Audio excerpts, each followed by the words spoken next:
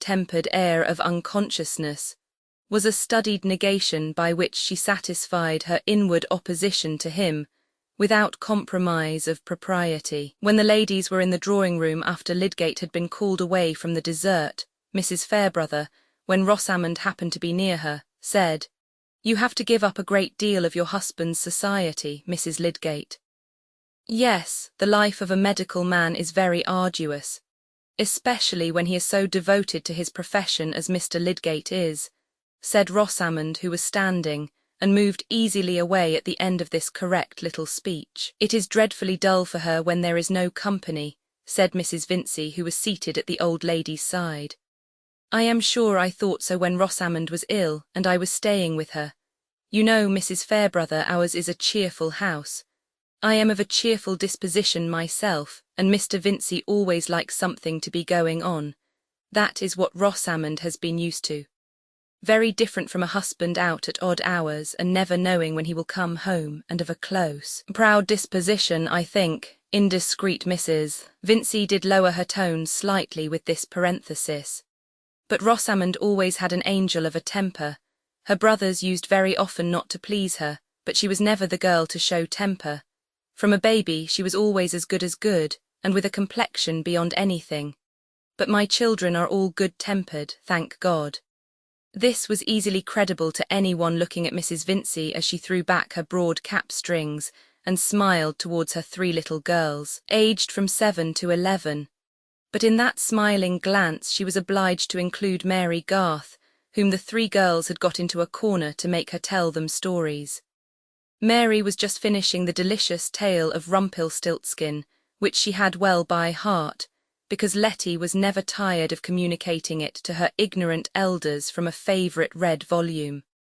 Louisa, Mrs. Vincey's darling, now ran to her with wide-eyed serious excitement, crying, "Oh, mamma, mamma, the little man stamped so hard on the floor he couldn't get his leg out again." "Bless you, my cherub," said mamma, "you shall tell me all about it tomorrow. Go and listen." And then, as her eyes followed Louisa back towards the attractive corner, she thought that if Fred wished her to invite Mary again she would make no objection, the children being so pleased with her. But presently the corner became still more animated, for Mr. Fairbrother came in and, seating himself behind Louisa, took her on his lap. Whereupon the girls all insisted that he must hear Rumpelstiltskin and Mary must tell it over again. He insisted too, and Mary, without fuss, began again in her neat fashion, with precisely the same words as before. Fred, who had also seated himself near, would have felt unmixed triumph in Mary's effectiveness if Mr. Fairbrother had not been looking at her with evident admiration, while he dramatised an intense interest in the tale to please the children. "You will never care any more about my one-eyed giant, Lou," said Fred at the end. "Yes, I shall. Tell about him now," said Louisa. "Oh, I dare say I am quite cut out. Ask Mr. Fairbrother." "Yes," added Mary. "Ask Mr. Fairbrother to tell you about the ants whose beautiful house was knocked down by a giant named Tom, and he thought they didn't mind because he couldn't hear them cry or see them use their pocket handkerchiefs." "Please," said Louisa, looking up at the vicar. No, I am a grave old parson. If I try to draw a story out of my bag, a sermon comes instead. Shall I preach you a sermon?" said he, putting on his short-sighted glasses and pursing up his lips. "Yes," said Louisa falteringly. "Let me see then. Against cakes, how cakes are bad things, especially if they are sweet and have plums in them." Louisa took the affair rather seriously and got down from the vicar's knee to go to Fred. "Ah, I see it will not do to preach on New Year's Day," said Mr. Fairbrother, rising and walking away. He had discovered of late that Fred had become jealous of him, and also that he himself was not losing his preference for Mary above all other women. "A delightful young person is Miss Garth," said Mrs. Fairbrother, who had been watching her son's movements. "Yes," said Mrs. Vincey, obliged to reply as the old lady turned to her expectantly. "It is a pity she is not better looking." "I cannot say that," said Mrs. Fairbrother decisively. "I like her countenance. We must not always ask for beauty when a good God has seen fit to make an excellent young woman without it. I put good manners first, and Miss Garth will know how to conduct herself in any station." The old lady was a little sharp in her tone, having a prospective reference to Mary's becoming her daughter-in-law. For there was this inconvenience in Mary's position with regard to Fred, that it was not suitable to be made public, and hence the three ladies at Lowick Parsonage were still hoping that Camden would choose Miss Garth. New visitors entered, and the drawing-room was given up to music and games, while whist tables were prepared in the quiet room on the other side of the hall. Mr. Fairbrother played a rubber to satisfy his mother, who regarded her occasional whist as a protest against scandal and novelty of opinion, in which light even a revoke had its dignity. But at the end, he got Mr. Chichley to take his place and left the room. As he crossed the hall, Lydgate had just come in and was taking off his great coat. "You are the man I was going to look for," said the vicar, and instead of entering the drawing-room they walked along the hall and stood against the fireplace, where the frosty air helped to make a glowing bank. "You see, I can leave the whist table easily enough," he went on, smiling at Lydgate. "Now I don't play for money. I owe that to you, Mrs. Casaubon says." "How?" said Lydgate coldly. "Ah, you didn't mean me to know it. I call that ungenerous reticence. You should let a man have the pleasure of feeling that you have done him a good turn. I don't enter into some people's dislike of being under an obligation. Upon my word, I prefer being under an obligation to everybody for behaving well to me." "I can't tell what you mean," said Lydgate, "unless it is that I once spoke of you to Mrs. Casaubon. But I did not think that she would break her promise not to mention that I had done so," said Lydgate, leaning his back against the corner of the mantelpiece and showing no radiance in his face. "It was Brooke who let it out only the other day.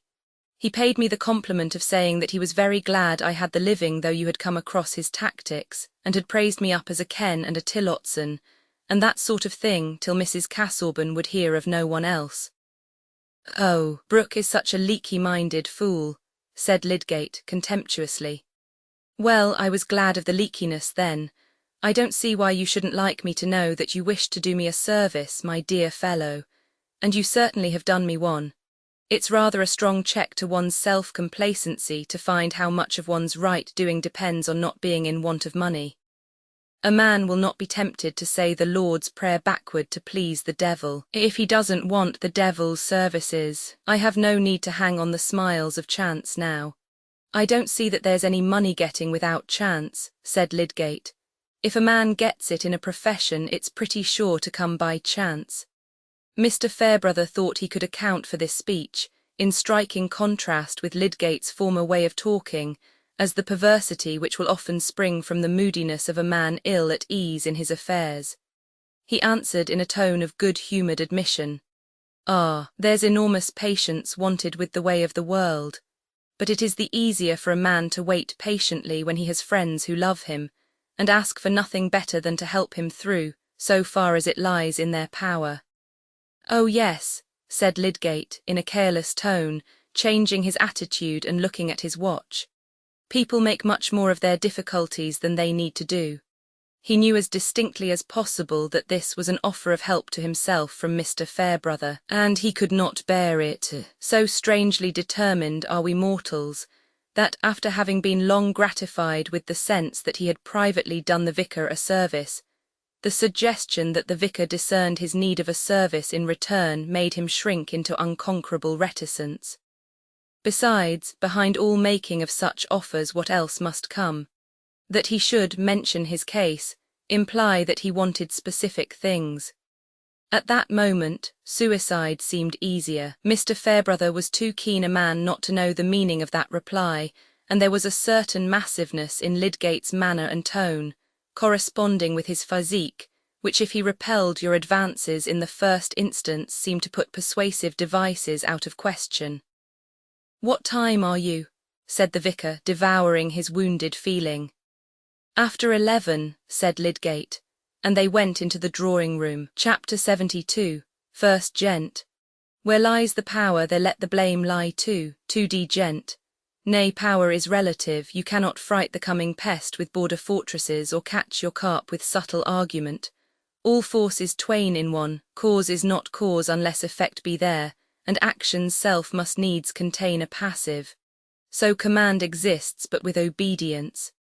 Even if Lydgate had been inclined to be quite open about his affairs, he knew that it would have hardly been in Mr. Fairbrother's power to give him the help he immediately wanted. With the year's bills coming in from his tradesmen, with Dover's threatening hold on his furniture, and with nothing to depend on but slow, dribbling payments from patients who must not be offended, for the handsome fees he had had from Freshitt Hall and Lowick Manor had been easily absorbed. Nothing less than £1,000 would have freed him from actual embarrassment, and left a residue which, according to the favourite phrase of hopefulness in such circumstances, would have given him time to look about him. Naturally, the merry Christmas bringing the happy New Year, when fellow citizens expect to be paid for the trouble and goods they have smilingly bestowed on their neighbours, had so tightened the pressure of sordid cares on Lydgate's mind that it was hardly possible for him to think unbrokenly of any other subject, even the most habitual and soliciting. He was not an ill-tempered man. His intellectual activity, the ardent kindness of his heart, as well as his strong frame, would always, under tolerably easy conditions, have kept him above the petty, uncontrolled susceptibilities which make bad temper. But he was now a prey to that worst irritation which arises not simply from annoyances, but from the second consciousness underlying those annoyances, of wasted energy and a degrading preoccupation, which was the reverse of all his former purposes. "This is what I am thinking of, and that is what I might have been thinking of," was the bitter incessant murmur within him, making every difficulty a double goad to impatience. Some gentlemen have made an amazing figure in literature by general discontent with the universe as a trap of dullness into which their great souls have fallen by mistake. But the sense of a stupendous self and an insignificant world may have its consolations. Lydgate's discontent was much harder to bear. It was the sense that there was a grand existence in thought and effective action lying around him, while his self was being narrowed into the miserable isolation of egoistic fears, and vulgar anxieties for events that might allay such fears. His troubles will perhaps appear miserably sordid, and beneath the attention of lofty persons who can know nothing of debt except on a magnificent scale. Doubtless they were sordid, and for the majority, who are not lofty, there is no escape from sordidness but by being free from money craving, with all its base hopes and temptations, its watching for death, its hinted requests, its horse-dealer's desire to make bad work pass for good, its seeking for function which ought to be another's, its compulsion often to long for luck in the shape of a wide calamity. It was because Lydgate writhed under the idea of getting his neck beneath this vile yoke that he had fallen into a bitter moody state, which was continually widening Rosamond's alienation from him. After the first disclosure about the bill of sale, he had made many efforts to draw her into sympathy with him about possible measures for narrowing their expenses, and with the threatening approach of Christmas, his propositions grew more and more definite. "We two can do with only one servant and live on very little," he said, "and I shall manage with one horse." For Lydgate, as we have seen, had begun to reason with a more distinct vision about the expenses of living, and any share of pride he had given to appearances of that sort was meagre compared with the pride which made him revolt from exposure as a debtor, or from asking men to help him with their money. "Of course you can dismiss the other 2 servants if you like," said Rosamond, "but I should have thought it would be very injurious to your position for us to live in a poor way. You must expect your practice to be lowered." "My dear Rosamond, it is not a question of choice. We have begun too expensively. Peacock, you know, lived in a much smaller house than this. It is my fault. I ought to have known better, and I deserve a thrashing, if there were anybody who had a right to give it me, for bringing you into the necessity of living in a poorer way than you have been used to. But we married because we loved each other, I suppose, and that may help us to pull along till things get better. Come, dear, put down that work and come to me." He was really in chill gloom about her at that moment, but he dreaded a future without affection, and was determined to resist the oncoming of division between them. Rosamond obeyed him, and he took her on his knee, but in her secret soul she was utterly aloof from him. The poor thing saw only that the world was not ordered to her liking, and Lydgate was part of that world. But he held her waist with one hand and laid the other gently on both of hers. For this rather abrupt man had much tenderness in his manners towards women, seeming to have always present in his imagination the weakness of their frames and the delicate poise of their health both in body and mind. And he began again to speak persuasively. "I find, now I look into things a little, Rosie, that it is wonderful what an amount of money slips away in our housekeeping. I suppose the servants are careless, and we have had a great many people coming. But there must be many in our rank who manage with much less. They must do with commoner things, I suppose, and look after the scraps. It seems money goes but a little way in these matters, for Wrench has everything as plain as possible, and he has a very large practice." "Oh, if you think of living as the Wrenches do," said Rosamond with a little turn of her neck. "But I have heard you express your disgust at that way of living." "Yes, they have bad taste in everything, they make economy look ugly. We needn't do that. I only meant that they avoid expenses, although Wrench has a capital practice." "Why should not you have a good practice, Tertius? Mr. Peacock had. You should be more careful not to offend people, and you should send out medicines as the others do. I am sure you began well and you got several good houses. It cannot answer to be eccentric. You should think what will be generally liked," said Rosamond in a decided little tone of admonition. Lydgate's anger rose. He was prepared to be indulgent towards feminine weakness, but not towards feminine dictation. The shallowness of a Waternixi's soul may have a charm until she becomes didactic. But he controlled himself and only said with a touch of despotic firmness, "What I am to do in my practice, Rosie, it is for me to judge. That is not the question between us. It is enough for you to know that our income is likely to be a very narrow one, hardly 400, perhaps less, for a long time to come, and we must try to rearrange our lives in accordance with that fact." Rosamond was silent for a moment or two, looking before her, and then said, "My Uncle Bulstrode ought to allow you a salary for the time you give to the hospital. It is not right that you should work for nothing. It was understood from the beginning that my services would be gratuitous. That again need not enter into our discussion. I have pointed out what is the only probability," said Lydgate impatiently. Then checking himself, he went on more quietly. "I think I see one resource which would free us from a good deal of the present difficulty. I hear that young Ned Plymdale is going to be married to Miss Sophie Toller. They are rich, and it is not often that a good house is vacant in Middlemarch. I feel sure that they would be glad to take this house from us with most of our furniture, and they would be willing to pay handsomely for the lease. I can employ Trumbull to speak to Plymdale about it." Rosamond left her husband's knee and walked slowly to the other end of the room.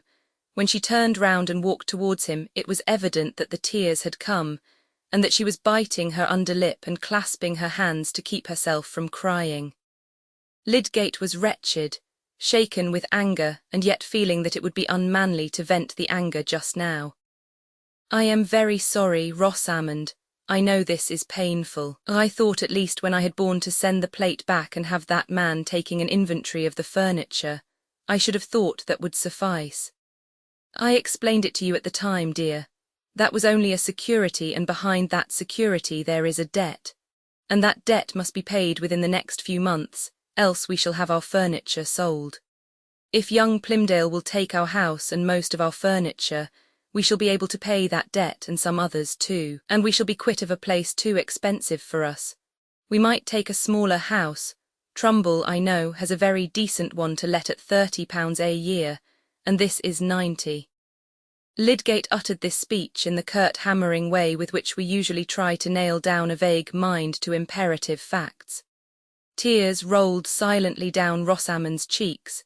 She just pressed her handkerchief against them, and stood looking at the large vase on the mantelpiece. It was a moment of more intense bitterness than she had ever felt before. At last she said, without hurry and with careful emphasis, "I never could have believed that you would like to act in that way." "Like it," burst out Lydgate, rising from his chair, thrusting his hands in his pockets and stalking away from the hearth. "It's not a question of liking. Of course I don't like it, it's the only thing I can do. He wheeled round there and turned towards her. I should have thought there were many other means than that, said Rosamond. Let us have a sail and leave Middlemarch altogether. To do what? What is the use of my leaving my work in Middlemarch to go where I have none? We should be just as penniless elsewhere as we are here, said Lydgate still more angrily.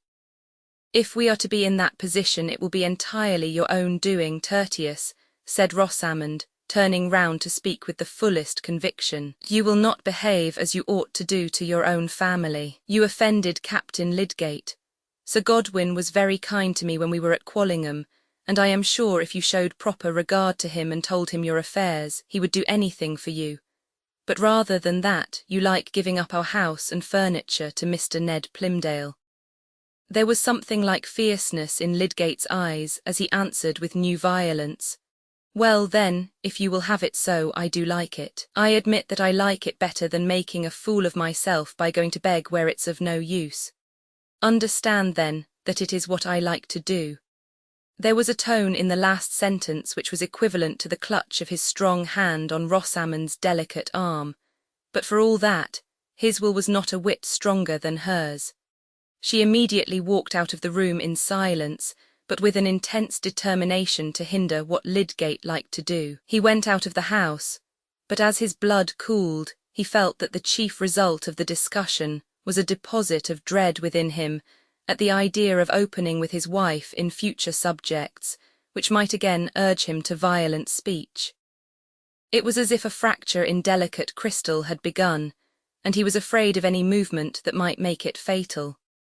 His marriage would be a mere piece of bitter irony if they could not go on loving each other. He had long ago made up his mind to what he thought was her negative character, her want of sensibility, which showed itself in disregard both of his specific wishes and of his general aims. The first great disappointment had been born. The tender devotedness and docile adoration of the ideal wife must be renounced, and life must be taken up on a lower stage of expectation, as it is by men who have lost their limbs. But the real wife had not only her claims, she had still a hold on his heart, and it was his intense desire that the hold should remain strong. In marriage, the certainty, she will never love me much, is easier to bear than the fear, I shall love her no more. Hence, after that outburst, his inward effort was entirely to excuse her, and to blame the hard circumstances which were partly his fault. He tried that evening by petting her to heal the wound he had made in the morning, and it was not in Rosamond's nature to be repellent or sulky. Indeed, she welcomed the signs that her husband loved her and was under control. But this was something quite distinct from loving him. Lydgate would not have chosen soon to recur to the plan of parting with the house. He was resolved to carry it out, and say as little more about it as possible. But Rosamond herself touched on it at breakfast by saying mildly, "Have you spoken to Trumbull yet?" "No," said Lydgate, "but I shall call on him as I go by this morning. No time must be lost." He took Rosamond's question as a sign that she withdrew her inward opposition and kissed her head caressingly when he got up to go away. As soon as it was late enough to make a call, Rosamond went to Mrs. Plymdale, Mr. Ned's mother, and entered with pretty congratulations into the subject of the coming marriage. Mrs. Plymdale's maternal view was that Rosamond might possibly now have retrospective glimpses of her own folly, and feeling the advantages to be at present all on the side of her son, was too kind a woman not to behave graciously. "Yes, Ned is most happy, I must say, and Sophie Toller is all I could desire in a daughter-in-law. Of course her father is able to do something handsome for her. That is only what would be expected with a brewery like his, and the connection is everything we should desire, but that is not what I look at. She is such a very nice girl, no airs, no pretensions, though on a level with the first. I don't mean with the titled aristocracy. I see very little good in people aiming out of their own sphere. I mean that Sophie is equal to the best in the town, and she is contented with that." "I have always thought her very agreeable," said Rosamond. "I look upon it as a reward for Ned, who never held his head too high, that he should have got into the very best connection," continued Mrs. Plymdale, her native sharpness softened by a fervid sense that she was taking a correct view.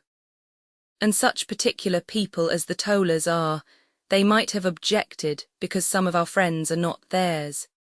It is well known that your Aunt Bulstrode and I have been intimate from our youth, and Mr. Plymdale has been always on Mr. Bulstrode's side, and I myself prefer serious opinions.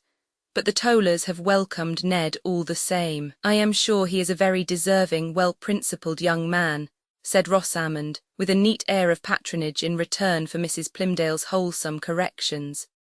Oh, he has not the style of a captain in the army, or that sort of carriage as if everybody was beneath him, or that showy kind of talking and singing and intellectual talent, but I am thankful he has not. It is a poor preparation both for here and hereafter.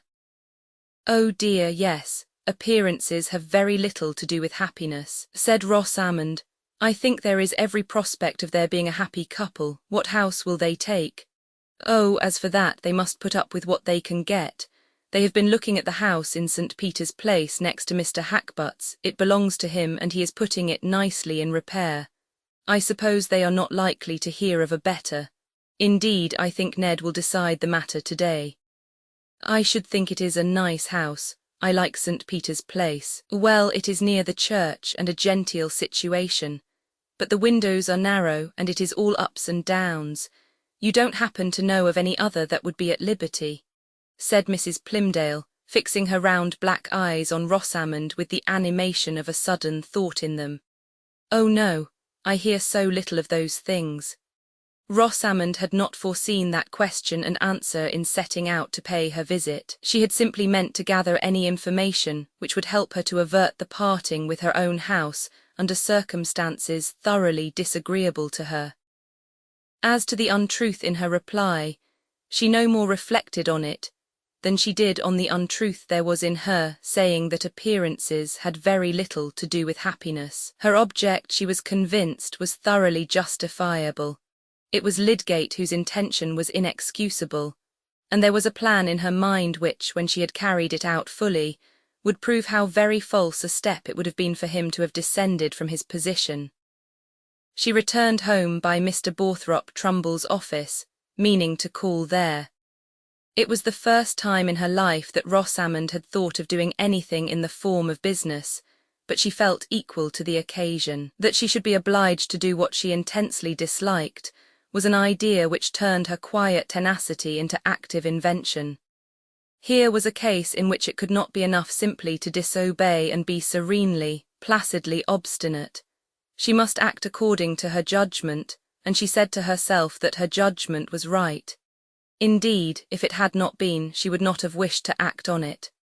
Mr. Trumbull was in the back room of his office, and received Rosamond with his finest manners, not only because he had much sensibility to her charms, but because the good-natured fibre in him was stirred by his certainty that Lydgate was in difficulties, and that this uncommonly pretty woman, this young lady with the highest personal attractions, was likely to feel the pinch of trouble, to find herself involved in circumstances beyond her control. He begged her to do him the honour to take a seat, and stood before her trimming and comporting himself with an eager solicitude, which was chiefly benevolent.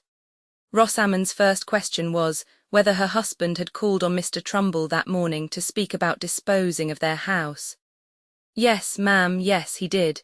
He did so, said the good auctioneer, trying to throw something soothing into his iteration. I was about to fulfil his order, if possible, this afternoon. He wished me not to procrastinate. I called to tell you not to go any further, Mr. Trumbull, and I beg of you not to mention what has been said on the subject. Will you oblige me? Certainly I will, Mrs. Lydgate, certainly. Confidence is sacred with me on business or any other topic. I am then to consider the commission withdrawn, said Mr. Trumbull, adjusting the long ends of his blue cravat with both hands and looking at Rosamond deferentially. Yes, if you please. I find that Mr. Ned Plymdale has taken a house, the one in St. Peter's Place next to Mr. Hackbutt's. Mr. Lydgate would be annoyed that his orders should be fulfilled uselessly. And besides that, there are other circumstances which render the proposal unnecessary. Very good, Mrs. Lydgate, very good. "I am at your commands whenever you require any service of me," said Mr. Trumbull, who felt pleasure in conjecturing that some new resources had been opened. "Rely on me, I beg. The affair shall go no further." That evening Lydgate was a little comforted by observing that Rosamond was more lively than she had usually been of late, and even seemed interested in doing what would please him without being asked. He thought, "If she will be happy and I can rub through, what does it all signify? It is only a narrow swamp that we have to pass in a long journey. If I can get my mind clear again, I shall do." He was so much cheered that he began to search for an account of experiments which he had long ago meant to look up, and had neglected out of that creeping self-despair which comes in the train of petty anxieties. He felt again some of the old delightful absorption in a far-reaching inquiry, while Rosamond played the quiet music which was as helpful to his meditation as the plash of an oar on the evening lake. It was rather late. He had pushed away all the books and was looking at the fire with his hands clasped behind his head in forgetfulness of everything except the construction of a new controlling experiment, when Rosamond, who had left the piano and was leaning back in her chair watching him, said, "Mr. Ned Plymdale has taken a house already." Lydgate, startled and jarred, looked up in silence for a moment, like a man who has been disturbed in his sleep. Then, flushing with an unpleasant consciousness, he asked, "How do you know?" "I called at Mrs. Plymdale's this morning, and she told me that he had taken the house in St. Peter's Place, next to Mr. Hackbutt's." Lydgate was silent. He drew his hands from behind his head and pressed them against the hair which was hanging, as it was apt to do, in a mass on his forehead, while he rested his elbows on his knees. He was feeling bitter disappointment, as if he had opened a door out of a suffocating place and had found it walled up. But he also felt sure that Rosamond was pleased with the cause of his disappointment. He preferred not looking at her and not speaking until he had got over the first spasm of vexation. "After all," he said in his bitterness, "what can a woman care about so much as house and furniture? A husband without them is an absurdity." When he looked up and pushed his hair aside, his dark eyes had a miserable blank non-expectance of sympathy in them, but he only said coolly, "Perhaps someone else may turn up. I told Trumbull to be on the lookout if he failed with Plymdale." Rosamond made no remark. She trusted to the chance that nothing more would pass between her husband and the auctioneer until some issue should have justified her interference. At any rate, she had hindered the event which she immediately dreaded. After a pause, she said, "How much money is it that those disagreeable people want?" "What disagreeable people?" "Those who took the list and the others. I mean, how much money would satisfy them so that you need not be troubled any more?" Lydgate surveyed her for a moment, as if he were looking for symptoms, and then said, "Oh, if I could have got 600 from Plymdale for furniture and as premium, I might have managed. I could have paid off Dover, and given enough on account to the others to make them wait patiently, if we contracted our expenses. But I mean, how much should you want if we stayed in this house? More than I am likely to get anywhere," said Lydgate, with rather a grating sarcasm in his tone. It angered him to perceive that Rosamond's mind was wandering over impracticable wishes instead of facing possible efforts. "Why should you not mention the sum?" said Rosamond, with a mild indication that she did not like his manners. "Well," said Lydgate in a guessing tone, "it would take at least 1,000 to set me at ease. But," he added incisively, "I have to consider what I shall do without it, not with it." Rosamond said no more, but the next day she carried out her plan of writing to Sir Godwin Lydgate. Since the captain's visit she had received a letter from him, and also one from Mrs. Mengan, his married sister, condoling with her on the loss of her baby, and expressing vaguely the hope that they should see her again at Quallingham. Lydgate had told her that this politeness meant nothing, but she was secretly convinced that any backwardness in Lydgate's family towards him was due to his cold and contemptuous behaviour, and she had answered the letters in her most charming manner, feeling some confidence that a specific invitation would follow. But there had been total silence. The captain evidently was not a great penman, and Rosamond reflected that the sisters might have been abroad. However, the season was come for thinking of friends at home, and at any rate Sir Godwin, who had chucked her under the chin, and pronounced her to be like the celebrated beauty, Mrs. Crowley, who had made a conquest of him in 1790, would be touched by any appeal from her, and would find it pleasant for her sake to behave as he ought to do towards his nephew. Rosamond was naively convinced of what an old gentleman ought to do to prevent her from suffering annoyance, and she wrote what she considered the most judicious letter possible, one which would strike Sir Godwin as a proof of her excellent sense, pointing out how desirable it was that Tertius should quit such a place as Middlemarch for one more fitted to his talents, how the unpleasant character of the inhabitants had hindered his professional success, and how in consequence he was in money difficulties, from which it would require £1,000 thoroughly to extricate him. She did not say that Tertius was unaware of her intention to write, for she had the idea that his supposed sanction of her letter would be in accordance with what she did say of his great regard for his uncle Godwin as the relative who had always been his best friend. Such was the force of poor Rosamond's tactics now she applied them to affairs. This had happened before the party on New Year's Day, and no answer had yet come from Sir Godwin. But on the morning of that day Lydgate had to learn that Rosamond had revoked his order to Borthrop Trumbull. Feeling it necessary that she should be gradually accustomed to the idea of their quitting the house in Lowick Gate, he overcame his reluctance to speak to her again on the subject, and when they were breakfasting said, "I shall try to see Trumbull this morning, and tell him to advertise the house in the Pioneer and the Trumpet. If the thing were advertised, someone might be inclined to take it who would not otherwise have thought of a change. In these country places many people go on in their old houses when their families are too large for them, for want of knowing where they can find another, and Trumbull seems to have got no bite at all." Rosamond knew that the inevitable moment was come. "I ordered Trumbull not to inquire further," she said, with a careful calmness which was evidently defensive. Lydgate stared at her in mute amazement. Only half an hour before he had been fastening up her plates for her, and talking the little language of affection, which Rosamond, though not returning it, accepted as if she had been a serene and lovely image, now and then miraculously dimpling towards her votary. With such fibres still astir in him, the shock he received could not at once be distinctly anger. It was confused pain. He laid down the knife and fork with which he was carving, and throwing himself back in his chair, said at last, with a cool irony in his tone, "May I ask when and why you did so? When I knew that the Plymdales had taken a house, I called to tell him not to mention ours to them, and at the same time I told him not to let the affair go on any further.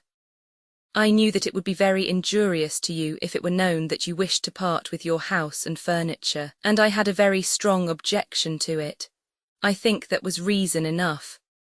It was of no consequence then that I had told you imperative reasons of another kind, of no consequence that I had come to a different conclusion and given an order accordingly," said Lydgate bitingly, the thunder and lightning gathering about his brow and eyes. The effect of anyone's anger on Rosamond had always been to make her shrink in cold dislike, and to become all the more calmly correct, in the conviction that she was not the person to misbehave whatever others might do.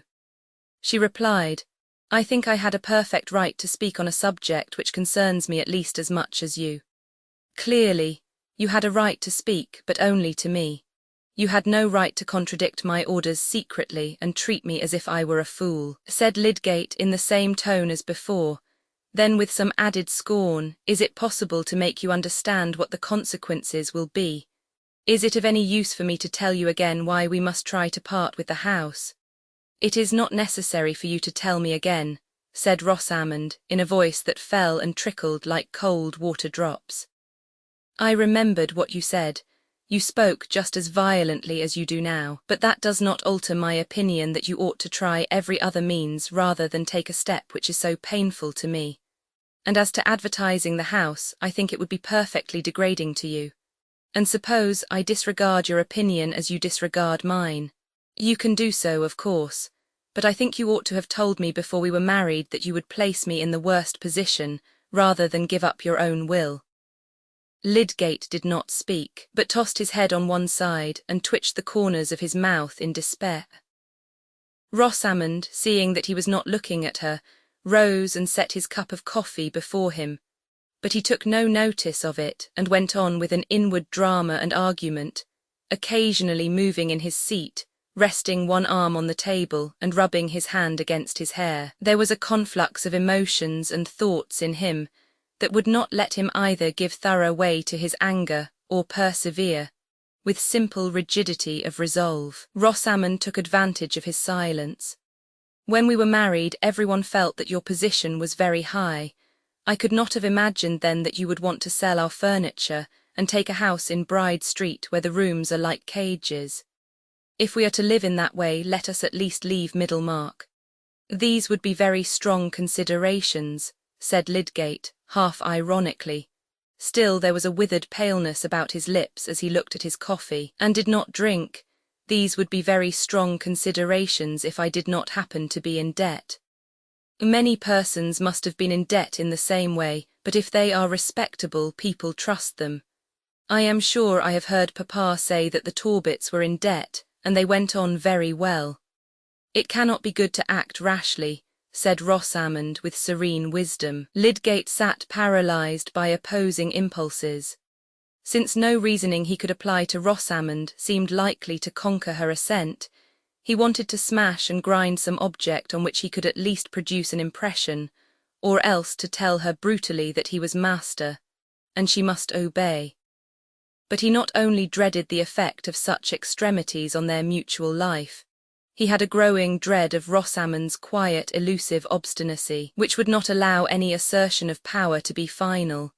And again, she had touched him in a spot of keenest feeling by implying that she had been deluded with a false vision of happiness in marrying him. As to saying that he was master, it was not the fact. The very resolution to which he had wrought himself by dint of logic and honourable pride was beginning to relax under her torpedo contact.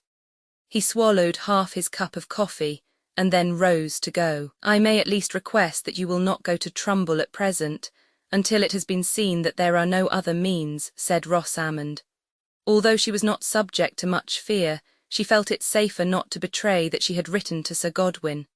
"Promise me that you will not go to him for a few weeks, or without telling me." Lydgate gave a short laugh. "I think it is I who should exact a promise that you will do nothing without telling me," he said, turning his eyes sharply upon her, and then moving to the door. "You remember that we are going to dine at Papa's," said Rosamond, wishing that he should turn and make a more thorough concession to her. But he only said, "Oh yes," impatiently, and went away. She held it to be very odious in him that he did not think the painful propositions he had had to make to her were enough, without showing so unpleasant a temper, and when she put the moderate request that he would defer going to Trumbull again, it was cruel in him not to assure her of what he meant to do. She was convinced of her having acted in every way for the best, and each grating or angry speech of Lydgate's served only as an addition to the register of offences in her mind. Poor Rosamond for months had begun to associate her husband with feelings of disappointment, and the terribly inflexible relation of marriage had lost its charm of encouraging, delightful dreams. It had freed her from the disagreeables of her father's house, but it had not given her everything that she had wished and hoped.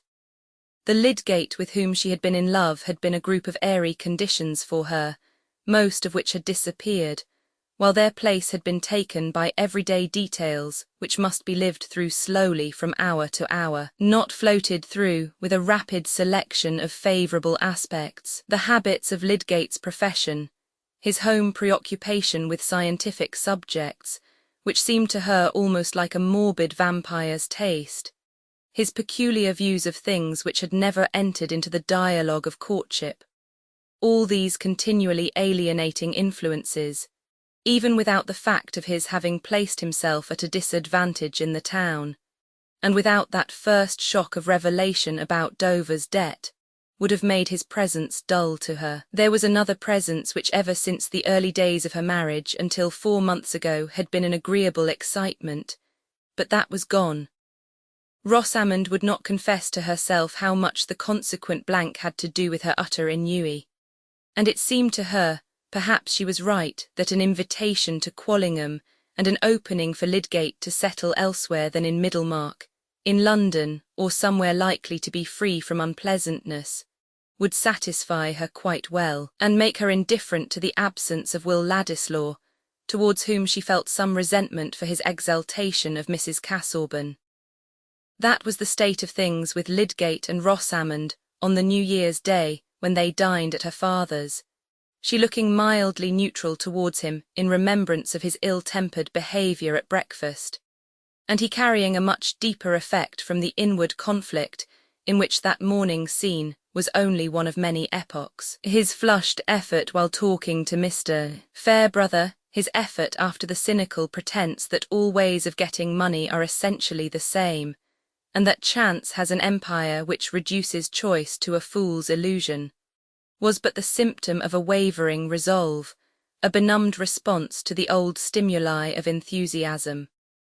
What was he to do? He saw even more keenly than Rosamond did the dreariness of taking her into the small house in Bride Street, where she would have scanty furniture around her and discontent within. A life of privation and life with Rosamond were two images which had become more and more irreconcilable ever since the threat of privation had disclosed itself. But even if his resolves had forced the two images into combination, the useful preliminaries to that hard change were not visibly within reach. And though he had not given the promise which his wife had asked for, he did not go again to Trumbull. He even began to think of taking a rapid journey to the north and seeing Sir Godwin. He had once believed that nothing would urge him into making an application for money to his uncle, but he had not then known the full pressure of alternatives, yet more disagreeable. He could not depend on the effect of a letter. It was only in an interview, however disagreeable this might be to himself, that he could give a thorough explanation and could test the effectiveness of kinship. No sooner had Lydgate begun to represent this step to himself as the easiest than there was a reaction of anger that he who had long ago determined to live aloof from such abject calculations, such self-interested anxiety about the inclinations and the pockets of men with whom he had been proud to have no aims in common, should have fallen not simply to their level, but to the level of soliciting them. Chapter 73. One of us two must bow in doubtless, and sith a man is more reasonable than woman is, ye men most be sufferable.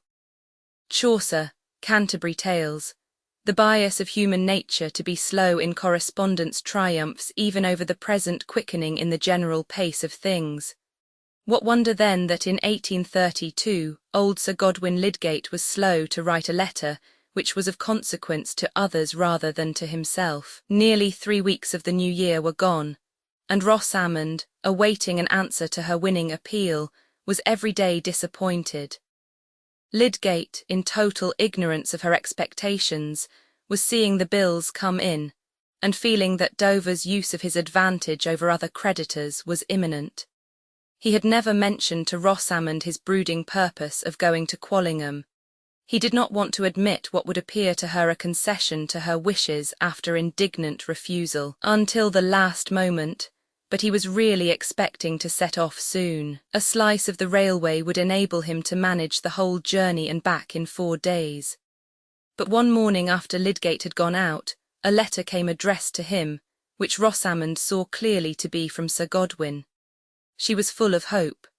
Perhaps there might be a particular note to her enclosed, but Lydgate was naturally addressed on the question of money or other aid, and the fact that he was written to, nay, the very delay in writing at all, seemed to certify that the answer was thoroughly compliant. She was too much excited by these thoughts to do anything but light stitching in a warm corner of the dining-room, with the outside of this momentous letter lying on the table before her. About 12 she heard her husband's step in the passage, and tripping to open the door she said in her lightest tones, "Tertius, come in here is a letter for you." "Ah," he said, not taking off his hat, but just turning her round within his arm to walk towards the spot where the letter lay. "My Uncle Godwin." he exclaimed, while Rosamond reseated herself and watched him as he opened the letter. She had expected him to be surprised. While Lydgate's eyes glanced rapidly over the brief letter, she saw his face, usually of a pale brown, taking on a dry whiteness. With nostrils and lips quivering, he tossed down the letter before her and said violently, "It will be impossible to endure life with you, if you will always be acting secretly, acting in opposition to me and hiding your actions." He checked his speech and turned his back on her, then wheeled round and walked about, sat down and got up again restlessly, grasping hard the objects deep down in his pockets. He was afraid of saying something irremediably cruel. Rosamond, too, had changed colour as she read. The letter ran in this way: "Dear Tertius, don't set your wife to write to me when you have anything to ask. It is a roundabout, wheedling sort of thing, which I should not have credited you with. I never choose to write to a woman on matters of business. As to my supplying you with £1,000, or only half that sum, I can do nothing of the sort. My own family drains me to the last penny. With 2 younger sons and 3 daughters, I am not likely to have cash to spare. You seem to have got through your own money pretty quickly, and to have made a mess where you are. The sooner you go somewhere else the better. But I have nothing to do with men of your profession, and can't help you there. I did the best I could for you as guardian and let you have your own way in taking to medicine. You might have gone into the army or the church. Your money would have held out for that, and there would have been a surer ladder before you. Your Uncle Charles has had a grudge against you for not going into his profession, but not I. I have always wished you well, but you must consider yourself on your own legs entirely now. Your affectionate uncle, Godwin Lydgate." When Rosamond had finished reading the letter, she sat quite still, with her hands folded before her, restraining any show of her keen disappointment, and entrenching herself in quiet passivity under her husband's wrath. Lydgate paused in his movements, looked at her again, and said, with biting severity, "Will this be enough to convince you of the harm you may do by secret meddling? Have you sense enough to recognize now your incompetence to judge and act for me, to interfere with your ignorance in affairs which it belongs to me to decide on?" The words were hard, but this was not the first time that Lydgate had been frustrated by her. She did not look at him and made no reply. "I had nearly resolved on going to Quallingham. It would have cost me pain enough to do it, yet it might have been of some use. But it has been of no use for me to think of anything. You have always been counteracting me secretly. You delude me with a false assent, and then I am at the mercy of your devices. If you mean to resist every wish I express, say so and defy me. I shall at least know what I am doing then. It is a terrible moment in young lives when the closeness of love's bond has turned to this power of galling." In spite of Rosamond's self-control, a tear fell silently and rolled over her lips. She still said nothing, but under that quietude was hidden an intense effect. She was in such entire disgust with her husband that she wished she had never seen him. Sir Godwin's rudeness towards her and utter want of feeling ranged him with Dover and all other creditors.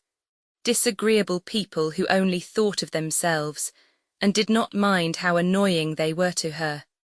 Even her father was unkind, and might have done more for them. In fact, there was but one person in Rosamond's world whom she did not regard as blameworthy, and that was the graceful creature with blonde plaits and with little hands crossed before her, who had never expressed herself unbecomingly, and had always acted for the best naturally being what she best liked. Lydgate, pausing and looking at her, began to feel that half-maddening sense of helplessness which comes over passionate people, when their passion is met by an innocent-looking silence, whose meek victimized air seems to put them in the wrong, and at last infects even the justest indignation with a doubt of its justice.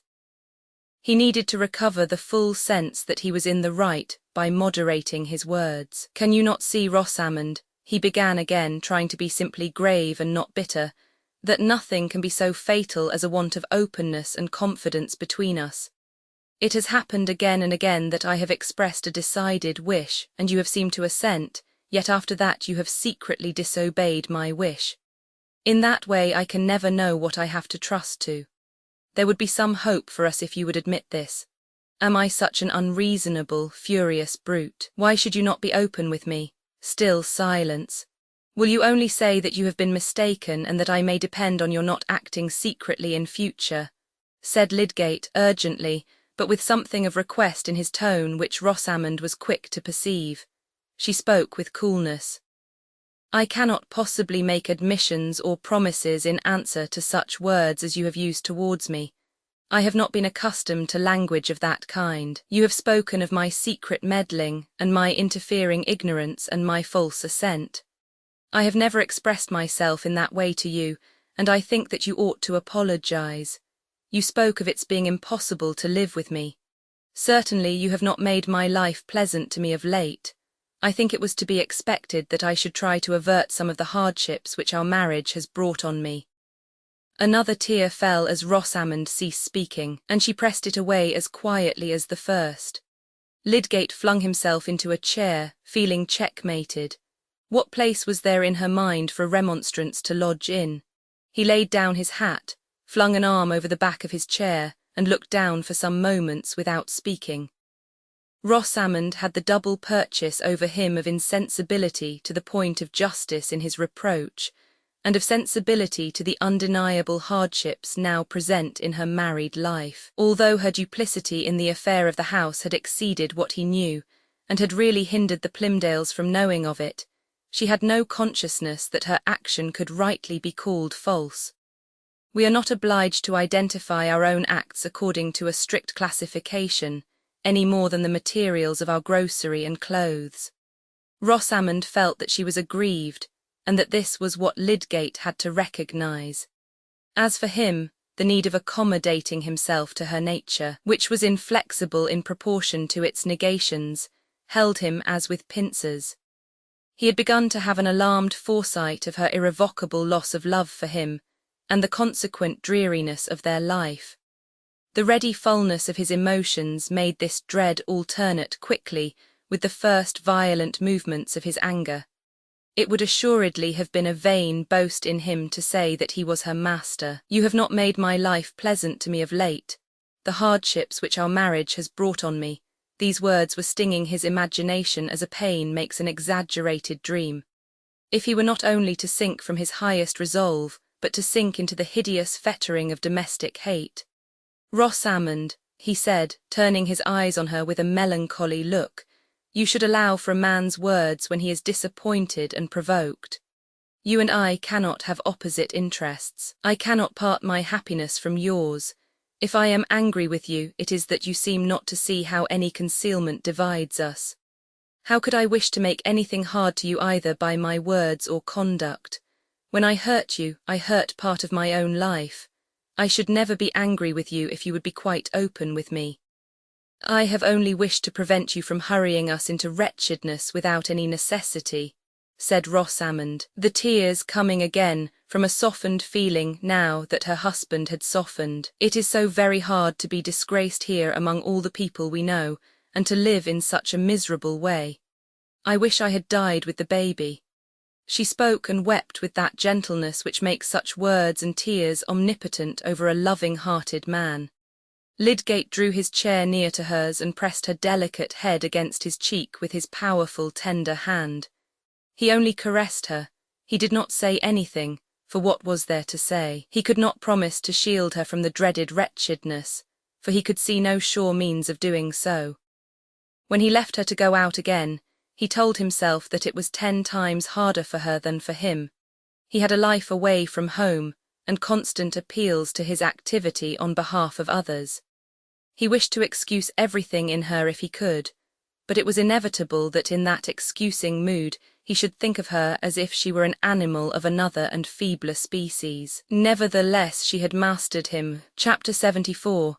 'Tis one thing to be tempted, Escalus, another thing to fall. Measure for measure. Lydgate certainly had good reason to reflect on the service his practice did him in counteracting his personal cares. He had no longer free energy enough for spontaneous research and speculative thinking, but by the bedside of patients, the direct external calls on his judgment and sympathies brought the added impulse needed to draw him out of himself. It was not simply that beneficent harness of routine which enables silly men to live respectably and unhappy men to live calmly. It was a perpetual claim on the immediate fresh application of thought, and on the consideration of another's need and trial. Many of us looking back through life would say that the kindest man we have ever known has been a medical man, or perhaps that surgeon whose fine tact, directed by deeply informed perception, has come to us in our need with a more sublime beneficence than that of miracle workers. Some of that twice-blessed mercy was always with Lydgate in his work at the hospital or in private houses, serving better than any opiate to quiet and sustain him under his anxieties and his sense of mental degeneracy. Mr. Fairbrother's suspicion as to the opiate was true, however. Under the first galling pressure of foreseen difficulties, and the first perception that his marriage, if it were not to be a yoked loneliness, must be a state of effort to go on loving without too much care about being loved, he had once or twice tried a dose of opium. But he had no hereditary constitutional craving after such transient escapes from the hauntings of misery. He was strong, could drink a great deal of wine, but did not care about it. And when the men round him were drinking spirits, he took sugar and water, having a contemptuous pity even for the earliest stages of excitement from drink. It was the same with gambling. He had looked on at a great deal of gambling in Paris, watching it as if it had been a disease. He was no more tempted by such winning than he was by drink. He had said to himself that the only winning he cared for must be attained by a conscious process of high, difficult combination tending towards a beneficent result. The power he longed for could not be represented by agitated fingers clutching a heap of coin, or by the half-barbarous, half-idiotic triumph in the eyes of a man who sweeps within his arms the ventures of 20 chap-fallen companions. But just as he had tried opium, so his thought now began to turn upon gambling, not with appetite for its excitement, but with a sort of wistful inward gaze after that easy way of getting money, which implied no asking and brought no responsibility. If he had been in London or Paris at that time, it is probable that such thoughts, seconded by opportunity, would have taken him into a gambling house, no longer to watch the gamblers, but to watch with them in kindred eagerness. Repugnance would have been surmounted by the immense need to win, if chance would be kind enough to let him. An incident which happened not very long after that airy notion of getting aid from his uncle had been excluded was a strong sign of the effect that might have followed any extant opportunity of gambling. The billiard-room at the Green Dragon was the constant resort of a certain set, most of whom, like our acquaintance Mr. Bambridge, were regarded as men of pleasure. It was here that poor Fred Vincey had made part of his memorable debt, having lost money in betting, and been obliged to borrow of that gay companion. It was generally known in Middlemarch that a good deal of money was lost and won in this way, and the consequent repute of the Green Dragon as a place of dissipation naturally heightened in some quarters the temptation to go there. Probably its regular visitants, like the initiates of Freemasonry, wished that there were something a little more tremendous to keep to themselves concerning it. But they were not a closed community, and many decent seniors as well as juniors occasionally turned into the billiard-room to see what was going on. Lydgate, who had the muscular aptitude for billiards and was fond of the game, had once or twice in the early days after his arrival in Middlemarch taken his turn with the cue at the Green Dragon, but afterwards he had no leisure for the game and no inclination for the socialities there. One evening, however, he had occasion to seek Mr. Bambridge at that resort. The horse-dealer had engaged to get him a customer for his remaining good horse, for which Lydgate had determined to substitute a cheap hack, hoping by this reduction of style to get perhaps £20, and he cared now for every small sum as a help towards feeding the patience of his tradesmen. To run up to the billiard-room as he was passing would save time. Mr. Bambridge was not yet come, but would be sure to arrive by and by, said his friend Mr. Horrock, and Lydgate stayed, playing a game for the sake of passing the time. That evening he had the peculiar light in the eyes and the unusual vivacity which had been once noticed in him by Mr. Fairbrother. The exceptional fact of his presence was much noticed in the room, where there was a good deal of Middlemarch company, and several lookers-on, as well as some of the players, were betting with animation. Lydgate was playing well and felt confident. The bets were dropping round him, and with a swift glancing thought of the probable gain which might double the sum he was saving from his horse, he began to bet on his own play and won again and again. Mr. Bambridge had come in, but Lydgate did not notice him. He was not only excited with his play, but visions were gleaming on him of going the next day to Brassing, where there was gambling on a grander scale to be had, and where, by one powerful snatch at the devil's bait, he might carry it off without the hook, and buy his rescue from his daily solicitings. He was still winning when two new visitors entered. One of them was a young Hawley, just come from his law studies in town, and the other was Fred Vincey, who had spent several evenings of late at this old haunt of his. Young Hawley, an accomplished billiard player, brought a cool, fresh hand to the cue, but Fred Vincey, startled at seeing Lydgate, and astonished to see him betting with an excited air, stood aside and kept out of the circle round the table. Fred had been rewarding resolution by a little laxity of late. He had been working heartily for 6 months at all outdoor occupations under Mr. Garth, and by dint of severe practice had nearly mastered the defects of his handwriting, this practice being perhaps a little the less severe that it was often carried on in the evening at Mr. Garth's under the eyes of Mary. But the last fortnight Mary had been staying at Lowick Parsonage with the ladies there, during Mr. Fairbrother's residence in Middlemarch, where he was carrying out some parochial plans, and Fred, not seeing anything more agreeable to do, had turned into the Green Dragon, partly to play at billiards, partly to taste the old flavour of discourse about horses, sport, and things in general, considered from a point of view which was not strenuously correct. He had not been out hunting once this season, had had no horse of his own to ride, and had gone from place to place chiefly with Mr. Garth in his gig, or on the sober cob which Mr. Garth could lend him. It was a little too bad. Fred began to think that he should be kept in the traces with more severity than if he had been a clergyman. "I will tell you what, Mistress Mary, it will be rather harder work to learn surveying and drawing plans than it would have been to write sermons," he had said, wishing her to appreciate what he went through for her sake. "And as to Hercules and Theseus, they were nothing to me. They had sport and never learned to write a bookkeeping hand." And now, Mary being out of the way for a little while, Fred, like any other strong dog who cannot slip his collar, had pulled up the staple of his chain and made a small escape, not of course meaning to go fast or far. There could be no reason why he should not play at billiards, but he was determined not to bet. As to money just now, Fred had in his mind the heroic project of saving almost all of the £80 that Mr. Garth offered him, and returning it, which he could easily do by giving up all futile money spending, since he had a superfluous stock of clothes and no expense in his board. In that way he could, in 1 year, go a good way towards repaying the £90 of which he had deprived Mrs. Garth, unhappily at a time when she needed that sum more than she did now. Nevertheless, it must be acknowledged that on this evening, which was the 5th of his recent visits to the billiard-room, Fred had, not in his pocket but in his mind, the £10 which he meant to reserve for himself from his half-year's salary, having before him the pleasure of carrying 30 to Mrs. Garth when Mary was likely to be come home again. He had those £10 in his mind as a fund from which he might risk something, if there were a chance of a good bet. Why, well, when sovereigns were flying about, why shouldn't he catch a few?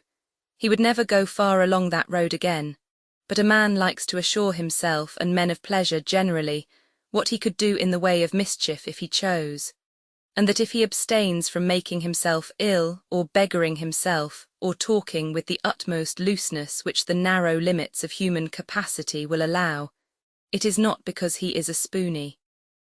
Fred did not enter into formal reasons, which are a very artificial, inexact way of representing the tingling returns of old habit and the caprices of young blood.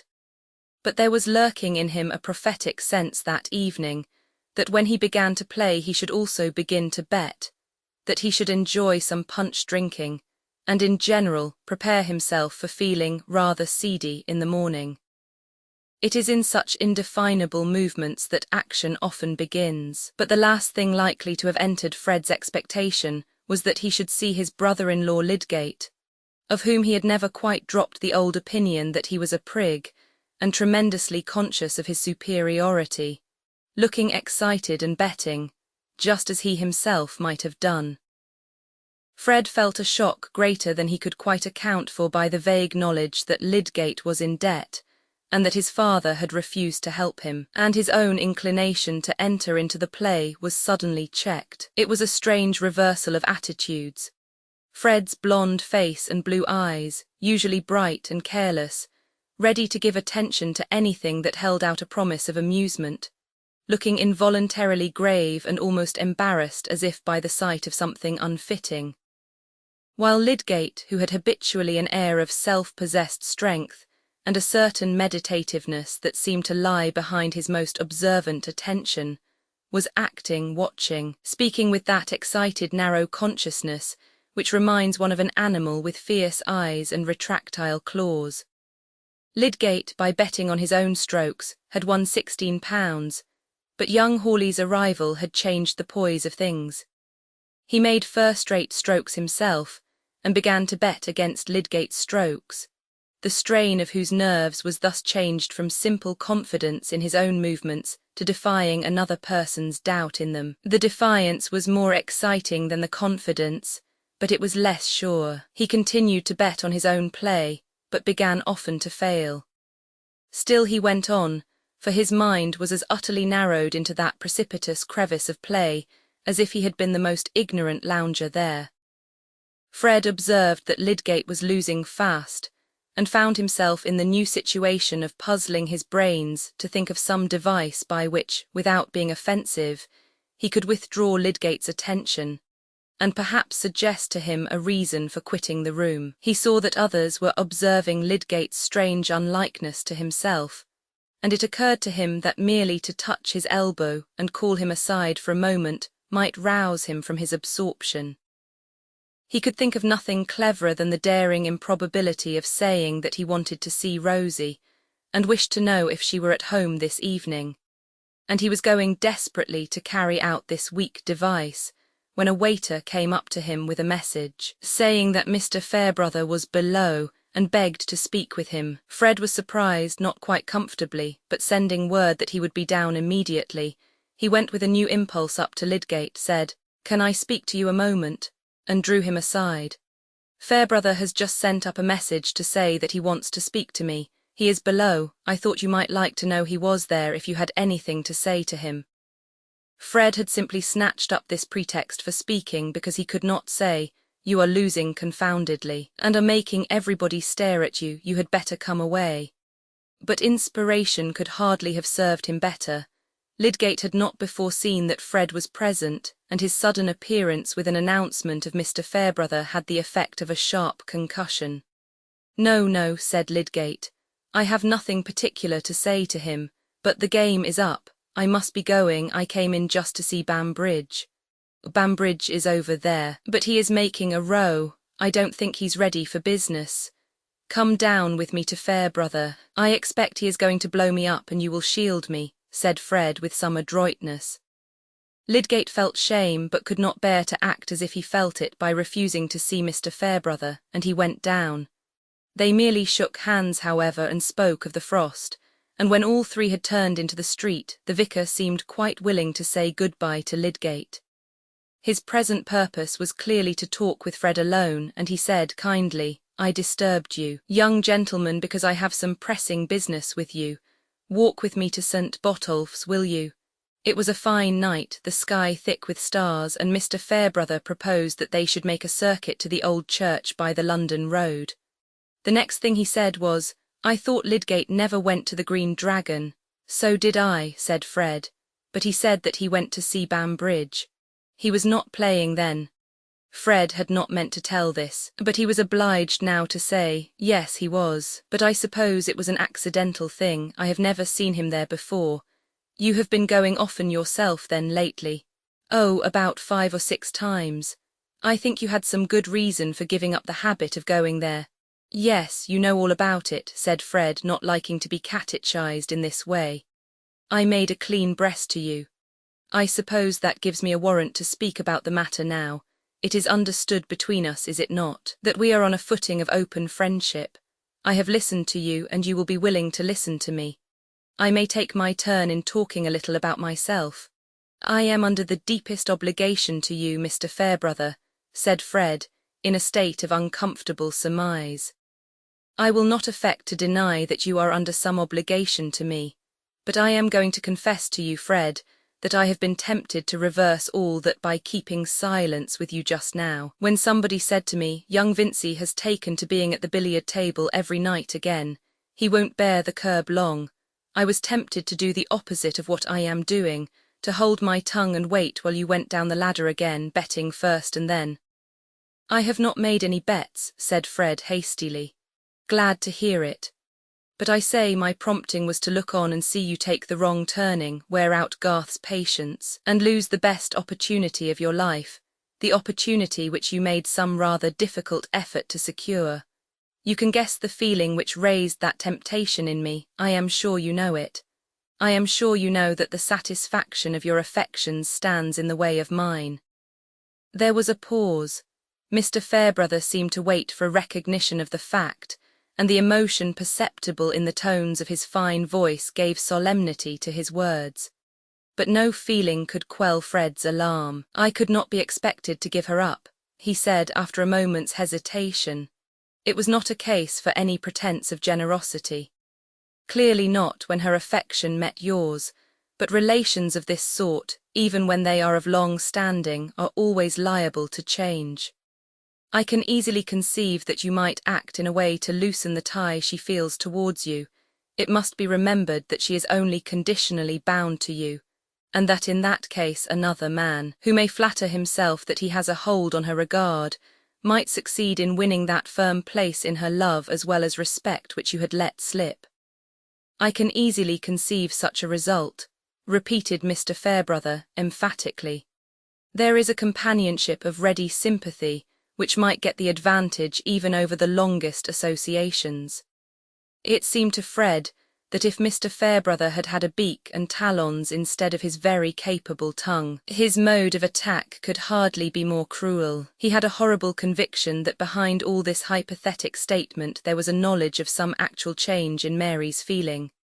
Of course I know it might easily be all up with me, he said in a troubled voice. If she is beginning to compare— He broke off, not liking to betray all he felt, and then said by the help of a little bitterness, "But I thought you were friendly to me." "So I am, that is why we are here, but I have had a strong disposition to be otherwise. I have said to myself, if there is a likelihood of that youngster doing himself harm, why should you interfere? Aren't you worth as much as he is, and don't your 16 years over and above his, in which you have gone rather hungry, give you more right to satisfaction than he has? If there's a chance of his going to the dogs, let him. Perhaps you could know how hinder it, and do you take the benefit?" There was a pause in which Fred was seized by a most uncomfortable chill. What was coming next? He dreaded to hear that something had been said to Mary. He felt as if he were listening to a threat rather than a warning. When the vicar began again, there was a change in his tone like the encouraging transition to a major key. "But I had once meant better than that, and I am come back to my old intention. I thought that I could hardly secure myself in it better, Fred, than by telling you just what had gone on in me. And now, do you understand me? I want you to make the happiness of her life and your own, and if there is any chance that a word of warning from me may turn aside any risk to the contrary, well, I have uttered it." There was a drop in the vicar's voice when he spoke the last words. He paused. They were standing on a patch of green where the road diverged towards St. Botolph's, and he put out his hand, as if to imply that the conversation was closed. Fred was moved quite newly. Someone highly susceptible to the contemplation of a fine act has said that it produces a sort of regenerating shudder through the frame and makes one feel ready to begin a new life. A good degree of that effect was just then present in Fred Vincey. "I will try to be worthy," he said, breaking off before he could say "of you as well as of her." And meanwhile Mr. Fairbrother had gathered the impulse to say something more. "You must not imagine that I believe there is at present any decline in her preference of you, Fred. Set your heart at rest that if you keep right, other things will keep right."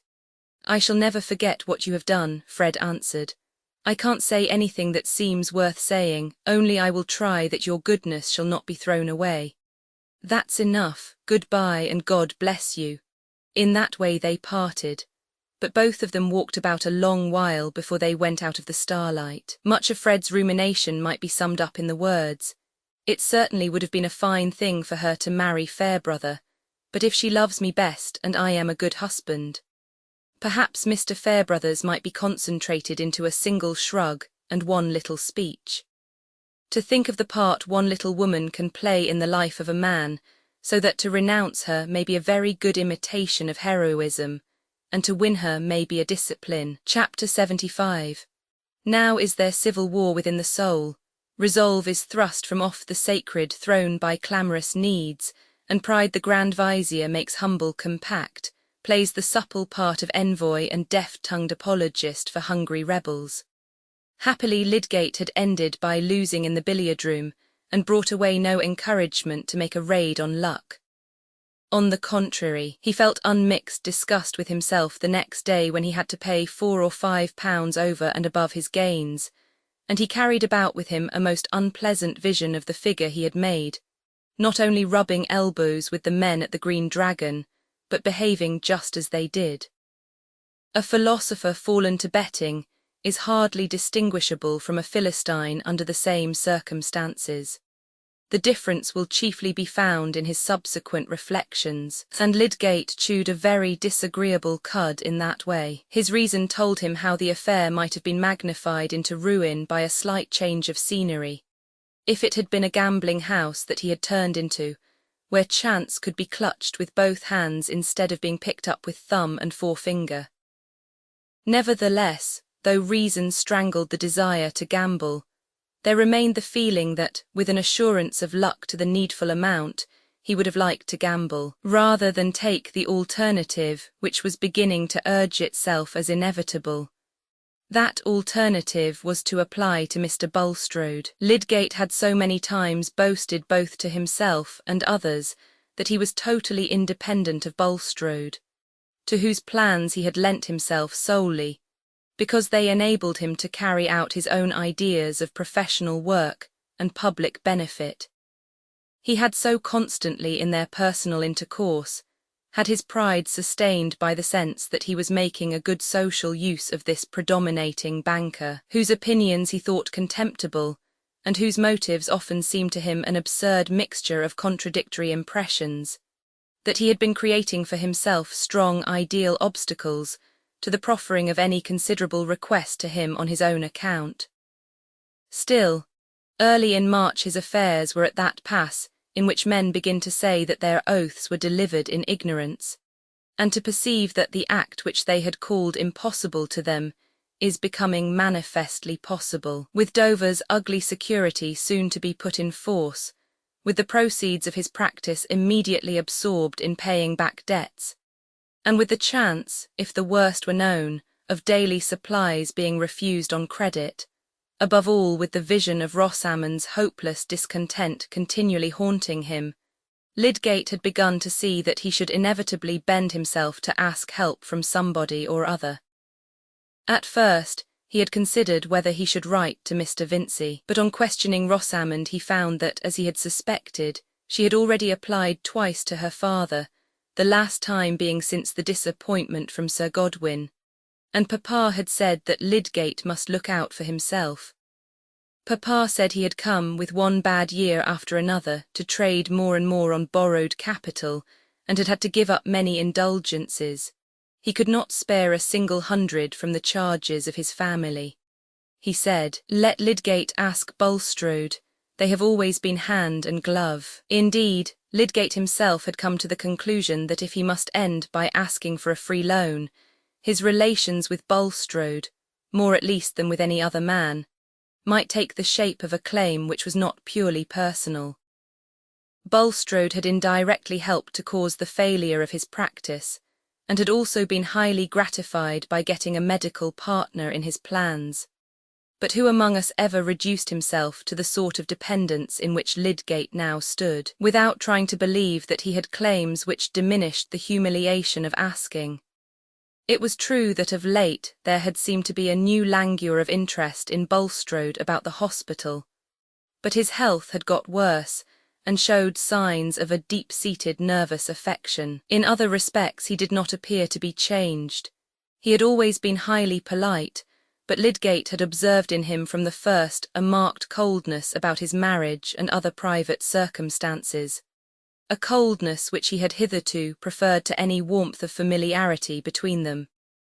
He deferred the intention from day to day, his habit of acting on his conclusions being made infirm by his repugnance to every possible conclusion, and its consequent act. He saw Mr. Bulstrode often, but he did not try to use any occasion for his private purpose. At one moment he thought, I will write a letter, I prefer that to any circuitous talk. At another he thought, no, if I were talking to him I could make a retreat before any signs of disinclination. Still the days passed and no letter was written, no special interview sought. In his shrinking from the humiliation of a dependent attitude towards Bulstrode, he began to familiarize his imagination with another step, even more unlike his remembered self. He began spontaneously to consider whether it would be possible to carry out that puerile notion of Rosamond's which had often made him angry, namely, that they should quit Middlemarch without seeing anything beyond that preface. The question came, would any man buy the practice of me even now, for as little as it is worth? Then the sale might happen as a necessary preparation for going away. But against his taking this step, which he still felt to be a contemptible relinquishment of present work, a guilty turning aside from what was a real and might be a widening channel for worthy activity, to start again without any justified destination, there was this obstacle that the purchaser, if procurable at all, might not be quickly forthcoming, and afterwards, Rosamond in a poor lodging, though in the largest city or most distant town, would not find the life that could save her from gloom and save him from the reproach of having plunged her into it. For when a man is at the foot of the hill in his fortunes, he may stay a long while there in spite of professional accomplishment. In the British climate there is no incompatibility between scientific insight and furnished lodgings. The incompatibility is chiefly between scientific ambition and a wife who objects to that kind of residence. But in the midst of his hesitation, opportunity came to decide him. A note from Mr. Bulstrode requested Lydgate to call on him at the bank. A hypochondriacal tendency had shown itself in the banker's constitution of late, and a lack of sleep, which was really only a slight exaggeration of an habitual dyspeptic symptom, had been dwelt on by him as a sign of threatening insanity. He wanted to consult Lydgate without delay on that particular morning, although he had nothing to tell beyond what he had told before. He listened eagerly to what Lydgate had to say in dissipation of his fears, though this too was only repetition, and this moment in which Bulstrode was receiving a medical opinion with a sense of comfort, seemed to make the communication of a personal need to him easier than it had been in Lydgate's contemplation beforehand. He had been insisting that it would be well for Mr. Bulstrode to relax his attention to business. One sees how any mental strain, however slight, may affect a delicate frame, said Lydgate at that stage of the consultation when the remarks tend to pass from the personal to the general, by the deep stamp which anxiety will make for a time even on the young and vigorous. I am naturally very strong, yet I have been thoroughly shaken lately by an accumulation of trouble. I presume that a constitution in the susceptible state in which mine at present is, would be especially liable to fall a victim to cholera, if it visited our district. And since its appearance near London, we may well besiege the Mercy seat for our protection, said Mr. Bulstrode, not intending to evade Lydgate's allusion, but really preoccupied with alarms about himself. You have at all events taken your share in using good practical precautions for the town, and that is the best mode of asking for protection, said Lydgate, with a strong distaste for the broken metaphor and bad logic of the banker's religion, somewhat increased by the apparent deafness of his sympathy. But his mind had taken up its long-prepared movement towards getting help, and was not yet arrested. He added, "The town has done well in the way of cleansing and finding appliances, and I think that if the cholera should come, even our enemies will admit that the arrangements in the hospital are a public good." "Truly," said Mr. Bulstrode with some coldness. "With regard to what you say, Mr. Lydgate, about the relaxation of my mental labour, I have for some time been entertaining a purpose to that effect, a purpose of a very decided character. I contemplate at least a temporary withdrawal from the management of much business, whether benevolent or commercial. Also I think of changing my residence for a time. Probably I shall close or let the shrubs, and take some place near the coast, under advice of course as to salubrity. That would be a measure which you would recommend."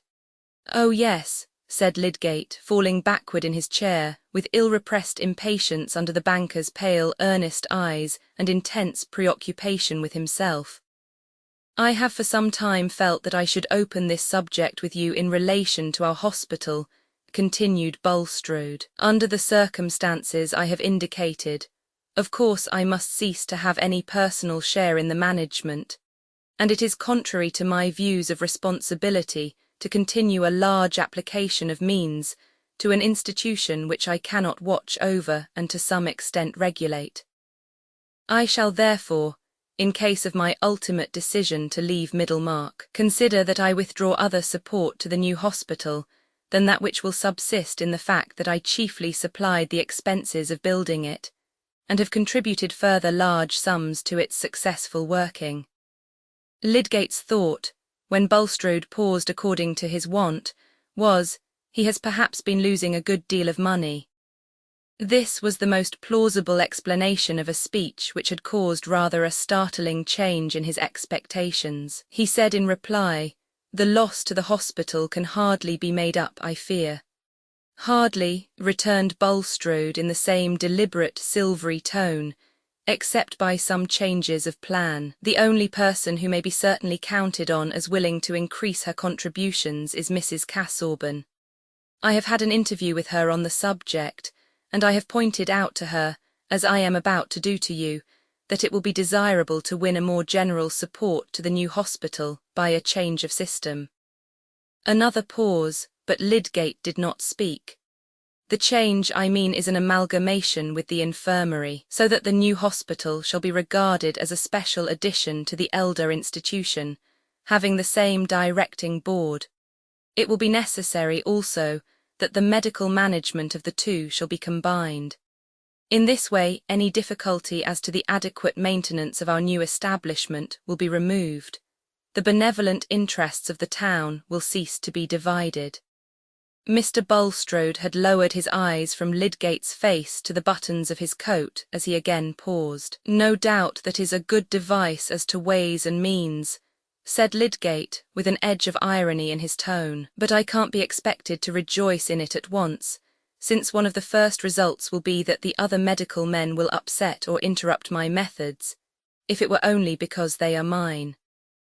I myself, as you know, Mr. Lydgate, highly valued the opportunity of new and independent procedure which you have diligently employed. The original plan, I confess, was one which I had much at heart, under submission to the divine will, but since providential indications demand a renunciation from me, I renounce." Bulstrode showed a rather exasperating ability in this conversation. The broken metaphor and bad logic of motive which had stirred his hearer's contempt were quite consistent with a mode of putting the facts which made it difficult for Lydgate to vent his own indignation and disappointment. After some rapid reflection, he only asked, What did Mrs. Casaubon say? That was the further statement which I wished to make to you, said Bulstrode, who had thoroughly prepared his ministerial explanation. She is, you are aware, a woman of most munificent disposition, and happily in possession, not I presume of great wealth, but of funds which she can well spare. She has informed me that though she has destined the chief part of those funds to another purpose, she is willing to consider whether she cannot fully take my place in relation to the hospital. But she wishes for ample time to mature her thoughts on the subject, and I have told her that there is no need for haste, that in fact my own plans are not yet absolute. Lydgate was ready to say, if Mrs. Casaubon would take your place there would be gain instead of loss. But there was still a weight on his mind which arrested this cheerful candour.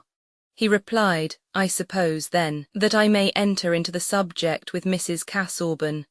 Precisely, that is what she expressly desires. Her decision, she says, will much depend on what you can tell her. But not at present. She is, I believe, just setting out on a journey. I have her letter here, said Mr. Bulstrode, drawing it out and reading from it. I am immediately otherwise engaged, she says. I am going into Yorkshire with Sir James and Lady Chetham, and the conclusions I come to about some land which I am to see there may affect my power of contributing to the hospital. Thus, Mr. Lydgate, there is no haste necessary in this matter, but I wish to apprise you beforehand of what may possibly occur. Mr. Bulstrode returned the letter to his side pocket, and changed his attitude as if his business were closed.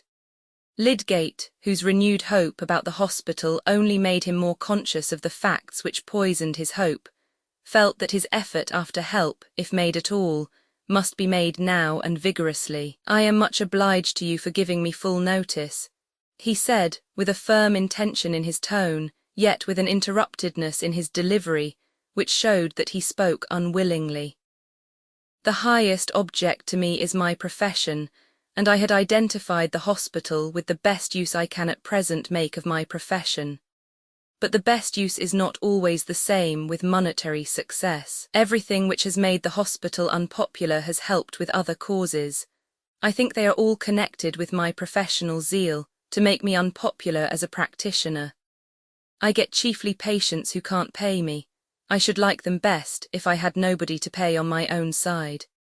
Lydgate waited a little, but Bulstrode only bowed, looking at him fixedly, and he went on with the same interrupted enunciation, as if he were biting an objectional leek. I have slipped into money difficulties which I can see no way out of, unless someone who trusts me and my future will advance me a sum without other security. I had very little fortune left when I came here. I have no prospects of money from my own family.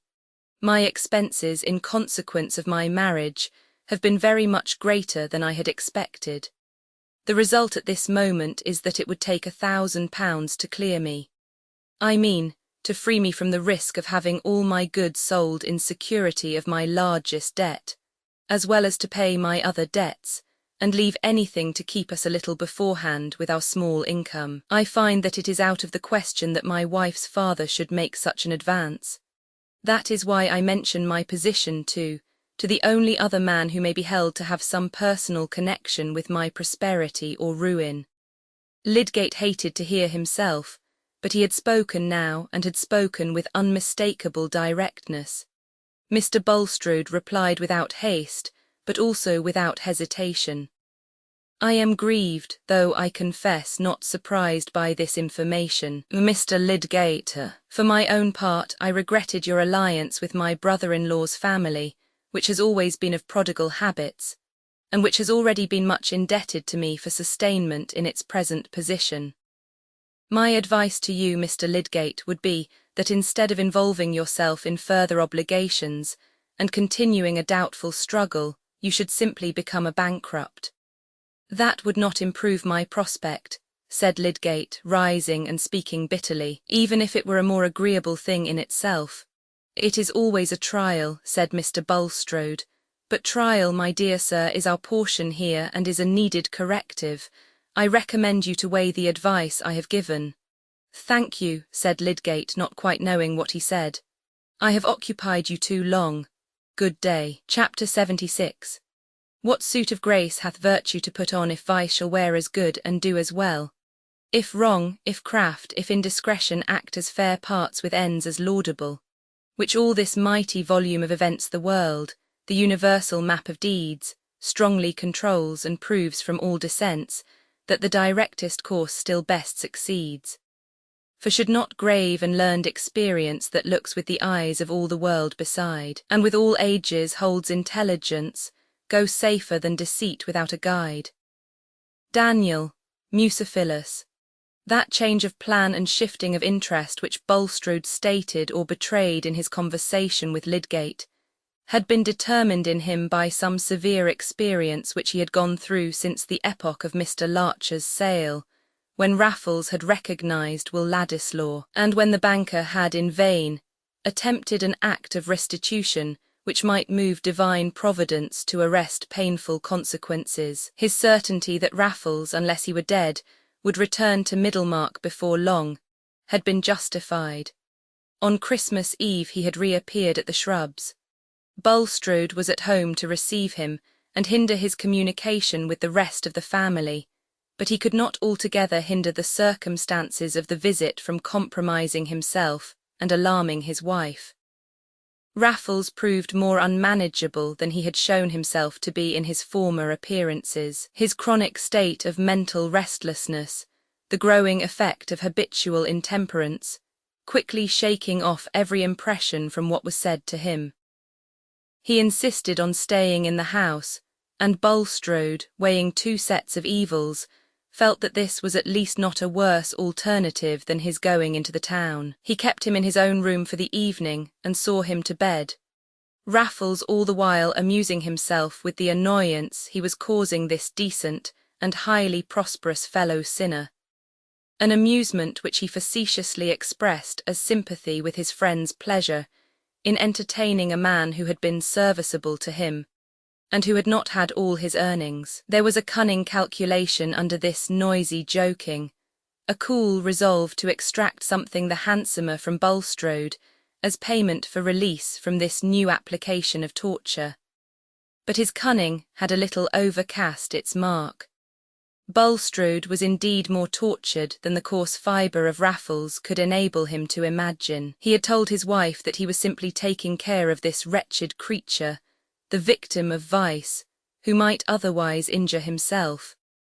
He implied, without the direct form of falsehood, that there was a family tie which bound him to this care, and that there were signs of mental alienation in Raffles which urged caution.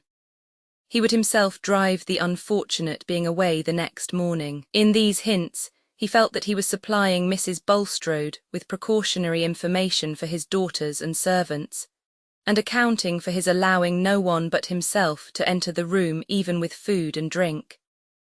But he sat in an agony of fear, lest Raffles should be overheard in his loud and plain references to past facts, lest Mrs. Bulstrode should be even tempted to listen at the door. How could he hinder her, how betray his terror by opening the door to detect her? She was a woman of honest, direct habits, and little likely to take so low a course in order to arrive at painful knowledge, but fear was stronger than the calculation of probabilities.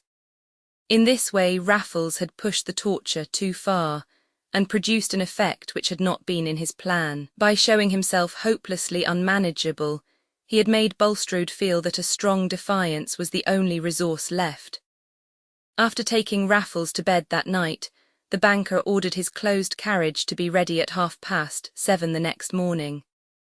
At 6 o'clock he had already been long dressed, and had spent some of his wretchedness in prayer, pleading his motives for averting the worst evil if in anything he had used falsity and spoken what was not true before God. For Bulstrode shrank from a direct lie with an intensity disproportionate to the number of his more indirect misdeeds. But many of these misdeeds were like the subtle muscular movements which are not taken account of in the consciousness, though they bring about the end that we fix our mind on and desire.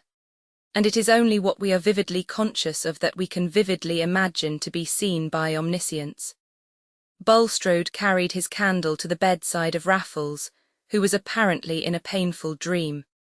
He stood silent, hoping that the presence of the light would serve to waken the sleeper gradually and gently, for he feared some noise as the consequence of a too sudden awakening. He had watched for a couple of minutes or more the shudderings and pantings which seemed likely to end in waking, when Raffles, with a long half-stifled moan, started up and stared round him in terror, trembling and gasping.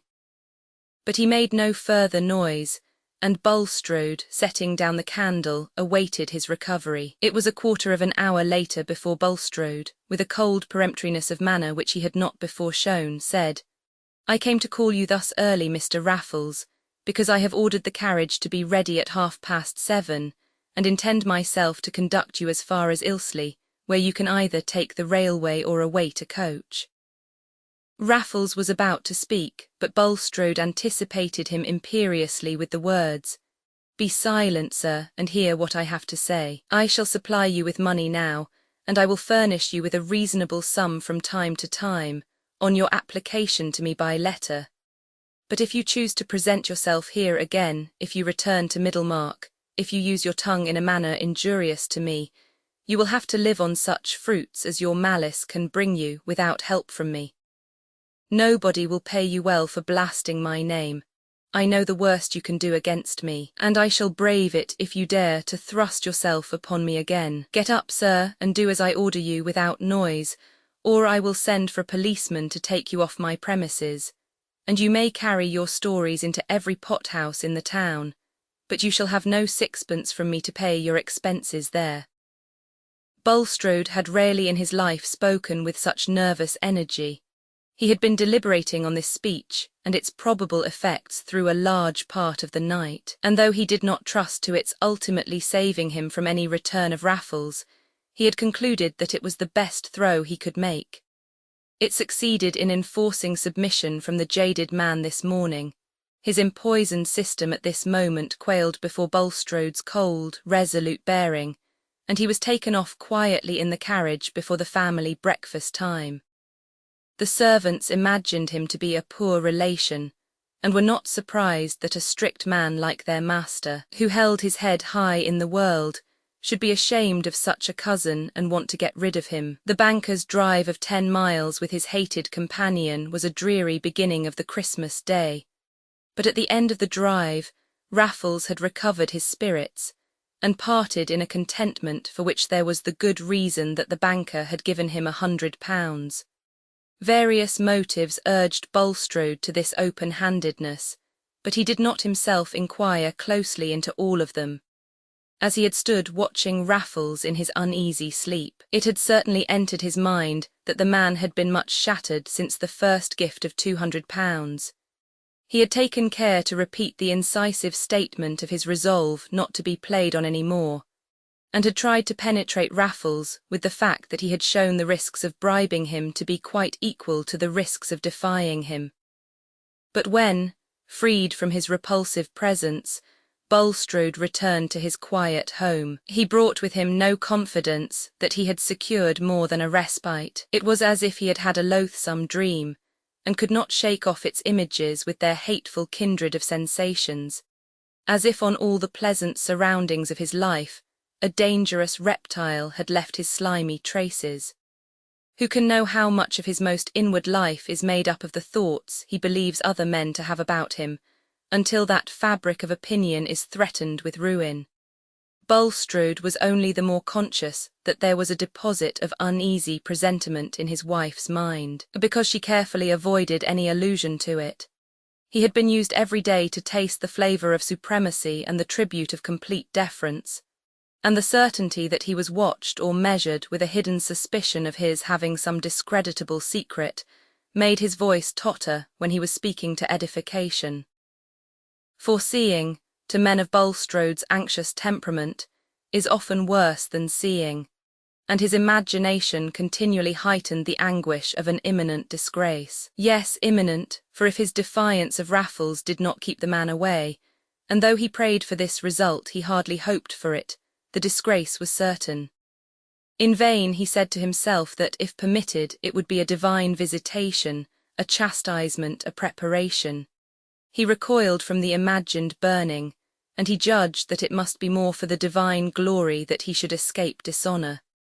That recoil had at last urged him to make preparations for quitting Middlemarch. If evil truth must be reported of him, he would then be at a less scorching distance from the contempt of his old neighbours, and in a new scene, where his life would not have gathered the same wide sensibility, the tormentor, if he pursued him, would be less formidable. To leave the place finally would, he knew, be extremely painful to his wife, and on other grounds he would have preferred to stay where he had struck root. Hence he made his preparations at first in a conditional way, wishing to leave on all sides an opening for his return after brief absence, if any favourable intervention of Providence should dissipate his fears. He was preparing to transfer his management of the bank, and to give up any active control of other commercial affairs in the neighbourhood, on the ground of his failing health, but without excluding his future resumption of such work. The measure would cause him some added expense and some diminution of income, beyond what he had already undergone from the general depression of trade. And the hospital presented itself as a principal object of outlay on which he could fairly economise. This was the experience which had determined his conversation with Lydgate. But at this time, his arrangements had most of them gone no farther than a stage at which he could recall them if they proved to be unnecessary. He continually deferred the final steps. In the midst of his fears, like many a man who is in danger of shipwreck, or of being dashed from his carriage by runaway horses, he had a clinging impression that something would happen to hinder the worst, and that to spoil his life by a late transplantation might be over-hasty, especially since it was difficult to account satisfactorily to his wife for the project of their indefinite exile from the only place where she would like to live. Among the affairs Bulstrode had to care for was the management of the farm at Stone Court in case of his absence, and on this as well as on all other matters connected with any houses and land he possessed in or about Middlemarch, he had consulted Caleb Garth. Like everyone else who had business of that sort, he wanted to get the agent who was more anxious for his employer's interests than his own. With regard to Stone Court, since Bulstrode wished to retain his hold on the stock, and to have an arrangement by which he himself could, if he chose, resume his favourite recreation of superintendence, Caleb had advised him not to trust to a mere bailiff, but to let the land, stock and implements yearly, and take a proportionate share of the proceeds. "May I trust to you to find me a tenant on these terms, Mr. Garth?" said Bulstrode, "and will you mention to me the yearly sum which would repay you for managing these affairs which we have discussed together?" "I'll think about it," said Caleb in his blunt way. "I'll see how I can make it out." If it had not been that he had to consider Fred Vincey's future, Mr. Garth would not probably have been glad of any addition to his work, of which his wife was always fearing an excess for him as he grew older. But on quitting Bulstrode after that conversation, a very alluring idea occurred to him about this said letting of Stone Court. What if Bulstrode would agree to his placing Fred Vincey there on the understanding that he, Caleb Garth, should be responsible for the management? It would be an excellent schooling for Fred. He might make a modest income there and still have time left to get knowledge by helping in other business. He mentioned his notion to Mrs. Garth with such evident delight that she could not bear to chill his pleasure by expressing her constant fear of his undertaking too much. The lad would be as happy as two, he said, throwing himself back in his chair and looking radiant, if I could tell him it was all settled. Think, Susan, his mind had been running on that place for years before old Featherstone died, and it would be as pretty a turn of things as could be that he should hold the place in a good industrious way after all, by his taking to business. For it's likely enough Bulstrode might let him go on and gradually buy the stock. He hasn't made up his mind, I can see, whether or not he shall settle somewhere else as a lasting thing. I never was better pleased with a notion in my life. And then the children might be married by and by, Susan. You will not give any hint of the plan to Fred until you are sure that Bulstrode would agree to the plan, said Mrs. Garth in a tone of gentle caution. And as to marriage, Caleb, we old people need not help to hasten it. "Oh, I don't know," said Caleb, swinging his head aside. "Marriage is a taming thing. Fred would want less of my bit and bridle. However, I shall say nothing till I know the ground I'm treading on. I shall speak to Bulstrode again." He took his earliest opportunity of doing so. Bulstrode had anything but a warm interest in his nephew Fred Vincey, but he had a strong wish to secure Mr. Garth's services on many scattered points of business at which he was sure to be a considerable loser, if they were under less conscientious management. On that ground he made no objection to Mr. Garth's proposal, and there was also another reason why he was not sorry to give a consent which was to benefit one of the Vincey family. It was that Mrs. Bulstrode, having heard of Lydgate's debts, had been anxious to know whether her husband could not do something for poor Rosamond, and had been much troubled on learning from him that Lydgate's affairs were not easily remediable, and that the wisest plan was to let them take their course. Mrs. Bulstrode had then said for the first time, "I think you are always a little hard towards my family, Nicholas, and I am sure I have no reason to deny any of my relatives. Too worldly they may be, but no one ever had to say that they were not respectable." "My dear Harriet," said Mr. Bulstrode, wincing under his wife's eyes, which were filling with tears, "I have supplied your brother with a great deal of capital. I cannot be expected to take care of his married children." That seemed to be true, and Mrs. Bulstrode's remonstrance subsided into pity for poor Rosamond, whose extravagant education she had always foreseen the fruits of. But remembering that dialogue, Mr. Bulstrode felt that when he had to talk to his wife fully about his plan of quitting Middlemarch, he should be glad to tell her that he had made an arrangement which might be for the good of her nephew Fred. At present, he had merely mentioned to her that he thought of shutting up the Shrubs for a few months, and taking a house on the southern coast. Hence Mr. Garth got the assurance he desired, namely, that in case of Bulstrode's departure from Middlemarch for an indefinite time, Fred Vincey should be allowed to have the tenancy of Stone Court on the terms proposed. Caleb was so elated with his hope of this neat turn being given to things, that if his self-control had not been braced by a little affectionate wifely scolding, he would have betrayed everything to Mary, wanting to give the child comfort. However, he restrained himself, and kept in strict privacy from Fred certain visits which he was making to Stone Court, in order to look more thoroughly into the state of the land and stock, and take a preliminary estimate. He was certainly more eager in these visits than the probable speed of events required him to be, but he was stimulated by a fatherly delight in occupying his mind with this bit of probable happiness which he held in store like a hidden birthday gift for Fred and Mary. "But suppose the whole scheme should turn out to be a castle in the air," said Mrs. Garth. "Well, well," replied Caleb, "the castle will tumble about nobody's head." Chapter 77. If thou hast heard a word, let it die with thee. Ecclesiasticus.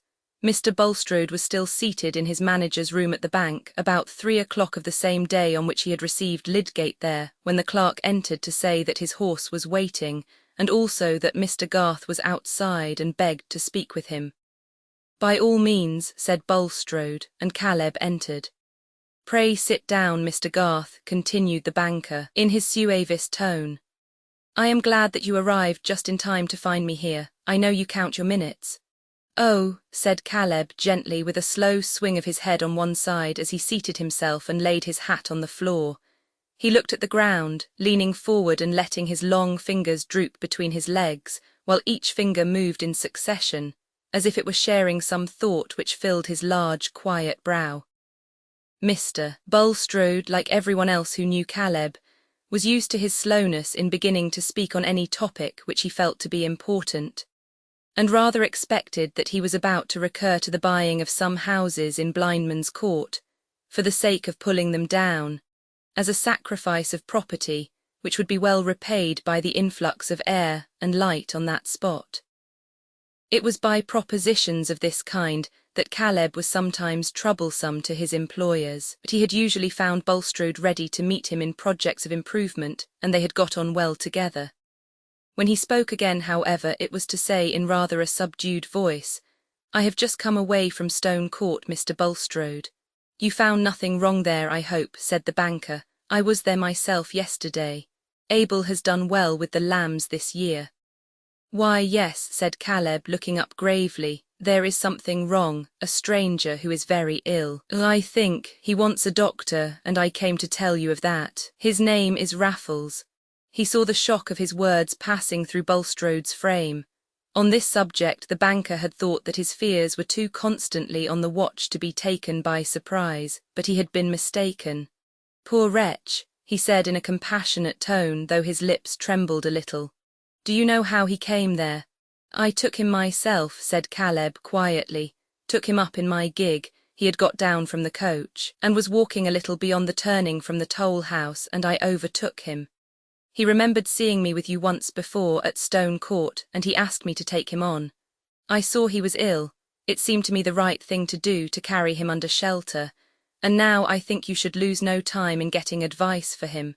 Caleb took up his hat from the floor as he ended and rose slowly from his seat. "Certainly," said Bulstrode, whose mind was very active at this moment.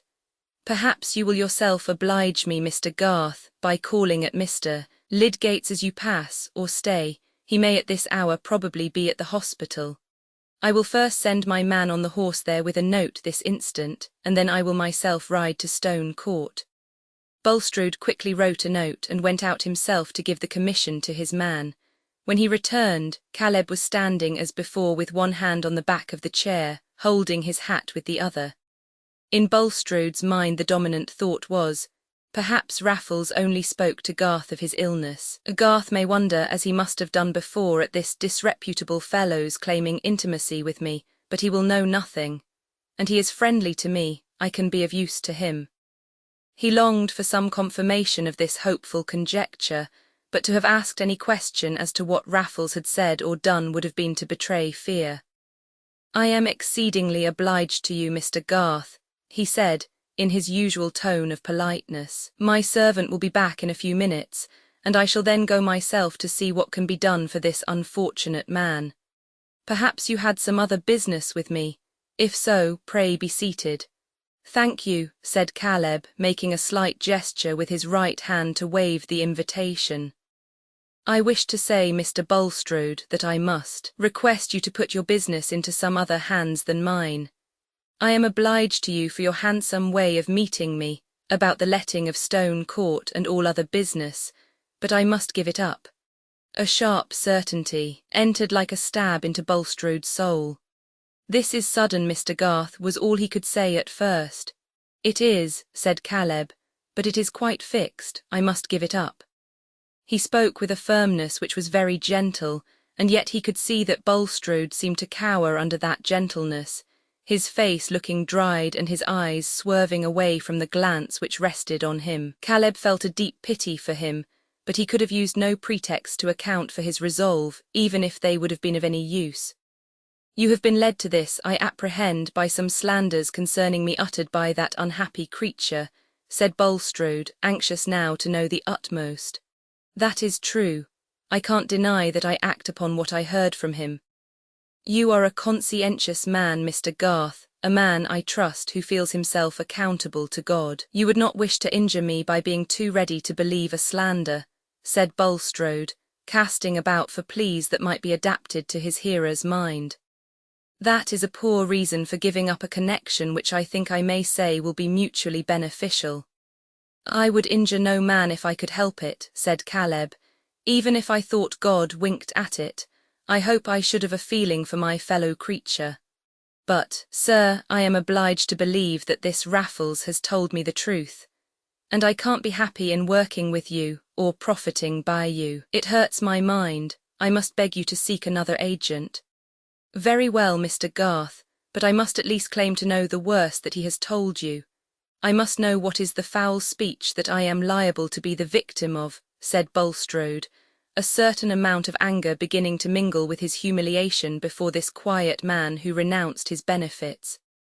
"That's needless," said Caleb, waving his hand, bowing his head slightly, and not swerving from the tone which had in it the merciful intention to spare this pitiable man.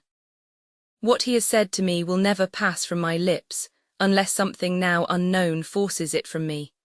If you led a harmful life for gain and kept others out of their rights by deceit, to get the more for yourself, I dare say you repent, you would like to go back. And can't, that must be a bitter thing. Caleb paused a moment and shook his head. It is not for me to make your life harder to you. But you do make it harder to me, said Bulstrode, constrained into a genuine pleading cry. You make it harder to me by turning your back on me. That I'm forced to do, said Caleb, still more gently, lifting up his hand. I am sorry, I don't judge you and say he is wicked and I am righteous. God forbid, I don't know everything. A man may do wrong and his will may rise clear out of it, though he can't get his life clear. That's a bad punishment. If it is so with you, well, I'm very sorry for you. But I have that feeling inside me that I can't go on working with you. That's all, Mr. Bulstrode. Everything else is buried so far as my will goes, and I wish you good day.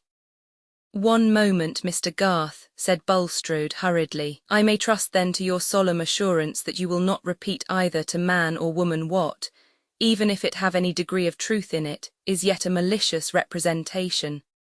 Caleb's wrath was stirred, and he said indignantly, Why should I have said it if I didn't mean it? I am in no fear of you. Such tales as that will never tempt my tongue. Excuse me, I am agitated. I am the victim of this abandoned man. Stop a bit. You have got to consider whether you didn't help to make him worse when you profited by his vices. You are wronging me by too readily believing him, said Bulstrode, oppressed as by a nightmare with the inability to deny flatly what Raffles might have said, and yet feeling it an escape that Caleb had not so stated it to him as to ask for that flat denial. No, said Caleb, lifting his hand deprecatingly. I am ready to believe better when better is proved. I rob you of no good chance. As to speaking, I hold it a crime to expose a man's sin unless I'm clear it must be done to save the innocent. That is my way of thinking, Mr. Bulstrode, and what I say I've no need to swear. I wish you good day. Some hours later, when he was at home, Caleb said to his wife, incidentally, that he had had some little differences with Bulstrode, and that in consequence he had given up all notion of taking Stone Court, and indeed had resigned doing further business for him. He was disposed to interfere too much, was he? Said Mrs. Garth, imagining that her husband had been touched on his sensitive point, and not been allowed to do what he thought right as to materials and modes of work. Oh, said Caleb, bowing his head and waving his hand gravely, and Mrs. Garth knew that this was a sign of his not intending to speak further on the subject. As for Bulstrode, he had almost immediately mounted his horse and set off for Stone Court, being anxious to arrive there before Lydgate. His mind was crowded with images and conjectures, which were a language to his hopes and fears, just as we hear tones from the vibrations which shake our whole system. The deep humiliation with which he had winced under Caleb Garth's knowledge of his past and rejection of his patronage alternated with, and almost gave way to, the sense of safety in the fact that Garth, and no other, had been the man to whom Raffles had spoken. It seemed to him a sort of earnest that Providence intended his rescue from worse consequences, the way being thus left open for the hope of secrecy. That Raffles should be afflicted with illness, that he should have been led to Stone Court rather than elsewhere. Bulstrode's heart fluttered at the vision of probabilities which these events conjured up. If it should turn out that he was freed from all danger of disgrace, if he could breathe in perfect liberty, his life should be more consecrated than it had ever been before. He mentally lifted up this vow as if it would urge the result he longed for. He tried to believe in the potency of that prayerful resolution, its potency to determine death. He knew that he ought to say, "Thy will be done," and he said it often. But the intense desire remained that the will of God might be the death of that hated man. Yet when he arrived at Stone Court he could not see the change in Raffles without a shock. But for his pallor and feebleness, Bulstrode would have called the change in him entirely mental. Instead of his loud, tormenting mood, he showed an intense, vague terror and seemed to deprecate Bulstrode's anger because the money was all gone. He had been robbed, it had half of it been taken from him. He had only come here because he was ill and somebody was hunting him, Somebody was after him, he had told nobody anything, he had kept his mouth shut. Bulstrode, not knowing the significance of these symptoms, interpreted this new nervous susceptibility into a means of alarming Raffles into true confessions, and taxed him with falsehood in saying that he had not told anything, since he had just told the man who took him up in his gig and brought him to Stone Court. Raffles denied this with solemn adjurations, the fact being that the links of consciousness were interrupted in him, and that his minute terror-stricken narrative to Caleb Garth had been delivered under a set of visionary impulses which had dropped back into darkness. Bulstrode's heart sank again at this sign that he could get no grasp over the wretched man's mind, and that no word of Raffles could be trusted as to the fact which he most wanted to know, namely, whether or not he had really kept silence to everyone in the neighbourhood, except Caleb Garth. The housekeeper had told him without the least constraint of manner that since Mr. Garth left, Raffles had asked her for beer, and after that had not spoken, seeming very ill. On that side it might be concluded that there had been no betrayal. Mrs. Abel thought, like the servants at the Shrubs, that the strange man belonged to the unpleasant kin who are among the troubles of the rich. She had at first referred the kinship to Mr. Rigg, and where there was property left, the buzzing presence of such large blue bottles seemed natural enough. How he could be kin to Bulstrode as well was not so clear, but Mrs. Abel agreed with her husband that there was no knowing, a proposition which had a great deal of mental food for her, so that she shook her head over it without further speculation. In less than an hour Lydgate arrived. Bulstrode met him outside the wainscoted parlour where Raffles was, and said, "I have called you in, Mr. Lydgate, to an unfortunate man who was once in my employment, many years ago. Afterwards he went to America, and returned, I fear, to an idle, dissolute life. Being destitute, he has a claim on me. He was slightly connected with Rigg, the former owner of this place, and in consequence found his way here. I believe he is seriously ill. Apparently his mind is affected. I feel bound to do the utmost for him." Lydgate, who had the remembrance of his last conversation with Bulstrode strongly upon him, was not disposed to say an unnecessary word to him, and bowed slightly in answer to this account. But just before entering the room he turned automatically and said, "What is his name?" To know names being as much a part of the medical man's accomplishment as of the practical politician's. "Raffles, John Raffles," said Bulstrode, who hoped that whatever became of Raffles, Lydgate would never know any more of him. When he had thoroughly examined and considered the patient, Lydgate ordered that he should go to bed, and be kept there in as complete quiet as possible, and then went with Bulstrode into another room. "It is a serious case, I apprehend," said the banker before Lydgate began to speak. "No, and yes," said Lydgate half dubiously. "It is difficult to decide as to the possible effect of long-standing complications, but the man had a robust constitution to begin with. I should not expect this attack to be fatal, though of course the system is in a ticklish state. He should be well watched and attended to." "I will remain here myself," said Bulstrode. "Mrs. Abel and her husband are inexperienced. I can easily remain here for the night if you will oblige me by taking a note for Mrs. Bulstrode." "I should think that is hardly necessary," said Lydgate. "He seems tame and terrified enough. He might become more unmanageable. But there is a man here, is there not?" "I have more than once stayed here a few nights for the sake of seclusion," said Bulstrode indifferently. "I am quite disposed to do so now. Mrs. Abel and her husband can relieve or aid me if necessary." "Very well, then I need give my directions only to you," said Lydgate, not feeling surprised at a little peculiarity in Bulstrode. "You think, then, that the case is hopeful?" said Bulstrode, when Lydgate had ended giving his orders. "Unless there turn out to be further complications, such as I have not at present detected, yes," said Lydgate. "He may pass on to a worse stage, but I should not wonder if he got better in a few days by adhering to the treatment I have prescribed. There must be firmness. Remember, if he calls for liquors of any sort, not to give them to him. In my opinion, men in his condition are oftener killed by treatment than by the disease. Still, new symptoms may arise. I shall come again tomorrow morning. After waiting for the note to be carried to Mrs. Bulstrode, Lydgate rode away, forming no conjectures in the first instance about the history of Raffles, but rehearsing the whole argument, which had lately been much stirred by the publication of Dr. Ware's abundant experience in America, as to the right way of treating cases of alcoholic poisoning such as this. Lydgate, when abroad, had already been interested in this question.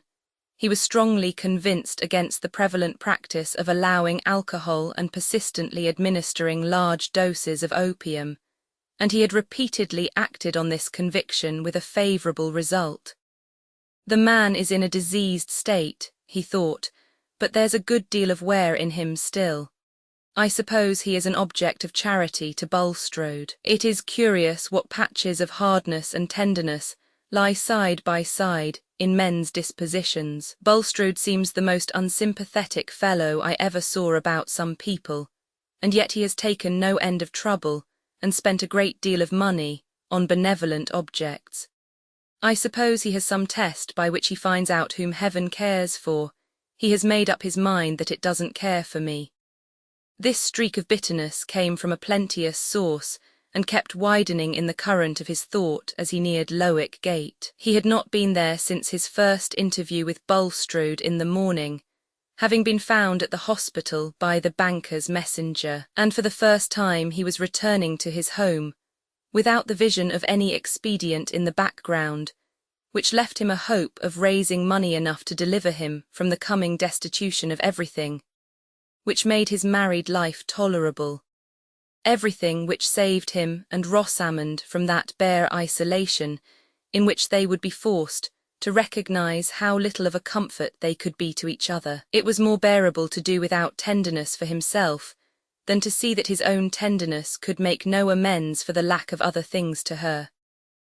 The sufferings of his own pride from humiliations past and to come were keen enough, yet they were hardly distinguishable to himself from that more acute pain which dominated them, the pain of foreseeing that Rosamond would come to regard him chiefly as the cause of disappointment and unhappiness to her. He had never liked the makeshifts of poverty, and they had never before entered into his prospects for himself.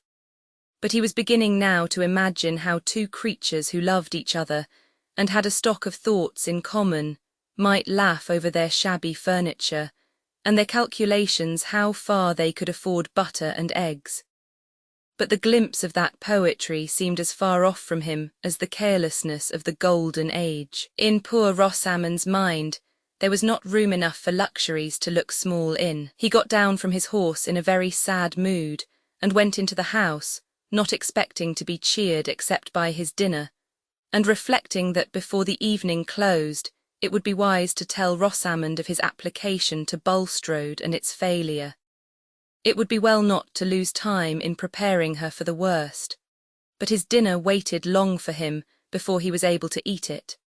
For on entering he found that Dover's agent had already put a man in the house, and when he asked where Mrs. Lydgate was, he was told that she was in her bedroom. He went up and found her stretched on the bed, pale and silent, without an answer even in her face to any word or look of his. He sat down by the bed and leaning over her said with almost a cry of prayer, "Forgive me for this misery, my poor Rosamond. Let us only love one another." She looked at him silently, still with the blank despair on her face. But then the tears began to fill her blue eyes, and her lip trembled. The strong man had had too much to bear that day. He let his head fall beside hers and sobbed. He did not hinder her from going to her father early in the morning. It seemed now that he ought not to hinder her from doing as she pleased. In half an hour she came back, and said that Papa and Mamma wished her to go and stay with them while things were in this miserable state. Papa said he could do nothing about the debt. If he paid this, there would be half a dozen more. She had better come back home again till Lydgate had got a comfortable home for her. "Do you object, Tertius?" "Do as you like," said Lydgate, "but things are not coming to a crisis immediately. There is no hurry." "I should not go till tomorrow," said Rosamond. "I shall want to pack my clothes." "Oh, I would wait a little longer than tomorrow. There is no knowing what may happen," said Lydgate with bitter irony. I may get my neck broken, and that may make things easier to you. It was Lydgate's misfortune, and Rosamond's too, that his tenderness towards her, which was both an emotional prompting and a well-considered resolve, was inevitably interrupted by these outbursts of indignation, either ironical or remonstrant. She thought them totally unwarranted, and the repulsion which this exceptional severity excited in her was in danger of making the more persistent tenderness unacceptable. "I see you do not wish me to go," she said with chill mildness. "Why can you not say so without that kind of violence? I shall stay until you request me to do otherwise." Lydgate said no more, but went out on his rounds. He felt bruised and shattered, and there was a dark line under his eyes which Rosamond had not seen before. She could not bear to look at him. Tertius had a way of taking things which made them a great deal worse for her. Chapter 78. Our deeds still travel with us from afar, and what we have been makes us what we are. Bulstrode's first object after Lydgate had left Stone Court was to examine Raffles's pockets, which he imagined were sure to carry signs in the shape of hotel bills of the places he had stopped in, if he had not told the truth in saying that he had come straight from Liverpool because he was ill and had no money. There were various bills crammed into his pocket-book, but none of a later date than Christmas at any other place, except one which bore date that morning. This was crumpled up with a handbill about a horse fare in one of his tail pockets, and represented the cost of 3 days' stay at an inn at Bilkley, where the fair was held, a town at least 40 miles from Middlemarch. The bill was heavy, and since Raffles had no luggage with him, it seemed probable that he had left his portmanteau behind in payment, in order to save money for his travelling fare. For his purse was empty, and he had only a couple of sixpences and some loose pence in his pockets. Bulstrode gathered a sense of safety from these indications that Raffles had really kept at a distance from Middlemarch since his memorable visit at Christmas. At a distance and among people who were strangers to Bulstrode, what satisfaction could there be to Raffles's tormenting, self-magnifying vein in telling old scandalous stories about a Middlemarch banker? And what harm if he did talk? The chief point now was to keep watch over him as long as there was any danger of that intelligible raving, that unaccountable impulse to tell, which seemed to have acted towards Caleb Garth. And Bulstrode felt much anxiety lest some such impulse should come over him at the sight of Lydgate. He sat up alone with him through the night, only ordering the housekeeper to lie down in her clothes, so as to be ready when he called her, alleging his own indisposition to sleep and his anxiety to carry out the doctor's orders. He did carry them out faithfully, although Raffles was incessantly asking for brandy and declaring that he was sinking away, that the earth was sinking away from under him.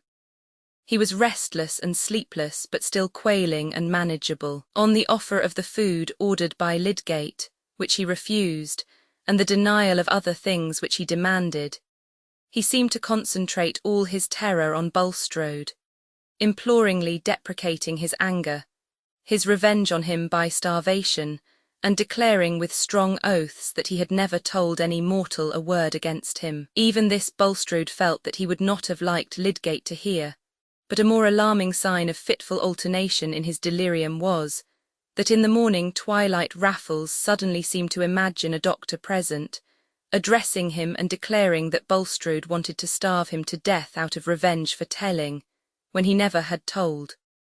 Bulstrode's native imperiousness and strength of determination served him well.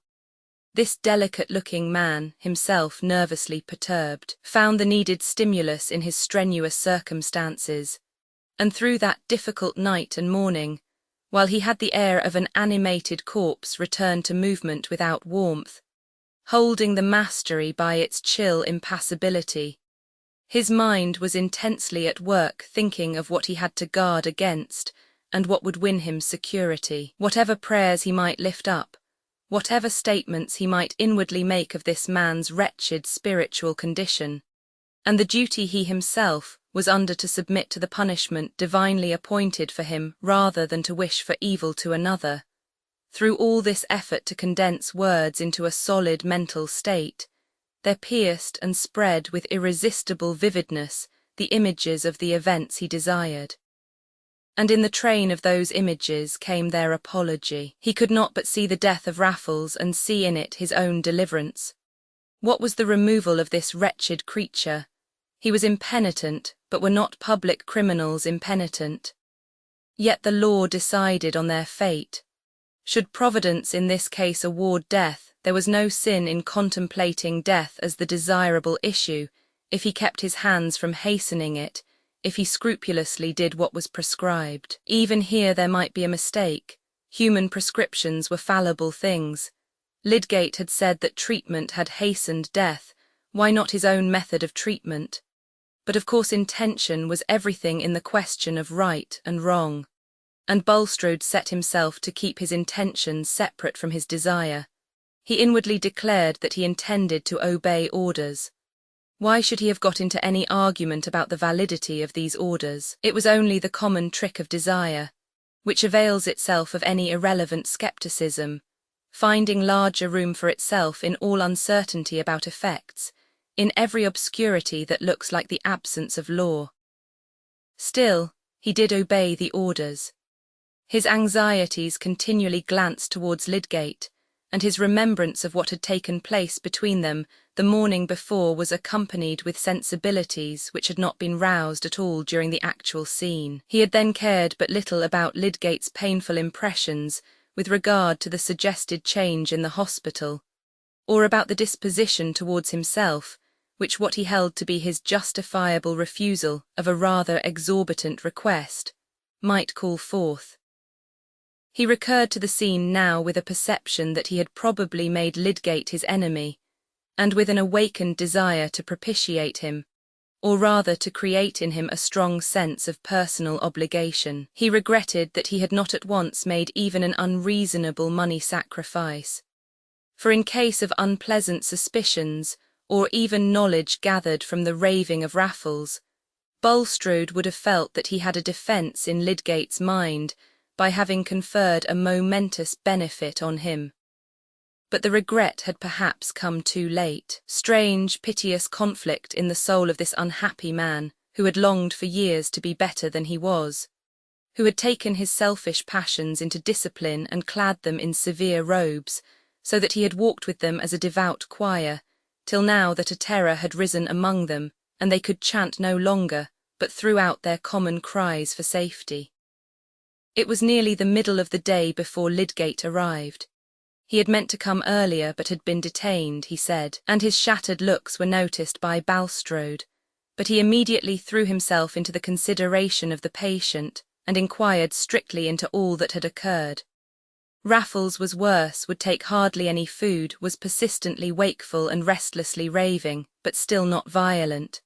Contrary to Bulstrode's alarmed expectation, he took little notice of Lydgate's presence and continued to talk or murmur incoherently. "What do you think of him?" said Bulstrode. "In private, the symptoms are worse. You are less hopeful." "No, I still think he may come round. Are you going to stay here yourself?" said Lydgate, looking at Bulstrode with an abrupt question which made him uneasy, though in reality it was not due to any suspicious conjecture. "Yes, I think so," said Bulstrode, governing himself and speaking with deliberation. "Mrs. Bulstrode is advised of the reasons which detain me. Mrs. Abel and her husband are not experienced enough to be left quite alone, and this kind of responsibility is scarcely included in their service of me. You have some fresh instructions, I presume." The chief new instruction that Lydgate had to give was on the administration of extremely moderate doses of opium, in case of the sleeplessness continuing after several hours. He had taken the precaution of bringing opium in his pocket, and he gave minute directions to Bulstrode as to the doses, and the point at which they should cease. He insisted on the risk of not ceasing, and repeated his order that no alcohol should be given. "From what I see of the case," he ended, "narcotism is the only thing I should be much afraid of. He may wear through even without much food. There's a good deal of strength in him. You look ill yourself, Mr. Lydgate, a most unusual, I may say unprecedented thing in my knowledge of you. said Bulstrode, showing a solicitude as unlike his indifference the day before, as his present recklessness about his own fatigue was unlike his habitual self-cherishing anxiety. "I fear you are harassed." "Yes, I am," said Lydgate brusquely, holding his hat and ready to go. "Something new, I fear," said Bulstrode inquiringly. "Pray be seated." "No, thank you," said Lydgate with some hauteur. "I mentioned to you yesterday what was the state of my affairs. There is nothing to add, except that the execution has since then been actually put into my house. One can tell a good deal of trouble in a short sentence. I will say good morning." "Stay, Mr. Lydgate, stay," said Bulstrode. "I have been reconsidering this subject. I was yesterday taken by surprise and saw it superficially. Mrs. Bulstrode is anxious for her niece, and I myself should grieve at a calamitous change in your position. Claims on me are numerous, but on reconsideration I esteem it right that I should incur a small sacrifice rather than leave you unaided. You said, I think, that £1,000 would suffice entirely to free you from your burthens and enable you to recover a firm stand."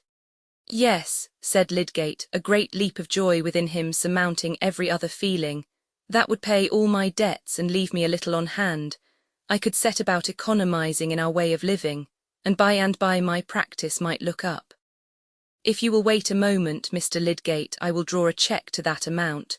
I am aware that help, to be effectual in these cases, should be thorough." While Bulstrode wrote, Lydgate turned to the window thinking of his home, thinking of his life with its good start saved from frustration, its good purposes still unbroken.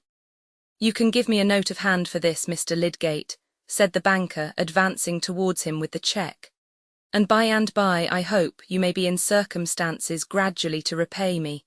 Meanwhile I have pleasure in thinking that you will be released from further difficulty." "I am deeply obliged to you," said Lydgate. "You have restored to me the prospect of working with some happiness and some chance of good." It appeared to him a very natural movement in Bulstrode that he should have reconsidered his refusal. It corresponded with the more munificent side of his character, but as he put his hack into a canter, that he might get the sooner home, and tell the good news to Rossamond and get cash at the bank to pay over to Dover's agent, there crossed his mind, with an unpleasant impression, as from a dark-winged flight of evil augury across his vision, the thought of that contrast in himself which a few months had brought, that he should be overjoyed at being under a strong personal obligation, that he should be overjoyed at getting money for himself from Bulstrode. The banker felt that he had done something to nullify one cause of uneasiness, and yet he was scarcely the easier. He did not measure the quantity of diseased motive which had made him wish for Lydgate's goodwill, but the quantity was none the less actively there, like an irritating agent in his blood. A man vows, and yet will not cast away the means of breaking his vow. Is it that he distinctly means to break it? Not at all. But the desires which tend to break it are at work in him dimly, and make their way into his imagination, and relax his muscles in the very moments when he is telling himself over again the reasons for his vow. Raffles, recovering quickly, returning to the free use of his odious powers, how could Bulstrode wish for that?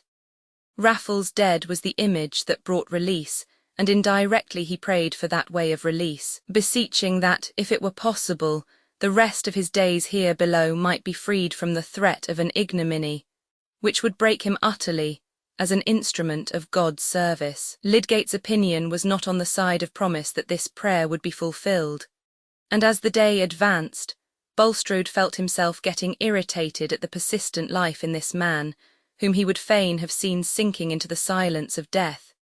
Imperious will stirred murderous impulses towards this brute life, over which will, by itself, had no power. He said inwardly that he was getting too much worn. He would not sit up with the patient tonight, but leave him to Mrs. Abel, who, if necessary, could call her husband.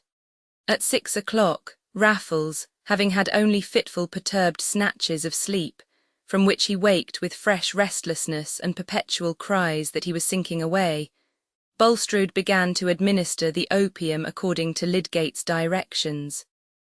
At the end of half an hour or more he called Mrs. Abel, and told her that he found himself unfit for further watching. He must now consign the patient to her care, and he proceeded to repeat to her Lydgate's directions as to the quantity of each dose.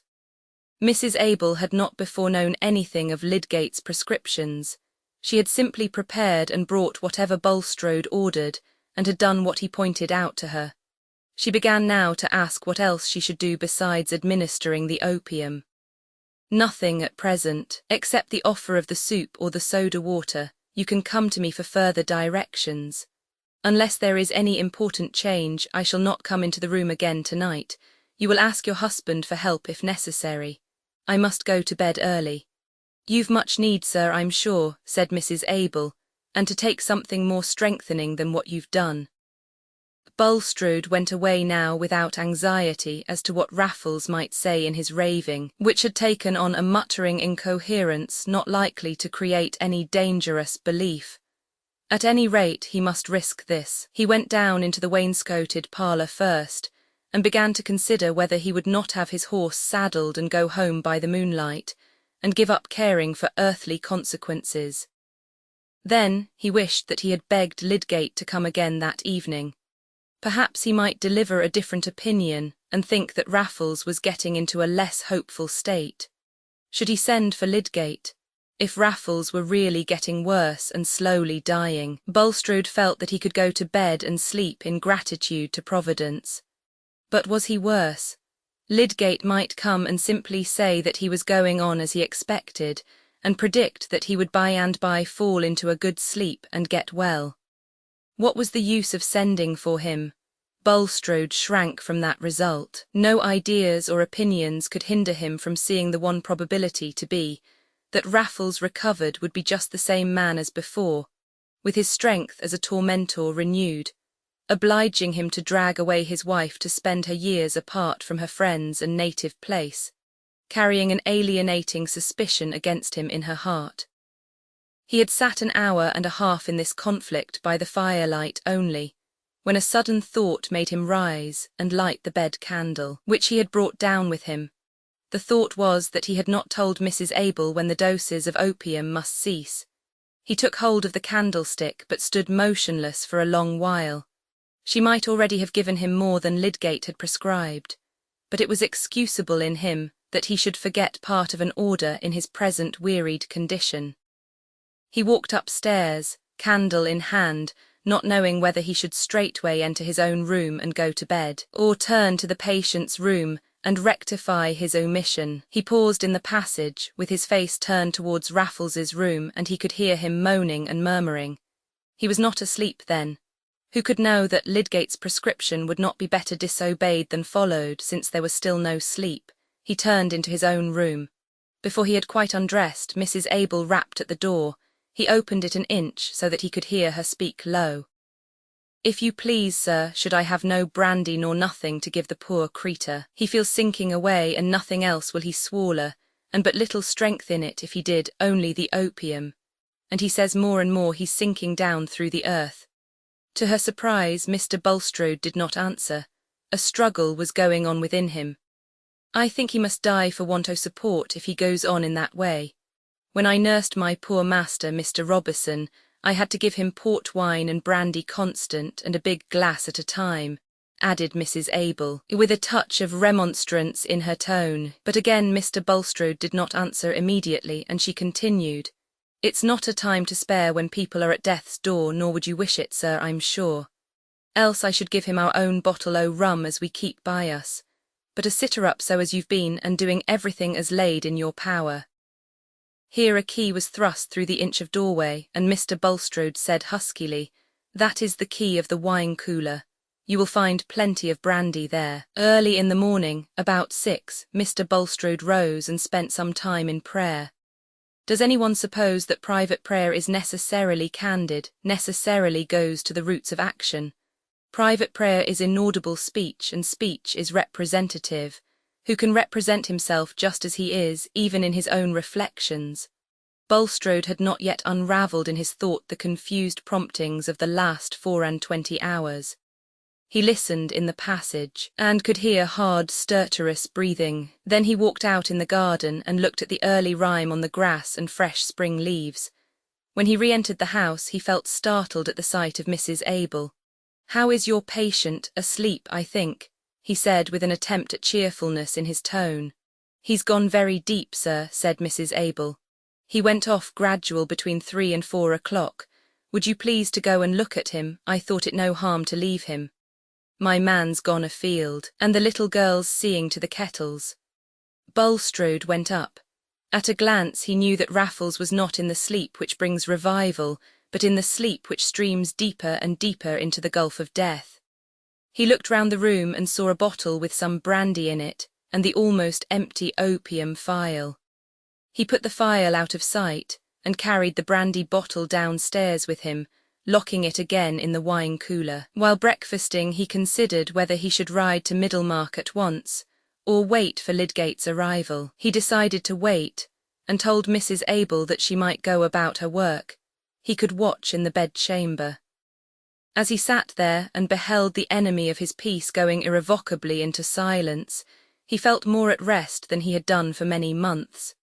His conscience was soothed by the enfolding wing of secrecy, which seemed just then like an angel sent down for his relief. He drew out his pocket-book to review various memoranda there as to the arrangements he had projected and partly carried out in the prospect of quitting Middlemarch, and considered how far he would let them stand or recall them, now that his absence would be brief.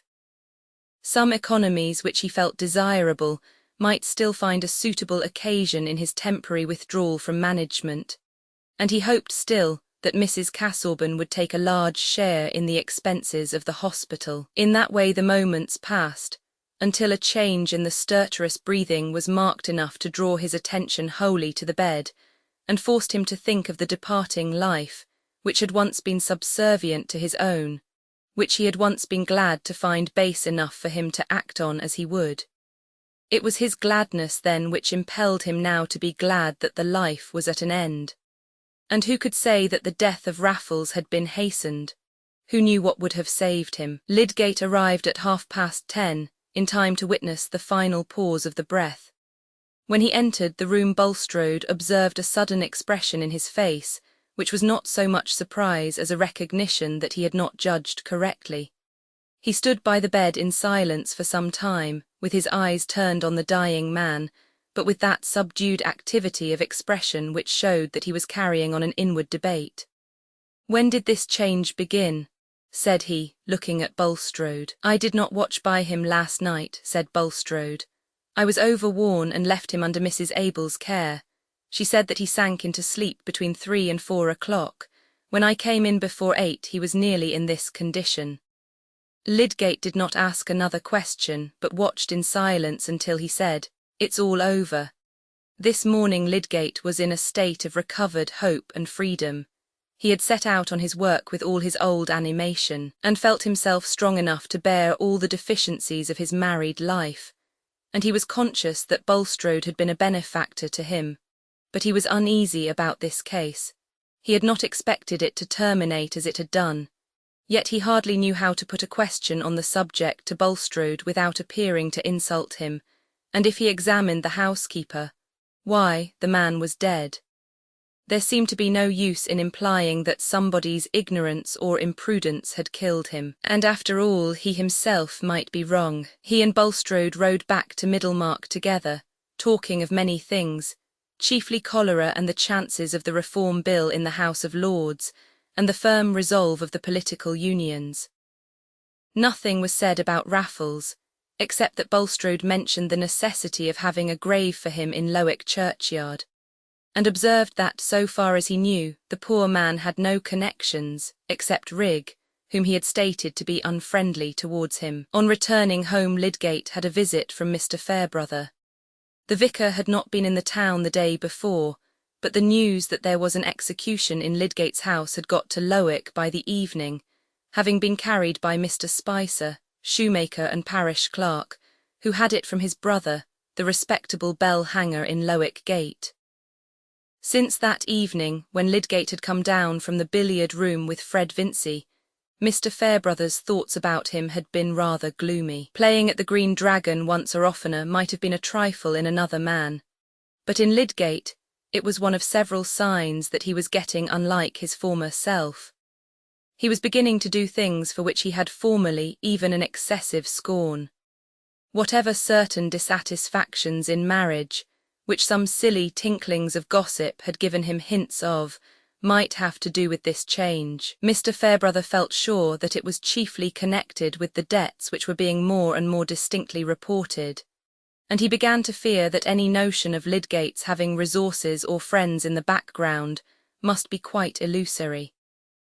The rebuff he had met with in his first attempt to win Lydgate's confidence disinclined him to a second, but this news of the execution being actually in the house determined the vicar to overcome his reluctance. Lydgate had just dismissed a poor patient in whom he was much interested, and he came forward to put out his hand, with an open cheerfulness which surprised Mr. Fairbrother. Could this too be a proud rejection of sympathy and help? Never mind, the sympathy and help should be offered. "How are you, Lydgate?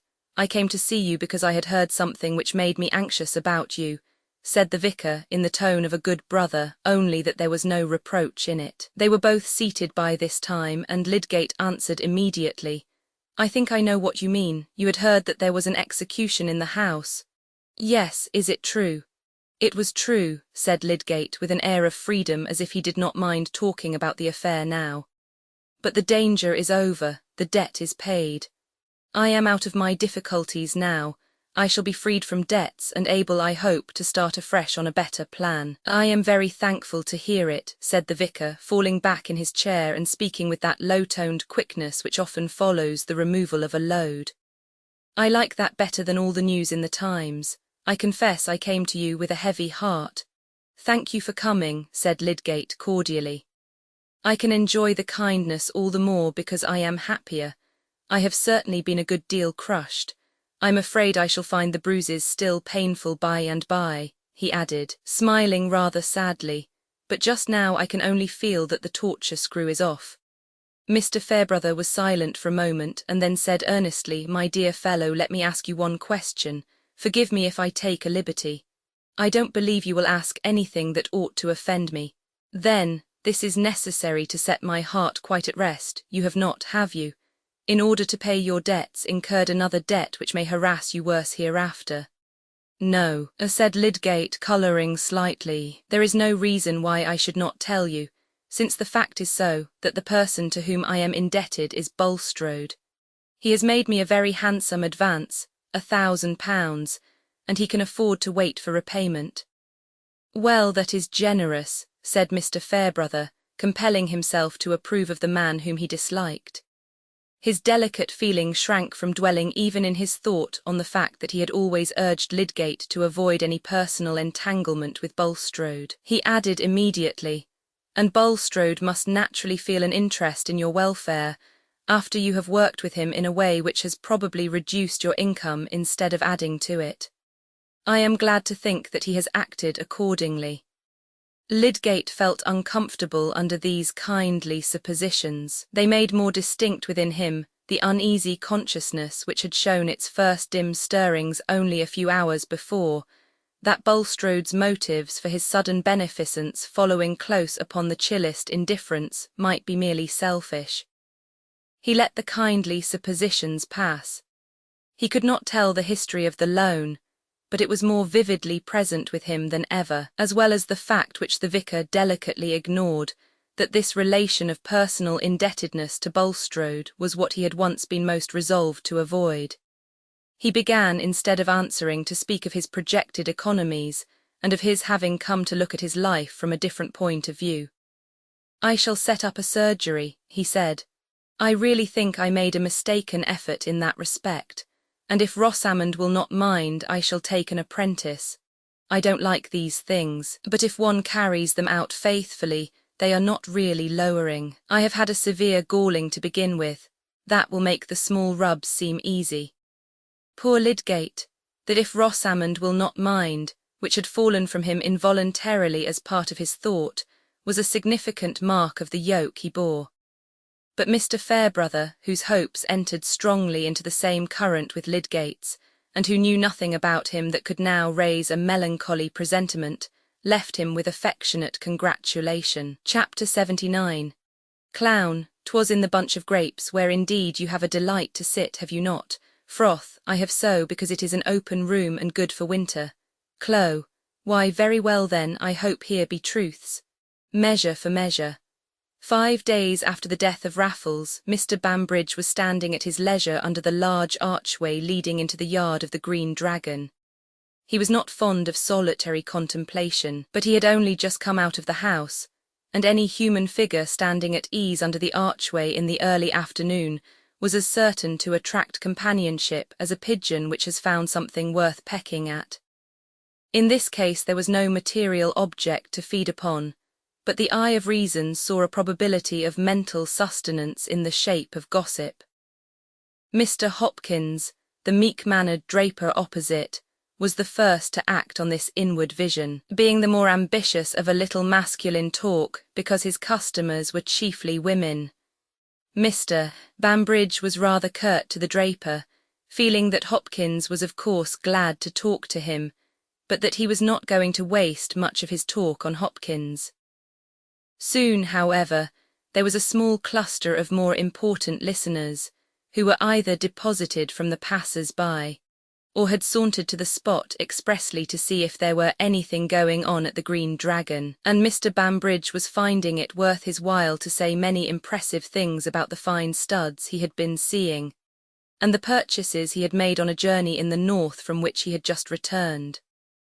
Gentlemen present were assured that when they could show him anything to cut out a blood mare, a bay rising 4, which was to be seen at Doncaster if they chose to go and look at it, Mr. Bambridge would gratify them by being shot, from here to Hereford. Also, a pair of blacks which he was going to put into the brake recalled vividly to his mind a pair which he had sold to Faulkner in 19, for 100 guineas, and which Faulkner had sold for 162 months later. Any gent who could disprove this statement being offered the privilege of calling Mr. Bambridge by a very ugly name until the exercise made his throat dry.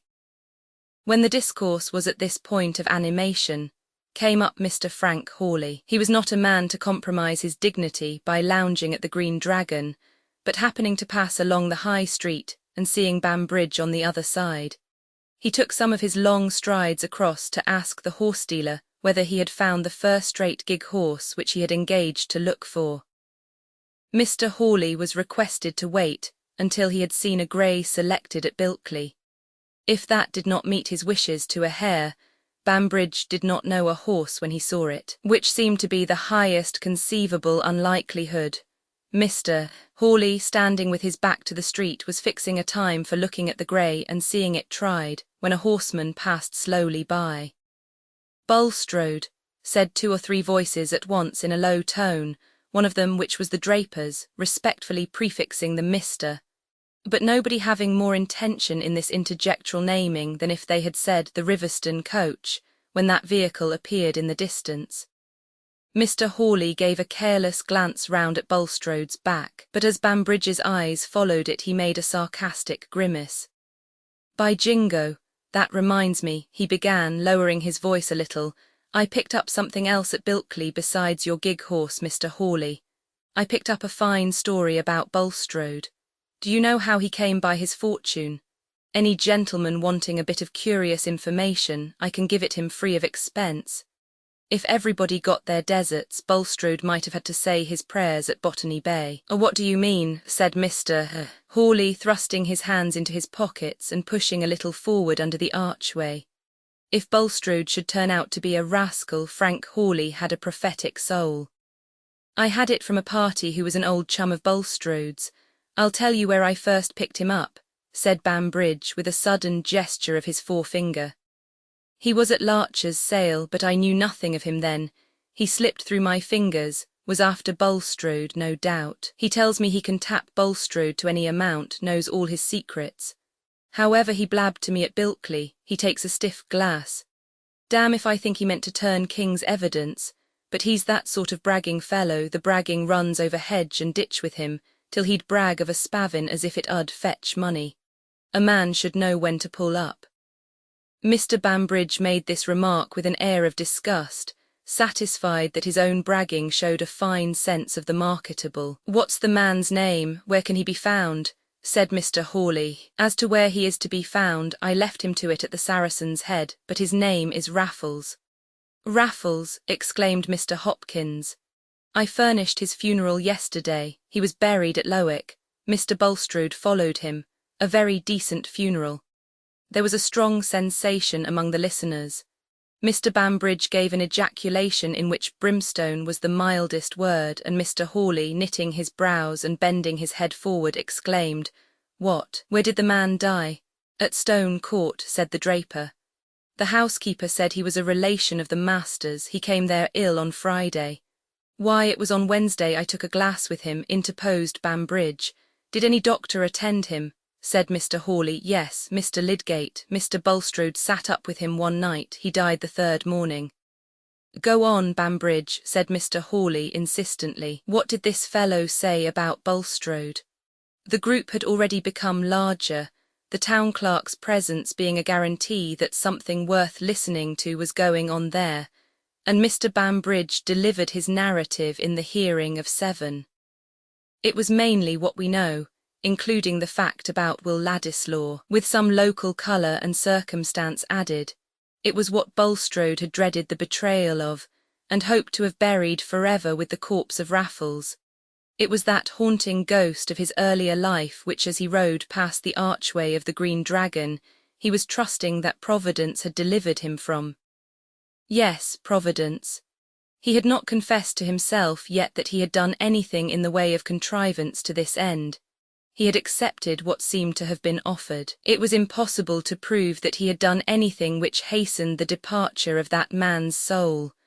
But this gossip about Bulstrode spread through Middlemarch like the smell of fire.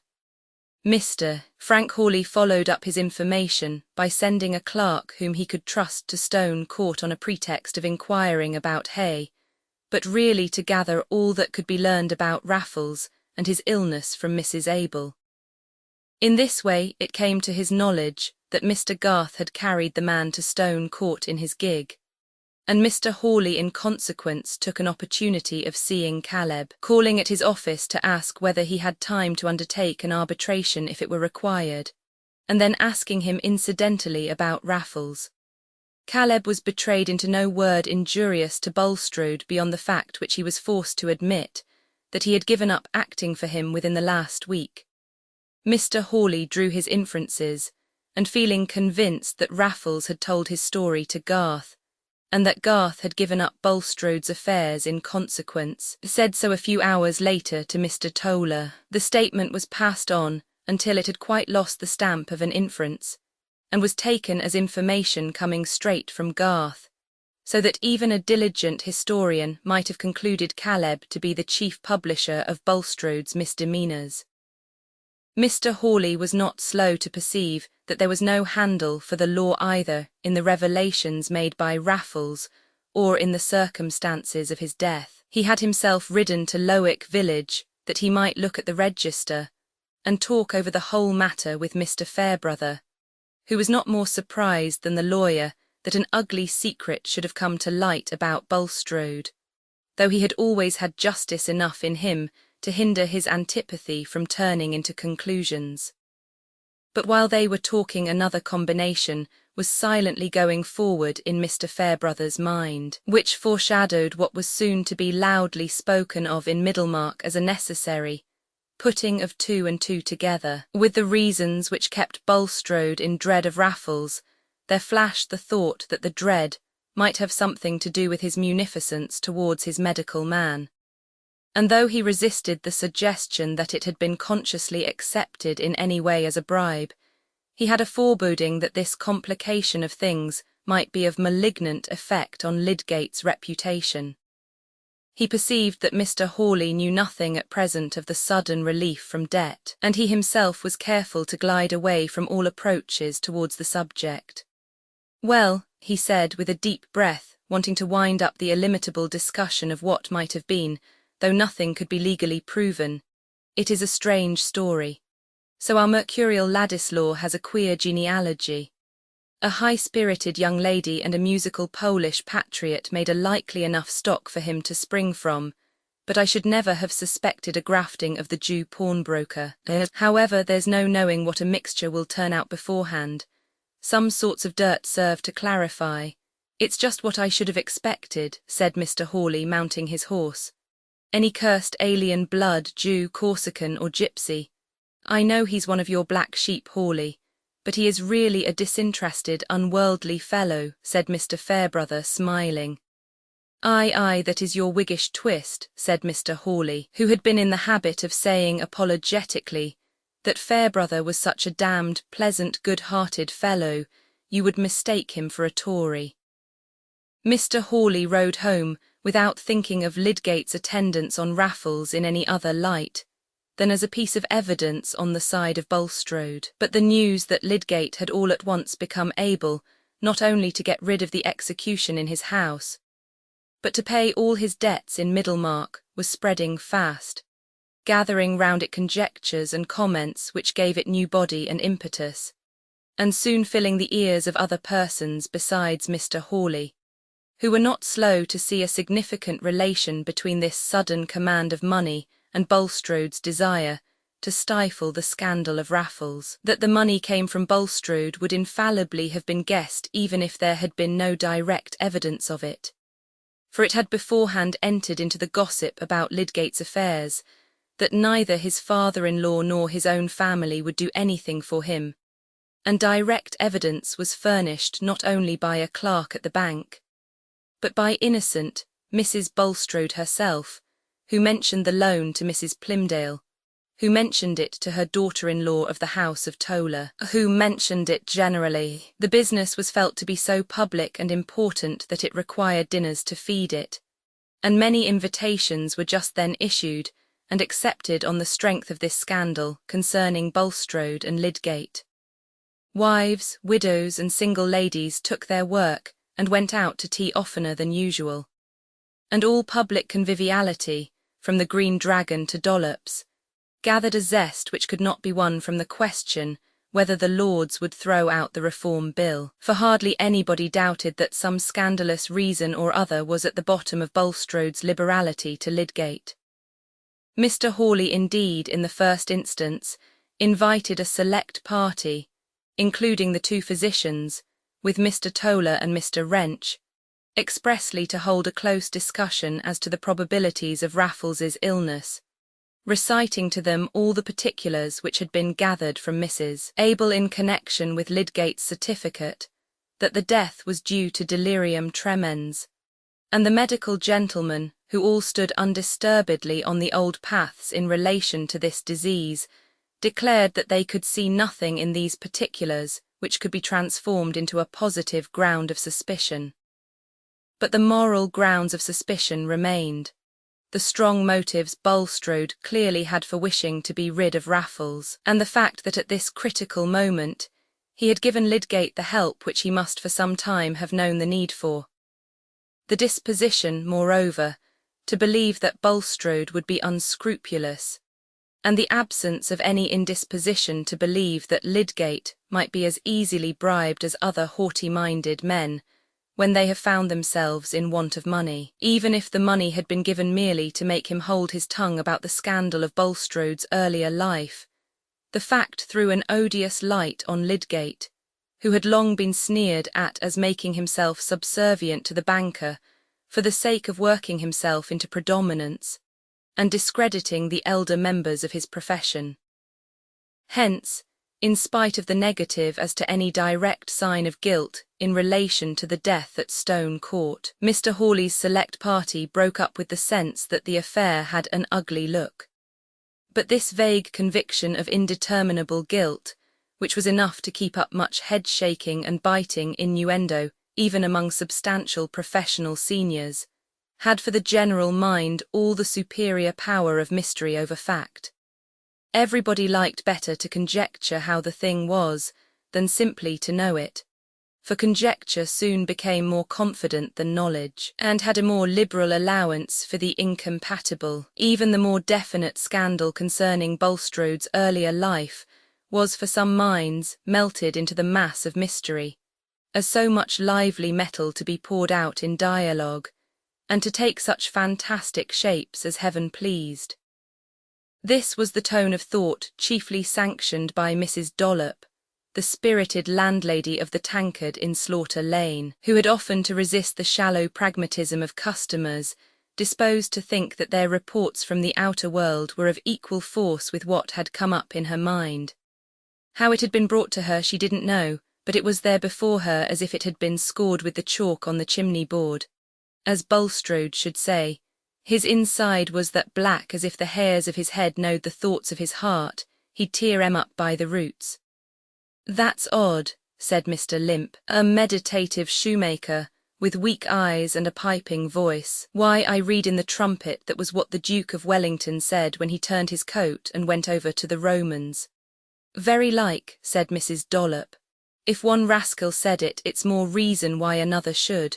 But hypocrite as he's been, and holding things with that high hand, as there was no parson i' the country good enough for him, he was forced to take old Harry into his counsel, and old Harry's been too many for him." Aye, he's a complice you can't send out o' the country," said Mr. Crabbe the glazier, who gathered much news and groped among it dimly. "But by what I can make out, there's them says Bulstrode was for running away, for fear o' being found out before now. He'll be drove away whether or no," said Mr. Dill the barber, who had just dropped in. "I shaved Fletcher, Hawley's clerk, this morning. He's got a bad finger, and he says they're all of one mind to get rid of Bulstrode. Mr. the Siger is turned against him, and wants him out o' the parish, and there's gentlemen in this town says they'd as soon dine with a fellow from the hulks. And a deal sooner I would, says Fletcher, for what's more against one's stomach than a man coming and making himself bad company with his religion, and giving out as the 10 Commandments are not enough for him, and all the while he's worse than half the men at the treadmill. Fletcher said so himself.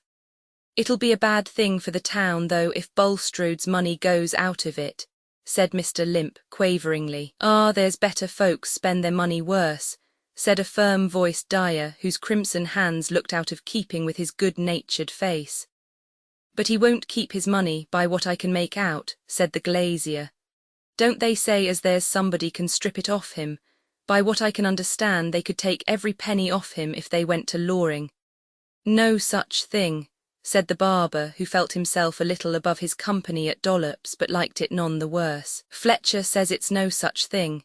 He says they might prove over and over again whose child this young Ladislaw was, and they'd do no more than if they proved I came out of the fens, he couldn't touch a penny."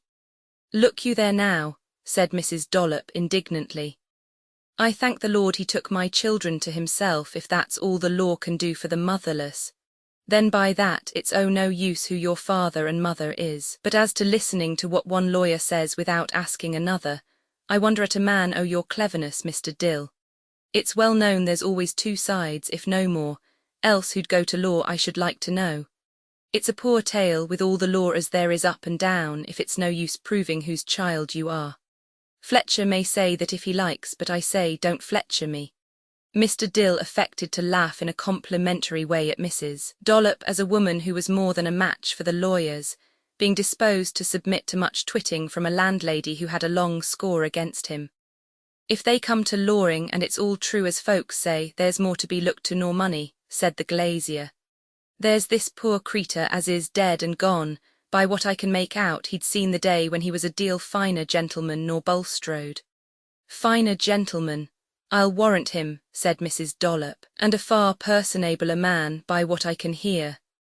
As I said when Mr. Baldwin the tax-gatherer comes in, standing where you sit, and says, Bulstrode got all his money as he brought into this town by thieving and swindling. I said, you don't make me no wiser, Mr. Baldwin. It's set my blood creeping to look at him ever sin here he came into Slaughter Lane, wanting to buy the house over my head. Folks don't look the colour o' the dough tub and stare at you as if they wanted to see into your backbone for nothink. That was what I said, and Mr. Baldwin can bear me witness. And in the rights of it too, said Mr. Crabbe. For by what I can make out, this Raffles, as they call him, was a lusty, fresh-coloured man as you'd wish to see, and the best o' company, though dead he lies in Lowick churchyard sure enough, and by what I can understand, there's them knows more than they should know about how he got there." "I'll believe you," said Mrs. Dollop with a touch of scorn at Mr. Crabbe's apparent dimness, "when a man's been ticed to a lone house, and there's them can pay for hospitals and nurses for half the countryside choose to be sitters up night and day, and nobody to come near, but a doctor as is known to stick at nothink, and as poor as he can hang together, and after that so flush o' money as he can pay off Mr. Biles the butcher as his bill has been running on for the best o' joints since last Michaelmas was a 12-a-month. I don't want anybody to come and tell me as there's been more going on nor the prayer book's got a service for. I don't want to stand winking and blinking and thinking." Mrs. Dollop looked round with the air of a landlady accustomed to dominate her company. There was a chorus of adhesion from the more courageous, but Mr. Limp, after taking a draught, placed his flat hands together and pressed them hard between his knees, looking down at them with blear-eyed contemplation, as if the scorching power of Mrs. Dollop's speech had quite dried up and nullified his wits until they could be brought round again by further moisture. "Why shouldn't they dig the man up and have the crowner?" said the dyer. "It's been done many and many's the time. If there's been foul play they might find it out." "Not they, Mr. Jonas," said Mrs. Dollop emphatically. "I know what doctors are. They're a deal too cunning to be found out. And this Dr. Lydgate that's been for cutting up everybody before the breath was well out o' their body. It's plain enough what use he wanted to make o' looking into respectable people's insides.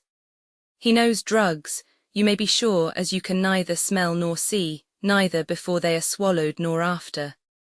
Why, I've seen drops myself ordered by Dr. Gambit, as is our club doctor and a good character, and has brought more live children into the world nor ever another Middlemarch. I say I've seen drops myself as made no difference whether they was in the glass or out, and yet have griped you the next day. So I'll leave your own sense to judge. Don't tell me. All I say is, it's a mercy they didn't take this Dr. Lydgate on to our club.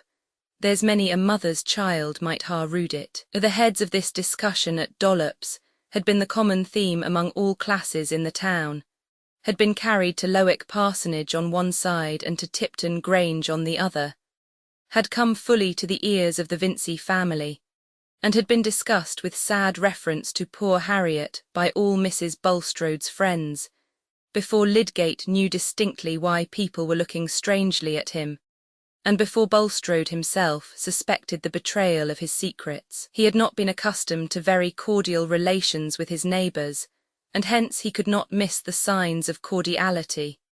Moreover, he had been taking journeys on business of various kinds, having now made up his mind that he need not quit Middlemarch, and feeling able consequently to determine on matters which he had before left in suspense. "We will make a journey to Cheltenham in the course of a month or two," he had said to his wife. "There are great spiritual advantages to be had in that town along with the air and the waters, and 6 weeks there will be eminently refreshing to us." He really believed in the spiritual advantages, and meant that his life henceforth should be the more devoted because of those later sins which he represented to himself as hypothetic, praying hypothetically for their pardon, "if I have herein transgressed." As to the hospital, he avoided saying anything further to Lydgate, fearing to manifest a too sudden change of plans immediately on the death of Raffles. In his secret soul, he believed that Lydgate suspected his orders to have been intentionally disobeyed, and suspecting this, he must also suspect a motive. But nothing had been betrayed to him as to the history of Raffles, and Bulstrode was anxious not to do anything which would give emphasis to his undefined suspicions. As to any certainty that a particular method of treatment would either save or kill, Lydgate himself was constantly arguing against such dogmatism. He had no right to speak, and he had every motive for being silent. Hence Bulstrode felt himself providentially secured. The only incident he had strongly winced under had been an occasional encounter with Caleb Garth, who, however, had raised his hat with mild gravity. Meanwhile, on the part of the principal townsmen, a strong determination was growing against him. A meeting was to be held in the town hall on a sanitary question which had risen into pressing importance by the occurrence of a cholera case in the town. Since the Act of Parliament, which had been hurriedly passed, authorising assessments for sanitary measures, there had been a board for the superintendence of such measures appointed in Middlemarch, and much cleansing and preparation had been concurred in by Whigs and Tories. The question now was whether a piece of ground outside the town should be secured as a burial ground by means of assessment or by private subscription. The meeting was to be open, and almost everybody of importance in the town was expected to be there. Mr. Bulstrode was a member of the board, and just before 12 o'clock he started from the bank with the intention of urging the plan of private subscription. Under the hesitation of his projects, he had for some time kept himself in the background, and he felt that he should this morning resume his old position as a man of action and influence in the public affairs of the town where he expected to end his days. Among the various persons going in the same direction he saw Lydgate. They joined, talked over the object of the meeting and entered it together. It seemed that everybody of mark had been earlier than they, but there were still spaces left near the head of the large central table, and they made their way thither. Mr. Fairbrother sat opposite, not far from Mr. Hawley. All the medical men were there. Mr. Thesiger was in the chair, and Mr. Brooke of Tipton was on his right hand. Lydgate noticed a peculiar interchange of glances when he and Bulstrode took their seats. After the business had been fully opened by the chairman, who pointed out the advantages of purchasing by subscription a piece of ground large enough to be ultimately used as a general cemetery, Mr. Bulstrode, whose rather high-pitched but subdued and fluent voice the town was used to at meetings of this sort, rose and asked leave to deliver his opinion. Lydgate could see again the peculiar interchange of glances before Mr. Hawley started up, and said in his firm resonant voice, "Mr. Chairman, I request that before any one delivers his opinion on this point I may be permitted to speak on a question of public feeling, which not only by myself, but by many gentlemen present is regarded as preliminary." Mr. Hawley's mode of speech, even when public decorum repressed his awful language, was formidable in its curtness and self-possession. Mr. Thesiger sanctioned the request, Mr. Bulstrode sat down, and Mr. Hawley continued. "In what I have to say, Mr. Chairman, I am not speaking simply on my own behalf. I am speaking with the concurrence and at the express request of no fewer than 8 of my fellow townsmen, who are immediately around us. It is our united sentiment that Mr. Bulstrode should be called upon, and I do now call upon him, to resign public positions which he holds not simply as a taxpayer, but as a gentleman among gentlemen. There are practices and there are acts which, owing to circumstances, the law cannot visit, though they may be worse than many things which are legally punishable. Honest men and gentlemen, if they don't want the company of people who perpetrate such acts, have got to defend themselves as they best can, and that is what I and the friends whom I may call my clients in this affair are determined to do. I don't say that Mr. Bulstrode has been guilty of shameful acts, but I call upon him either publicly to deny and confute the scandalous statements made against him by a man now dead, and who died in his house, the statement that he was for many years engaged in nefarious practices, and that he won his fortune by dishonest procedures, or else to withdraw from positions which could only have been allowed him as a gentleman among gentlemen." All eyes in the room were turned on Mr. Bulstrode, who, since the first mention of his name, had been going through a crisis of feeling almost too violent for his delicate frame to support. Lydgate, who himself was undergoing a shock as from the terrible practical interpretation of some faint augury, felt, nevertheless, that his own movement of resentful hatred was checked by that instinct of the healer, which thinks first of bringing rescue or relief to the sufferer. When he looked at the shrunken misery of Bulstrode's livid face, the quick vision that his life was after all a failure, that he was a dishonoured man, and must quail before the glance of those towards whom he had habitually assumed the attitude of a reprover. That God had disowned him before men, and left him unscreened to the triumphant scorn of those who were glad to have their hatred justified. The sense of utter futility in that equivocation with his conscience, in dealing with the life of his accomplice, an equivocation which now turned venomously upon him with the full-grown fang of a discovered lie. All this rushed through him like the agony of terror which fails to kill, and leaves the ears still open to the returning wave of execration. The sudden sense of exposure after the re-established sense of safety came, not to the coarse organization of a criminal, but to the susceptible nerve of a man whose intensest being lay in such mastery and predominance as the conditions of his life had shaped for him, but in that intense being lay the strength of reaction.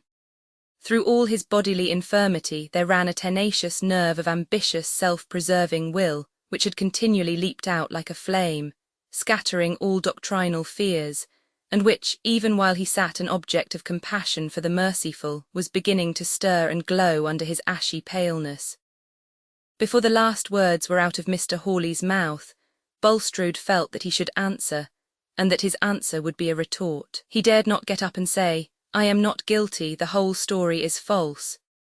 Even if he had dared this, it would have seemed to him, under his present keen sense of betrayal, as vain as to pull, for covering to his nakedness, a frail rag which would rend at every little strain. For a few moments there was total silence, while every man in the room was looking at Bulstrode. He sat perfectly still, leaning hard against the back of his chair. He could not venture to rise, and when he began to speak he pressed his hands upon the seat on each side of him. But his voice was perfectly audible, though hoarser than usual, and his words were distinctly pronounced, though he paused between sentence as if short of breath.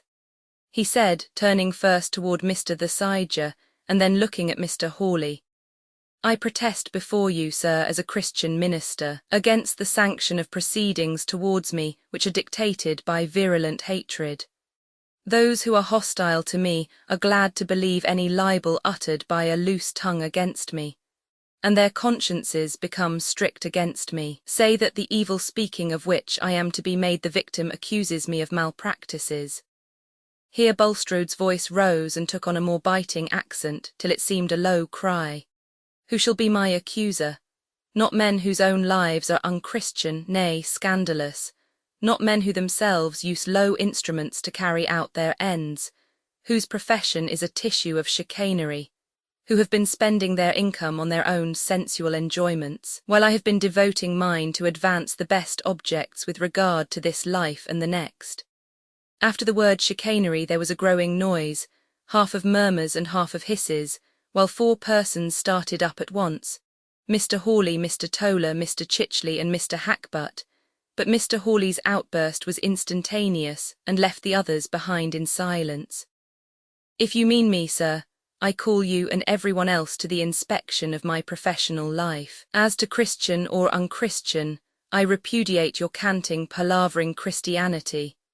And as to the way in which I spend my income, it is not my principle to maintain thieves and cheat offspring of their due inheritance in order to support religion and set myself up as a saintly killjoy.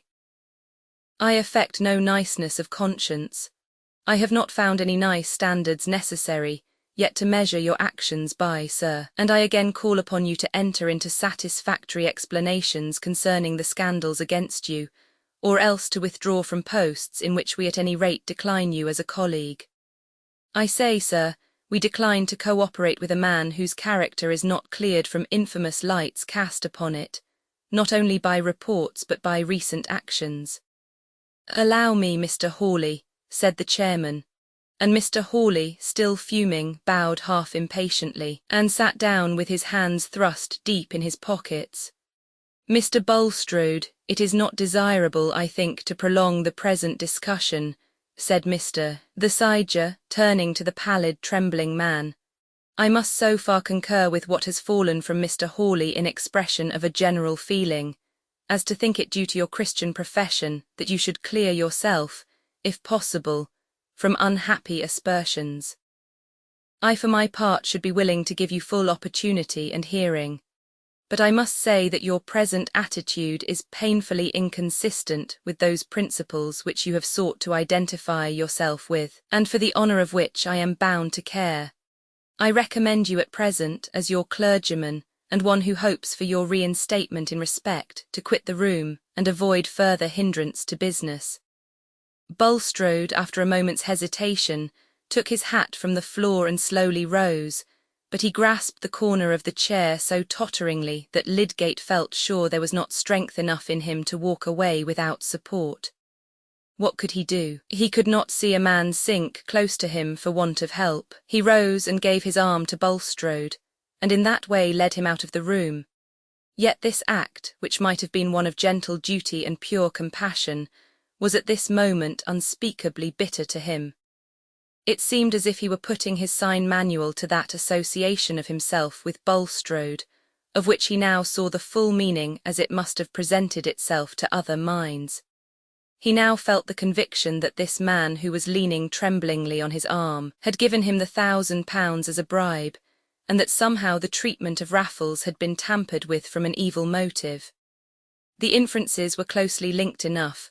The town knew of the loan, believed it to be a bribe, and believed that he took it as a bribe. Poor Lydgate, his mind struggling under the terrible clutch of this revelation, was all the while morally forced to take Mr. Bulstrode to the bank, send a man off for his carriage, and wait to accompany him home. Meanwhile the business of the meeting was dispatched, and fringed off into eager discussion among various groups concerning this affair of Bulstrode and Lydgate. Mr. Brooke, who had before heard only imperfect hints of it, and was very uneasy that he had gone a little too far in countenancing Bulstrode, now got himself fully informed, and felt some benevolent sadness in talking to Mr. Fairbrother about the ugly light in which Lydgate had come to be regarded. Mr. Fairbrother was going to walk back to Lowick. "Step into my carriage," said Mr. Brooke. "I am going round to see Mrs. Casaubon. She was to come back from Yorkshire last night. She will like to see me, you know." So they drove along, Mr. Brooke chatting with good-natured hope that there had not really been anything black in Lydgate's behaviour, a young fellow whom he had seen to be quite above the common mark when he brought a letter from his uncle Sir Godwin. Mr. Fairbrother said little. He was deeply mournful. With a keen perception of human weakness, he could not be confident that under the pressure of humiliating needs Lydgate had not fallen below himself. When the carriage drove up to the gate of the manor, Dorothea was out on the gravel and came to greet them. "Well, my dear," said Mr. Brooke, "we have just come from a meeting, a sanitary meeting, you know."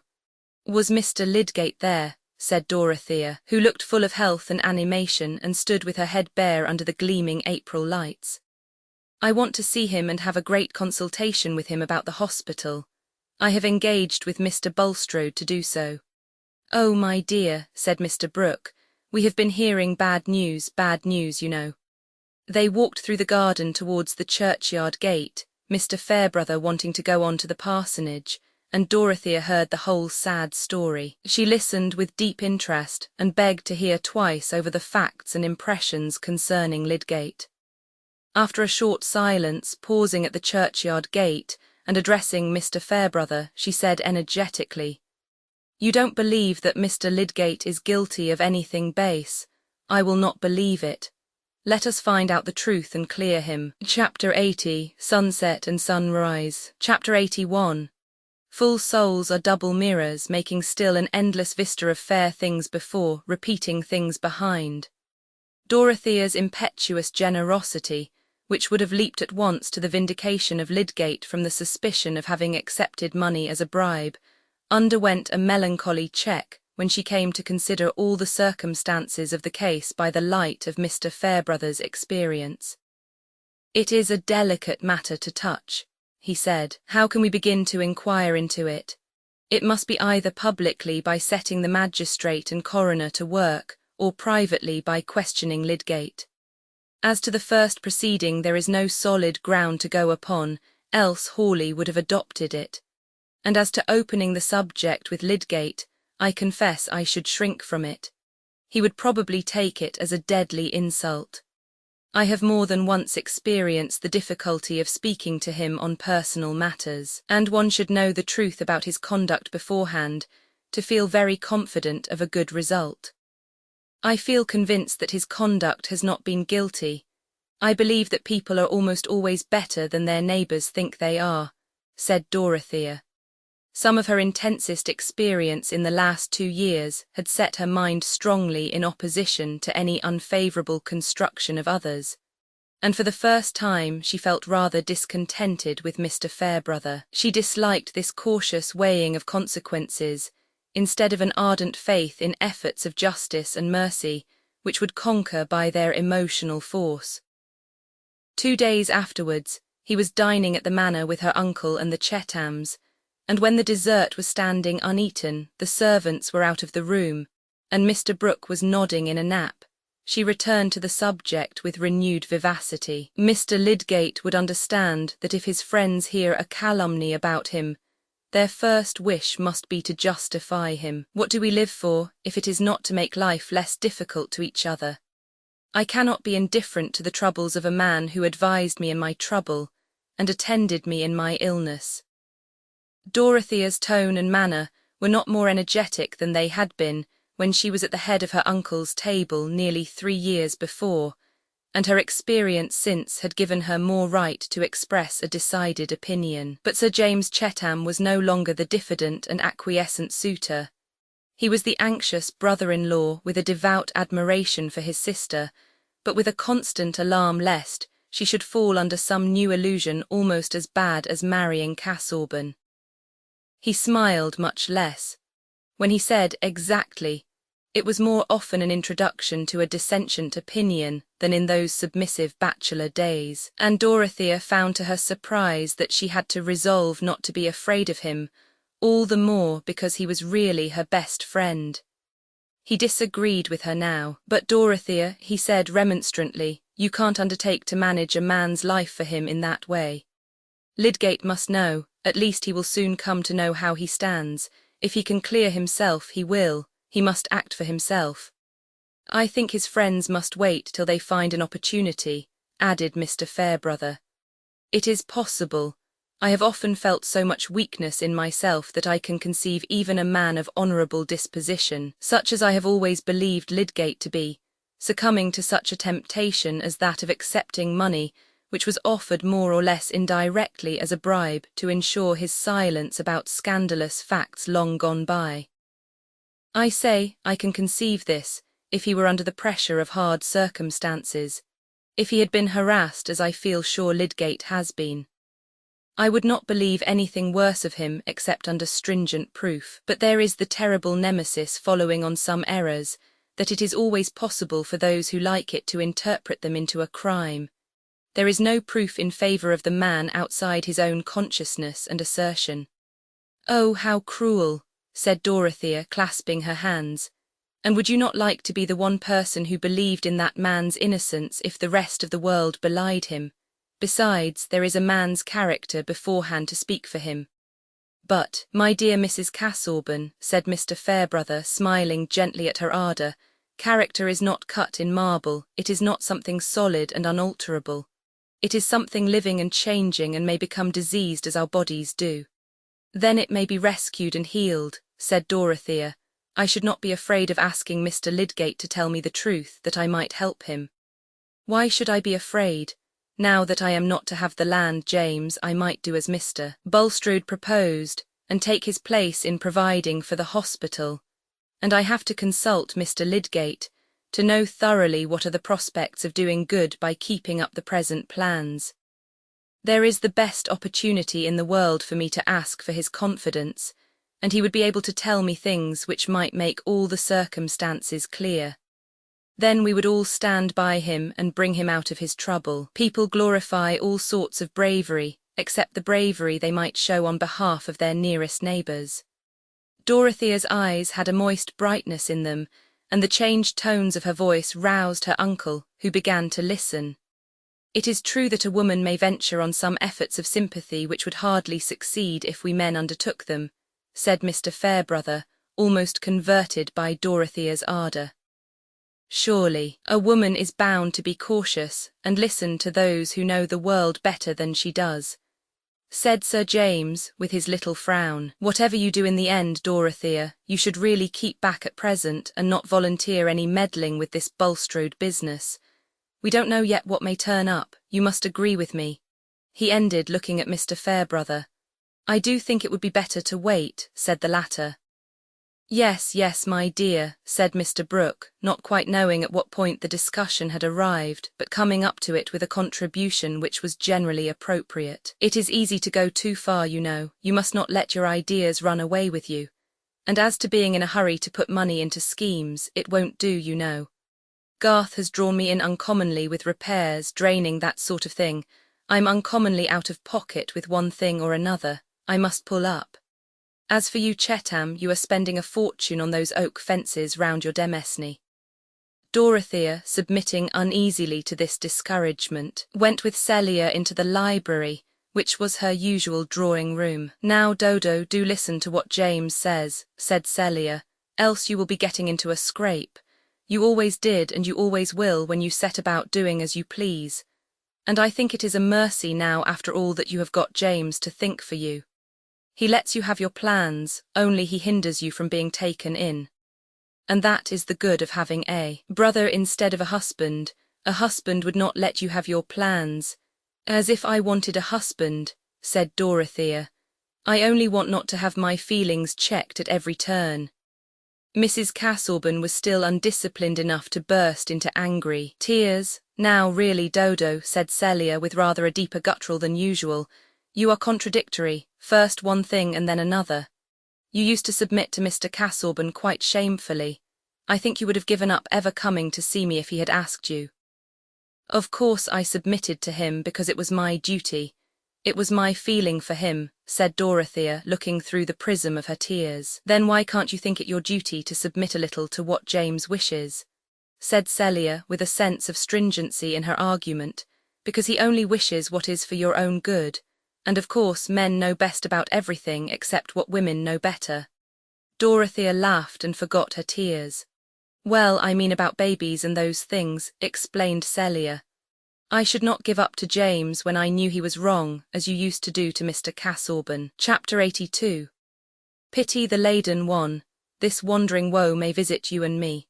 When Lydgate had allayed Mrs. Bulstrode's anxiety by telling her that her husband had been seized with faintness at the meeting, but that he trusted soon to see him better and would call again the next day, unless she sent for him earlier, he went directly home, got on his horse, and rode 3 miles out of the town for the sake of being out of reach. He felt himself becoming violent and unreasonable, as if raging under the pain of stings. He was ready to curse the day on which he had come to Middlemarch. Everything that had happened to him, there seemed a mere preparation for this hateful fatality, which had come as a blight on his honourable ambition, and must make even people who had only vulgar standards regard his reputation as irrevocably damaged. In such moments a man can hardly escape being unloving. Lydgate thought of himself as the sufferer, and of others as the agents who had injured his lot. He had meant everything to turn out differently, and others had thrust themselves into his life and thwarted his purposes. His marriage seemed an unmitigated calamity, and he was afraid of going to Rossamond before he had vented himself in this solitary rage, lest the mere sight of her should exasperate him and make him behave unwarrantably. There are episodes in most men's lives in which their highest qualities can only cast a deterring shadow over the objects that fill their inward vision. Lydgate's tender-heartedness was present just then only as a dread lest he should offend against it, not as an emotion that swayed him to tenderness. For he was very miserable. Only those who know the supremacy of the intellectual life, the life which has a seed of ennobling thought and purpose within it, can understand the grief of one who falls from that serene activity into the absorbing soul-wasting struggle with worldly annoyances. How was he to live on without vindicating himself among people who suspected him of baseness? How could he go silently away from Middlemarch as if he were retreating before a just condemnation? And yet how was he to set about vindicating himself? For that scene at the meeting, which he had just witnessed, although it had told him no particulars, had been enough to make his own situation thoroughly clear to him. Bulstrode had been in dread of scandalous disclosures on the part of Raffles. Lydgate could now construct all the probabilities of the case. He was afraid of some betrayal in my hearing. All he wanted was to bind me to him by a strong obligation. That was why he passed on a sudden from hardness to liberality. And he may have tampered with the patient, he may have disobeyed my orders. I fear he did.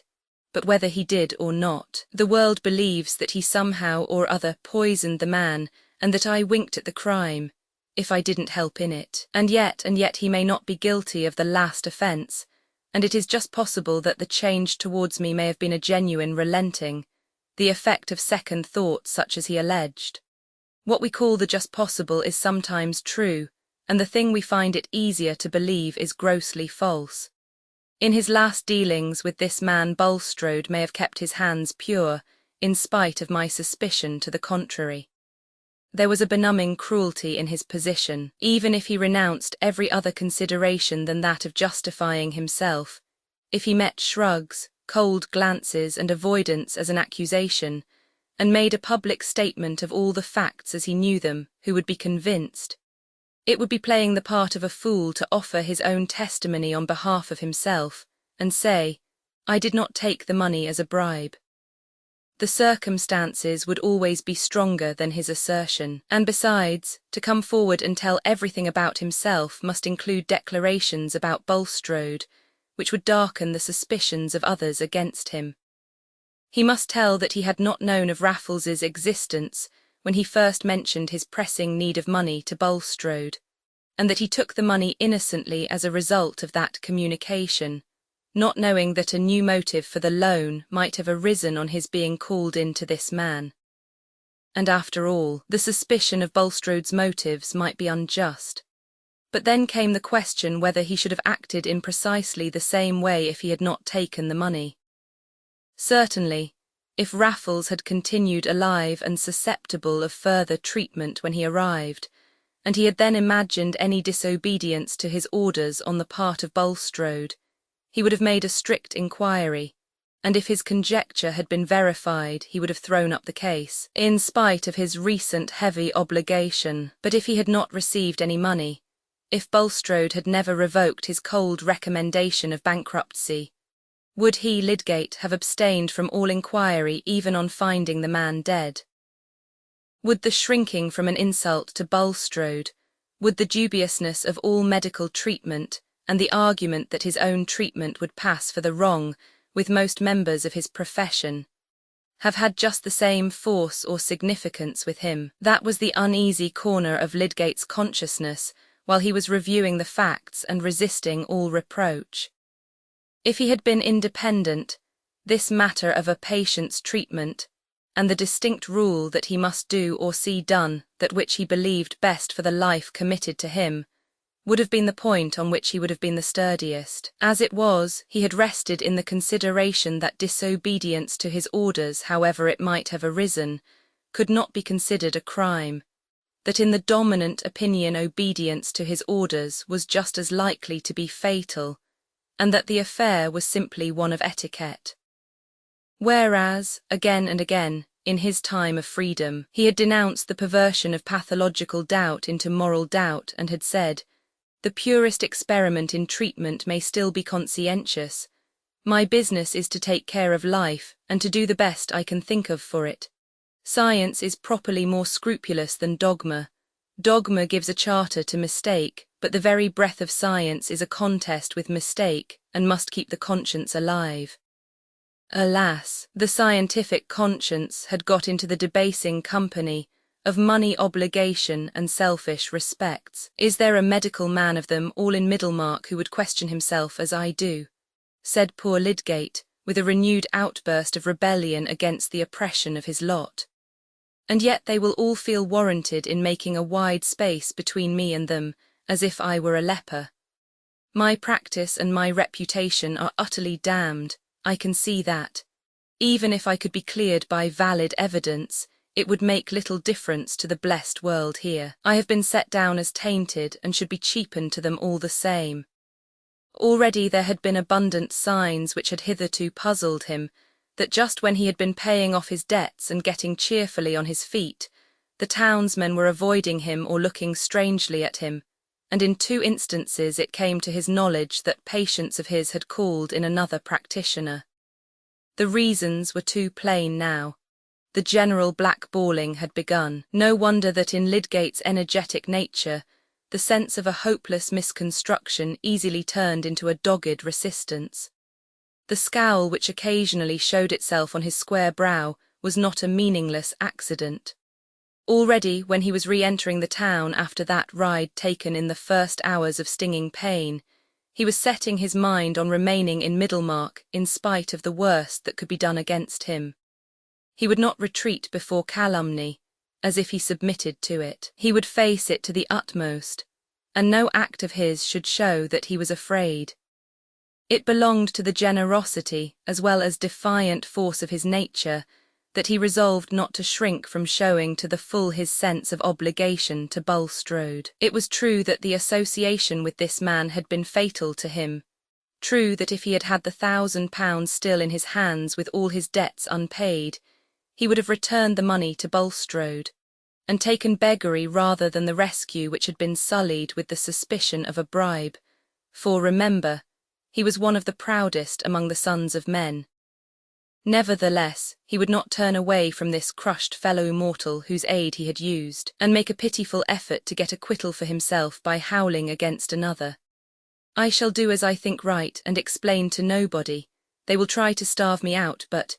He was going on with an obstinate resolve, but he was getting near home, and the thought of Rosamond urged itself again into that chief place from which it had been thrust by the agonized struggles of wounded honour and pride.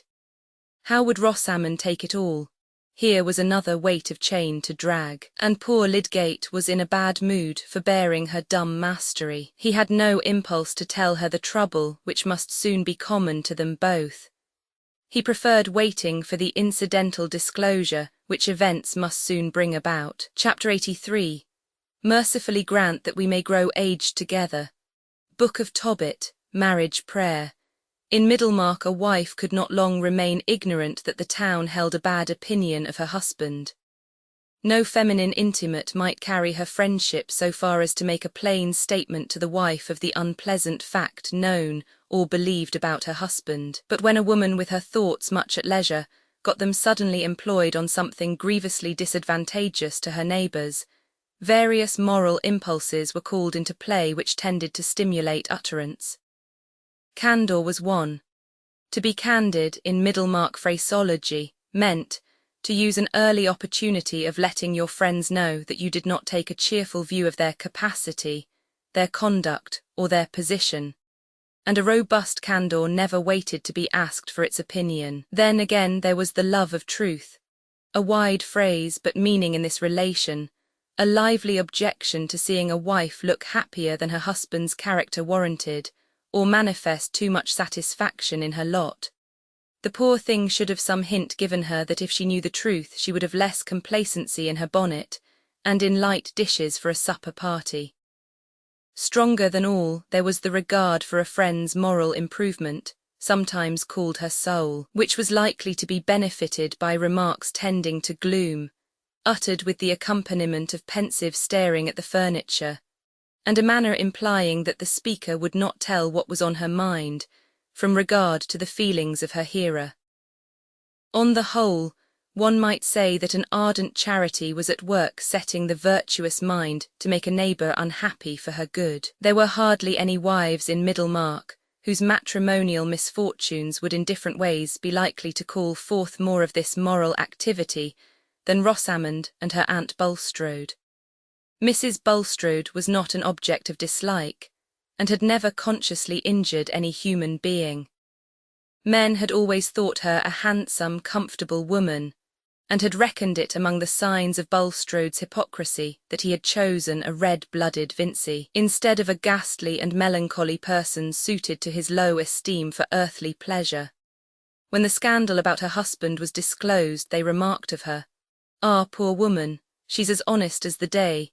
She never suspected anything wrong in him, you may depend on it. Women who were intimate with her talked together much of poor Harriet, imagined what her feelings must be when she came to know everything, and conjectured how much she had already come to know. There was no spiteful disposition towards her.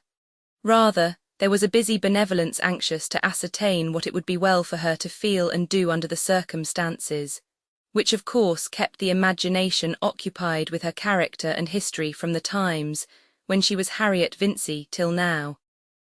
With the review of Mrs. Bulstrode and her position, it was inevitable to associate Rosamond, whose prospects were under the same blight with her aunt's. Rosamond was more severely criticised and less pitied, though she too, as one of the good old Vincey family who had always been known in Middlemarch, was regarded as a victim to marriage with an interloper. The Vinceys had their weaknesses, but then they lay on the surface. There was never anything bad to be found out concerning them. Mrs. Bulstrode was vindicated from any resemblance to her husband. Harriet's faults were her own. She has always been showy, said Mrs. Hackbutt, making tea for a small party, though she has got into the way of putting her religion forward to conform to her husband. She has tried to hold her head up above Middlemarch by making it known that she invites clergymen and heaven knows who from Riverston and those places.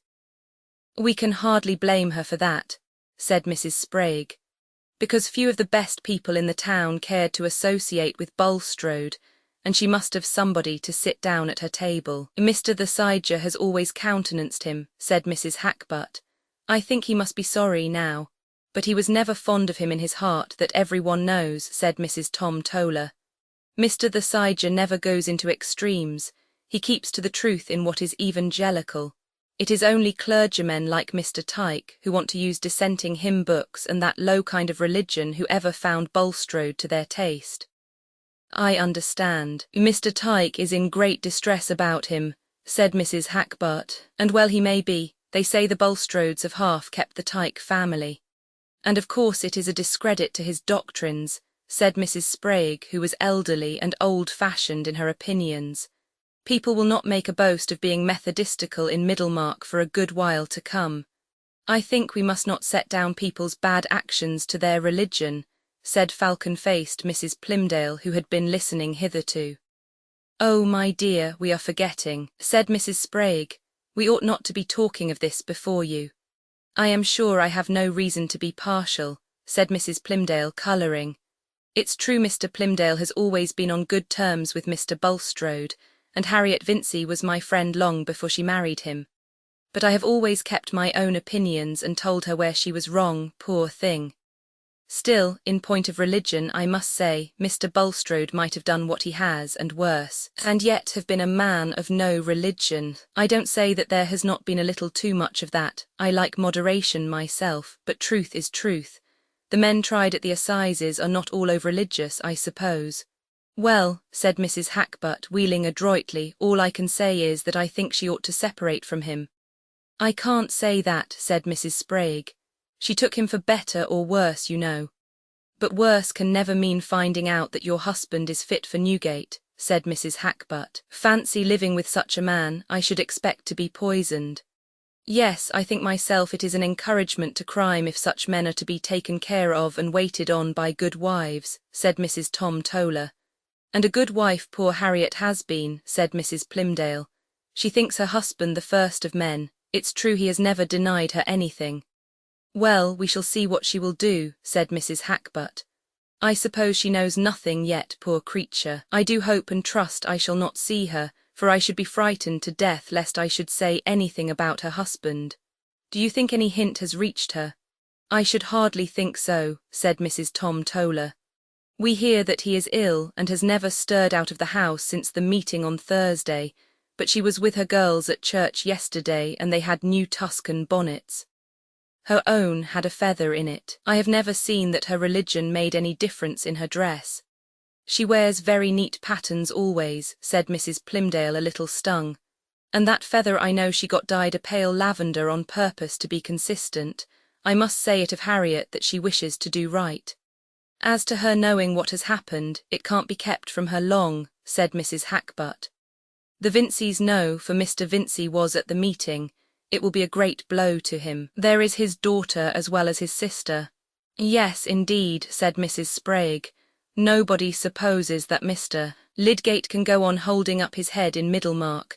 Things look so black about the £1,000 he took just at that man's death. It really makes one shudder. Pride must have a fall, said Mrs. Hackbutt. I am not so sorry for Rosamond Vincey that was as I am for her aunt, said Mrs. Plymdale. She needed a lesson. I suppose the Bulstrodes will go and live abroad somewhere, said Mrs. Sprague. That is what is generally done when there is anything disgraceful in a family. And a most deadly blow it will be to Harriet, said Mrs. Plymdale. If ever a woman was crushed, she will be. I pity her from my heart, and with all her faults few women are better. From a girl she had the neatest ways and was always good-hearted and as open as the day. You might look into her drawers when you would, always the same, and so she has brought up Kate and Ellen. You may think how hard it will be for her to go among foreigners. The doctor says that is what he should recommend the Lydgates to do, said Mrs. Sprague. He says Lydgate ought to have kept among the French. That would suit her well enough, I dare say, said Mrs. Plymdale. There is that kind of lightness about her. But she got that from her mother. She never got it from her Aunt Bulstrode, who always gave her good advice, and to my knowledge would rather have had her marry elsewhere. Mrs. Plymdale was in a situation which caused her some complication of feeling. There had been not only her intimacy with Mrs. Bulstrode, but also a profitable business relation of the great Plymdale dyeing house with Mr. Bulstrode, which on the one hand would have inclined her to desire that the mildest view of his character should be the true one, but on the other made her the more afraid of seeming to palliate his culpability. Again, the late alliance of her family with the Tollers had brought her in connection with the best circle, which gratified her in every direction, except in the inclination to those serious views which she believed to be the best in another sense. The sharp little woman's conscience was somewhat troubled in the adjustment of these opposing bests, and of her griefs and satisfactions under late events, which were likely to humble those who needed humbling, but also to fall heavily on her old friend, whose faults she would have preferred seeing on a background of prosperity. Poor Mrs. Bulstrode, meanwhile, had been no further shaken by the oncoming tread of calamity than in the busier stirring of that secret uneasiness which had always been present in her since the last visit of Raffles to the Shrubs, that the hateful man had come ill to Stone Court, and that her husband had chosen to remain there and watch over him. She allowed to be explained by the fact that Raffles had been employed and aided in earlier days, and that this made a tie of benevolence towards him in his degraded helplessness. And she had been since then innocently cheered by her husband's more hopeful speech about his own health and ability to continue his attention to business. The calm was disturbed when Lydgate had brought him home ill from the meeting, and in spite of comforting assurances during the next few days, she cried in private from the conviction that her husband was not suffering from bodily illness merely, but from something that afflicted his mind. He would not allow her to read to him, and scarcely to sit with him, alleging nervous susceptibility to sounds and movements. Yet she suspected that in shutting himself up in his private room, he wanted to be busy with his papers. Something, she felt sure, had happened. Perhaps it was some great loss of money, and she was kept in the dark. Not daring to question her husband, she said to Lydgate on the 5th day after the meeting, when she had not left home except to go to church, "Mr. Lydgate, pray be open with me. I like to know the truth. Has anything happened to Mr. Bulstrode?" "Some little nervous shock," said Lydgate evasively. He felt that it was not for him to make the painful revelation. "But what brought it on?" said Mrs. Bulstrode, looking directly at him with her large dark eyes. "There is often something poisonous in the air of public rooms," said Lydgate. "Strong men can stand it, but it tells on people in proportion to the delicacy of their systems. It is often impossible to account for the precise moment of an attack, or rather, to say why the strength gives way at a particular moment." Mrs. Bulstrode was not satisfied with this answer. There remained in her the belief that some calamity had befallen her husband, of which she was to be kept in ignorance, and it was in her nature strongly to object to such concealment. She begged leave for her daughters to sit with their father, and drove into the town to pay some visits, conjecturing that if anything were known to have gone wrong in Mr. Bulstrode's affairs, she should see or hear some sign of it. She called on Mrs. Thesiger, who was not at home, and then drove to Mrs. Hackbutt's on the other side of the churchyard. Mrs. Hackbutt saw her coming from an upstairs window, and remembering her former alarm lest she should meet Mrs. Bulstrode, felt almost bound in consistency to send word that she was not at home. But against that, there was a sudden strong desire within her for the excitement of an interview in which she was quite determined not to make the slightest allusion to what was in her mind. Hence Mrs. Bulstrode was shown into the drawing-room, and Mrs. Hackbutt went to her, with more tightness of lip and rubbing of her hands than was usually observable in her, these being precautions adopted against freedom of speech. She was resolved not to ask how Mr. Bulstrode was. "I have not been anywhere except to church for nearly a week," said Mrs. Bulstrode, after a few introductory remarks. "But Mr. Bulstrode was taken so ill at the meeting on Thursday that I have not liked to leave the house." Mrs. Hackbutt rubbed the back of one hand with the palm of the other held against her chest, and let her eyes ramble over the pattern on the rug. "Was Mr. Hackbutt at the meeting?" persevered Mrs. Bulstrode. "Yes, he was," said Mrs. Hackbutt with the same attitude. "The land is to be bought by subscription, I believe. Let us hope that there will be no more cases of cholera to be buried in it," said Mrs. Bulstrode. "It is an awful visitation, but I always think Middlemarch a very healthy spot. I suppose it is being used to it from a child, but I never saw the town I should like to live at better, and especially our end." "I am sure I should be glad that you always should live at Middlemarch, Mrs. Bulstrode," said Mrs. Hackbutt with a slight sigh. "Still, we must learn to resign ourselves wherever our lot may be cast, though I am sure there will always be people in this town who will wish you well." Mrs. Hackbutt longed to say, "If you take my advice you will part from your husband," but it seemed clear to her that the poor woman knew nothing of the thunder ready to bolt on her head, and she herself could do no more than prepare her a little. Mrs. Bulstrode felt suddenly rather chill and trembling. There was evidently something unusual behind this speech of Mrs. Hackbutt's, but though she had set out with the desire to be fully informed, she found herself unable now to pursue her brave purpose, and turning the conversation by an inquiry about the young Hackbutts, she soon took her leave, saying that she was going to see Mrs. Plymdale. On her way thither she tried to imagine that there might have been some unusually warm sparring at the meeting between Mr. Bulstrode and some of his frequent opponents. Perhaps Mr. Hackbutt might have been one of them. That would account for everything. But when she was in conversation with Mrs. Plymdale, that comforting explanation seemed no longer tenable. Selina received her with a pathetic affectionateness, and a disposition to give edifying answers on the commonest topics, which could hardly have reference to an ordinary quarrel, of which the most important consequence was a perturbation of Mr. Bulstrode's health. Beforehand Mrs. Bulstrode had thought that she would sooner question Mrs. Plymdale than anyone else, but she found to her surprise that an old friend is not always the person whom it is easiest to make a confidant of. There was the barrier of remembered communication under other circumstances. There was the dislike of being pitied and informed by one who had been long wont to allow her the superiority.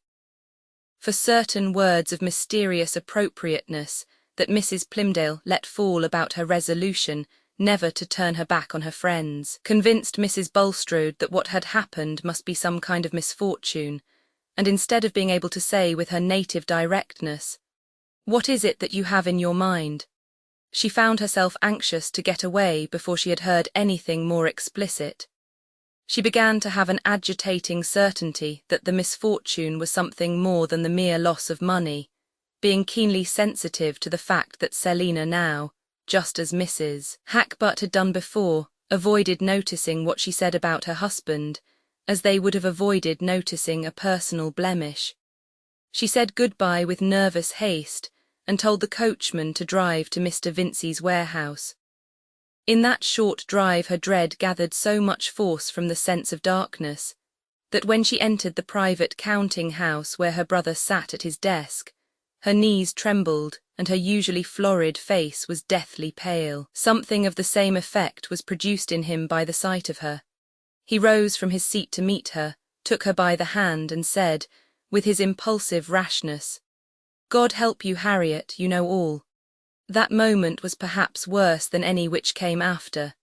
It contained that concentrated experience which in great crises of emotion reveals the bias of a nature, and is prophetic of the ultimate act which will end an intermediate struggle. Without that memory of Raffles, she might still have thought only of monetary ruin. But now, along with her brother's look and words, there darted into her mind the idea of some guilt in her husband. Then, under the working of terror, came the image of her husband exposed to disgrace. And then, after an instant of scorching shame in which she felt only the eyes of the world, with one leap of her heart she was at his side in mournful but unreproaching fellowship with shame and isolation. All this went on within her in a mere flash of time, while she sank into the chair and raised her eyes to her brother who stood over her. "I know nothing, Walter, what is it?" she said faintly. He told her everything very inartificially in slow fragments, making her aware that the scandal went much beyond proof, especially as to the end of Raffles. "People will talk," he said. "Even if a man has been acquitted by a jury, they'll talk and nod and wink, and as far as the world goes, a man might often as well be guilty as not. It's a breakdown blow, and it damages Lydgate as much as Bulstrode. I don't pretend to say what is the truth. I only wish we had never heard the name of either Bulstrode or Lydgate. You'd better have been a Vincey all your life, and so had Rosamond." Mrs. Bulstrode made no reply. "But you must bear up as well as you can, Harriet. People don't blame you, and I'll stand by you whatever you make up your mind to do," said the brother with rough but well-meaning affectionateness. "Give me your arm to the carriage, Walter," said Mrs. Bulstrode. "I feel very weak." And when she got home she was obliged to say to her daughter, "I am not well, my dear, I must go and lie down. Attend to your papa, leave me in quiet, I shall take no dinner." She locked herself in her room. She needed time to get used to her maimed consciousness, her poor lopped life, before she could walk steadily to the place allotted her. A new searching light had fallen on her husband's character, and she could not judge him leniently. The 20 years in which she had believed in him and venerated him by virtue of his concealments came back with particulars that made them seem an odious deceit. He had married her with that bad past life hidden behind him, and she had no faith left to protest his innocence of the worst that was imputed to him. Her honest, ostentatious nature made the sharing of a merited dishonour as bitter as it could be to any mortal. But this imperfectly taught woman, whose phrases and habits were an odd patchwork, had a loyal spirit within her. The man whose prosperity she had shared through nearly half a life, and who had unvaryingly cherished her. Now that punishment had befallen him, it was not possible to her in any sense to forsake him. There is a forsaking which still sits at the same board and lies on the same couch with the forsaken soul, withering it the more by unloving proximity. She knew when she locked her door that she should unlock it ready to go down to her unhappy husband and espouse his sorrow, and say of his guilt, "I will mourn and not reproach." But she needed time to gather up her strength. She needed to sob out her farewell to all the gladness and pride of her life. When she had resolved to go down, she prepared herself by some little acts which might seem mere folly to a hard onlooker. They were her way of expressing to all spectators, visible or invisible, that she had begun a new life in which she embraced humiliation. She took off all her ornaments and put on a plain black gown, and instead of wearing her much-adorned cap and large bows of hair, she brushed her hair down and put on a plain bonnet cap, which made her look suddenly like an early Methodist. Bulstrode, who knew that his wife had been out and had come in saying that she was not well, had spent the time in an agitation equal to hers. He had looked forward to her learning the truth from others, and had acquiesced in that probability, as something easier to him than any confession. But now that he imagined the moment of her knowledge come, he awaited the result in anguish. His daughters had been obliged to consent to leave him, and though he had allowed some food to be brought to him, he had not touched it. He felt himself perishing slowly in unpitied misery. Perhaps he should never see his wife's face with affection in it again, and if he turned to God there seemed to be no answer but the pressure of retribution. It was 8 o'clock in the evening before the door opened and his wife entered. He dared not look up at her. He sat with his eyes bent down, and as she went towards him she thought he looked smaller. He seemed so withered and shrunken. A movement of new compassion and old tenderness went through her like a great wave, and putting one hand on his which rested on the arm of the chair, and the other on his shoulder, she said, solemnly but kindly, "Look up, Nicholas." He raised his eyes with a little start and looked at her half amazed for a moment.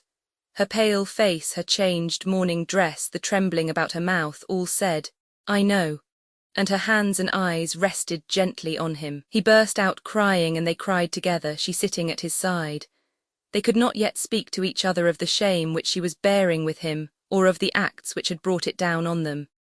His confession was silent, and her promise of faithfulness was silent.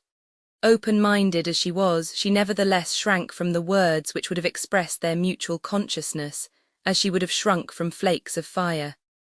She could not say, "How much is only slander and false suspicion?" And he did not say, "I am innocent." Chapter 84. Le sentiment de la fausseté des plaisirs présents, et l'ignorance de la vanité des plaisirs absents coursant l'inconstance. Pascal. Rosamond had a gleam of returning cheerfulness when the house was freed from the threatening figure, and when all the disagreeable creditors were paid. But she was not joyous. Her married life had fulfilled none of her hopes and had been quite spoiled for her imagination. In this brief interval of calm, Lydgate, remembering that he had often been stormy in his hours of perturbation, and mindful of the pain Rosamond had had to bear, was carefully gentle towards her. But he, too, had lost some of his old spirit, and he still felt it necessary to refer to an economical change in their way of living as a matter of course, trying to reconcile her to it gradually, and repressing his anger when she answered by wishing that he would go to live in London. When she did not make this answer, she listened languidly, and wondered what she had that was worth living for. The hard and contemptuous words which had fallen from her husband in his anger had deeply offended that vanity which he had at first called into active enjoyment, and what she regarded as his perverse way of looking at things kept up a secret repulsion, which made her receive all his tenderness as a poor substitute for the happiness he had failed to give her. They were at a disadvantage with their neighbours, and there was no longer any outlook towards Quallingham. There was no outlook anywhere, except in an occasional letter from Will Ladislaw. She had felt stung and disappointed by Will's resolution to quit Middlemarch, for in spite of what she knew and guessed about his admiration for Dorothea, she secretly cherished the belief that he had, or would necessarily come to have, much more admiration for herself. Rosamond being one of those women who live much in the idea that each man they meet would have preferred them if the preference had not been hopeless. Mrs. Casaubon was all very well, but Will's interest in her dated before he knew Mrs. Lydgate.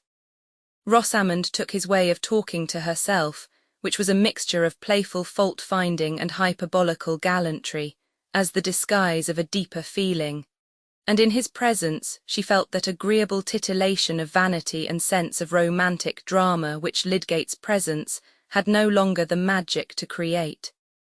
She even fancied, what will not men and women fancy in these matters, that Will exaggerated his admiration for Mrs. Casaubon in order to pique herself. In this way poor Rosamond's brain had been busy before Will's departure. He would have made, she thought, a much more suitable husband for her than she had found in Lydgate. No notion could have been falser than this, for Rosamond's discontent in her marriage was due to the conditions of marriage itself, to its demand for self-suppression and tolerance, and not to the nature of her husband. But the easy conception of an unreal better had a sentimental charm which diverted her ennui. She constructed a little romance which was to vary the flatness of her life. Will Ladislaw was always to be a bachelor and live near her, always to be at her command, and have an understood though never fully expressed passion for her, which would be sending out lambent flames every now and then in interesting scenes. His departure had been a proportionate disappointment, and had sadly increased her weariness of Middlemarch. But at first she had the alternative dream of pleasures in store from her intercourse with the family at Quallingham. Since then the troubles of her married life had deepened, and the absence of other relief encouraged her regretful rumination over that thin romance which she had once fed on. Men and women make sad mistakes about their own symptoms, taking their vague, uneasy longings, sometimes for genius, sometimes for religion, and oftener still for a mighty love. Will Ladislaw had written chatty letters, half to her and half to Lydgate, and she had replied. Their separation, she felt, was not likely to be final, and the change she now most longed for was that Lydgate should go to live in London. Everything would be agreeable in London, and she had set to work with quiet determination to win this result when there came a sudden, delightful promise which inspirited her. It came shortly before the memorable meeting at the town hall, and was nothing less than a letter from Will Ladislaw to Lydgate, which turned indeed chiefly on his new interest in plans of colonization, but mentioned incidentally that he might find it necessary to pay a visit to Middlemarch within the next few weeks. A very pleasant necessity, he said, almost as good as holidays to a schoolboy. He hoped there was his old place on the rug, and a great deal of music in store for him, but he was quite uncertain as to the time. While Lydgate was reading the letter to Rosamond, her face looked like a reviving flower. It grew prettier and more blooming. There was nothing unendurable now. The debts were paid, Mr. Ladislaw was coming, and Lydgate would be persuaded to leave Middlemarch and settle in London, which was so different from a provincial town. That was a bright bit of morning, but soon the sky became black over poor Rosamond, the presence of a new gloom in her husband, about which he was entirely reserved towards her, for he dreaded to expose his lacerated feeling to her neutrality and misconception, soon received a painfully strange explanation, alien to all her previous notions of what could affect her happiness. In the new gaiety of her spirits, thinking that Lydgate had merely a worse fit of moodiness than usual, causing him to leave her remarks unanswered, and evidently to keep out of her way as much as possible, she chose, a few days after the meeting, and without speaking to him on the subject, to send out notes of invitation for a small evening party, feeling convinced that this was a judicious step, since people seemed to have been keeping aloof from them, and wanted restoring to the old habit of intercourse. When the invitations had been accepted, she would tell Lydgate and give him a wise admonition as to how a medical man should behave to his neighbours, for Rosamond had the gravest little airs possible about other people's duties. But all the invitations were declined, and the last answer came into Lydgate's hands. "This is Chichley's scratch. What is he writing to you about?" said Lydgate wonderingly as he handed the note to her. She was obliged to let him see it, and, looking at her severely, he said, "Why on earth have you been sending out invitations without telling me, Rosamond? I insist that you will not invite any one to this house. I suppose you have been inviting others and they have refused too." She said nothing. "Do you hear me?" thundered Lydgate. "Yes, certainly I hear you," said Rosamond, turning her head aside with the movement of a graceful long-necked bird. Lydgate tossed his head without any grace and walked out of the room, feeling himself dangerous. Rosamond's thought was that he was getting more and more unbearable, not that there was any new special reason for this peremptoriness. His indisposition to tell her anything in which he was sure beforehand that she would not be interested was growing into an unreflecting habit, and she was in ignorance of everything connected with the £1,000, except that the loan had come from her uncle Bulstrode. Lydgate's odious humours, and their neighbours' apparent avoidance of them, had an unaccountable date for her in their relief from money difficulties. If the invitations had been accepted, she would have gone to invite her mamma and the rest, whom she had seen nothing of for several days. and she now put on her bonnet to go and inquire what had become of them all, suddenly feeling as if there were a conspiracy to leave her in isolation with a husband disposed to offend everybody. It was after the dinner hour, and she found her father and mother seated together alone in the drawing-room. They greeted her with sad looks, saying, "Well, my dear," and no more. She had never seen her father look so downcast, and seating herself near him she said, "Is there anything the matter, Papa?" He did not answer, but Mrs. Vincey said, "Oh, my dear, have you heard nothing? It won't be long before it reaches you." "Is it anything about Tertius?" said Rosamond, turning pale. The idea of trouble immediately connected itself with what had been unaccountable to her in him. "Oh, my dear, yes, to think of your marrying into this trouble. Debt was bad enough, but this will be worse." "Stay, stay, Lucy," said Mr. Vincey. "Have you heard nothing about your Uncle Bulstrode, Rosamond?"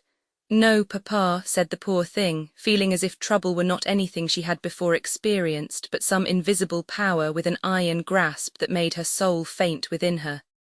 Her father told her everything, saying at the end, "It's better for you to know, my dear. I think Lydgate must leave the town. Things have gone against him. I dare say he couldn't help it. I don't accuse him of any harm," said Mr. Vincey. He had always before been disposed to find the utmost fault with Lydgate. The shock to Rosamond was terrible. It seemed to her that no lot could be so cruelly hard as hers to have married a man who had become the centre of infamous suspicions. In many cases it is inevitable that the shame is felt to be the worst part of crime, and it would have required a great deal of disentangling reflection, such as had never entered into Rosamond's life, for her in these moments to feel that her trouble was less than if her husband had been certainly known to have done something criminal. All the shame seemed to be there, and she had innocently married this man with the belief that he and his family were a glory to her. She showed her usual reticence to her parents and only said that if Lydgate had done as she wished he would have left Middlemarch long ago. "She bears it beyond anything," said her mother when she was gone. "Ah, thank God," said Mr. Vincey, who was much broken down, but Rosamond went home with a sense of justified repugnance towards her husband. What had he really done? How had he really acted? She did not know. Why had he not told her everything? He did not speak to her on the subject, and of course she could not speak to him. It came into her mind once that she would ask her father to let her go home again, but dwelling on that prospect made it seem utter dreariness to her. A married woman gone back to live with her parents, life seemed to have no meaning for her in such a position. She could not contemplate herself in it. The next 2 days Lydgate observed a change in her, and believed that she had heard the bad news. Would she speak to him about it, or would she go on forever in the silence which seemed to imply that she believed him guilty? We must remember that he was in a morbid state of mind, in which almost all contact was pain. Certainly Rosamond in this case had equal reason to complain of reserve and want of confidence on his part, but in the bitterness of his soul he excused himself. Was he not justified in shrinking from the task of telling her, since now she knew the truth she had no impulse to speak to him? But a deeper lying consciousness that he was in fault made him restless, and the silence between them became intolerable to him. It was as if they were both adrift on one piece of wreck and looked away from each other. He thought, "I am a fool. Haven't I given up expecting anything? I have married care, not help." And that evening he said, "Rosamond, have you heard anything that distresses you?" "Yes," she answered, laying down her work which she had been carrying on with a languid semi-consciousness most unlike her usual self. "What have you heard?" "Everything, I suppose. Papa told me that people think me disgraced." "Yes," said Rosamond faintly, beginning to sew again automatically. There was silence. Lydgate thought, if she has any trust in me, any notion of what I am, she ought to speak now and say that she does not believe I have deserved disgrace. But Rosamond on her side went on moving her fingers languidly. Whatever was to be said on the subject she expected to come from Tertius. What did she know? And if he were innocent of any wrong, why did he not do something to clear himself? This silence of hers brought a new rush of gall to that bitter mood, in which Lydgate had been saying to himself that nobody believed in him. Even Fairbrother had not come forward. He had begun to question her with the intent that their conversation should disperse the chill fog which had gathered between them, but he felt his resolution checked by despairing resentment. Even this trouble, like the rest, she seemed to regard as if it were hers alone. He was always to her a being apart, doing what she objected to. He started from his chair with an angry impulse, and thrusting his hands in his pockets, walked up and down the room. There was an underlying consciousness all the while that he should have to master this anger and tell her everything and convince her of the facts. For he had almost learned the lesson that he must bend himself to her nature, and that because she came short in her sympathy, he must give them more. Soon he recurred to his intention of opening himself. The occasion must not be lost. If he could bring her to feel with some solemnity that here was a slander which must be met and not run away from, and that the whole trouble had come out of his desperate want of money, it would be a moment for urging powerfully on her that they should be one in the resolve to do with as little money as possible, so that they might weather the bad time and keep themselves independent. He would mention the definite measures which he desired to take, and win her to a willing spirit. He was bound to try this, and what else was there for him to do?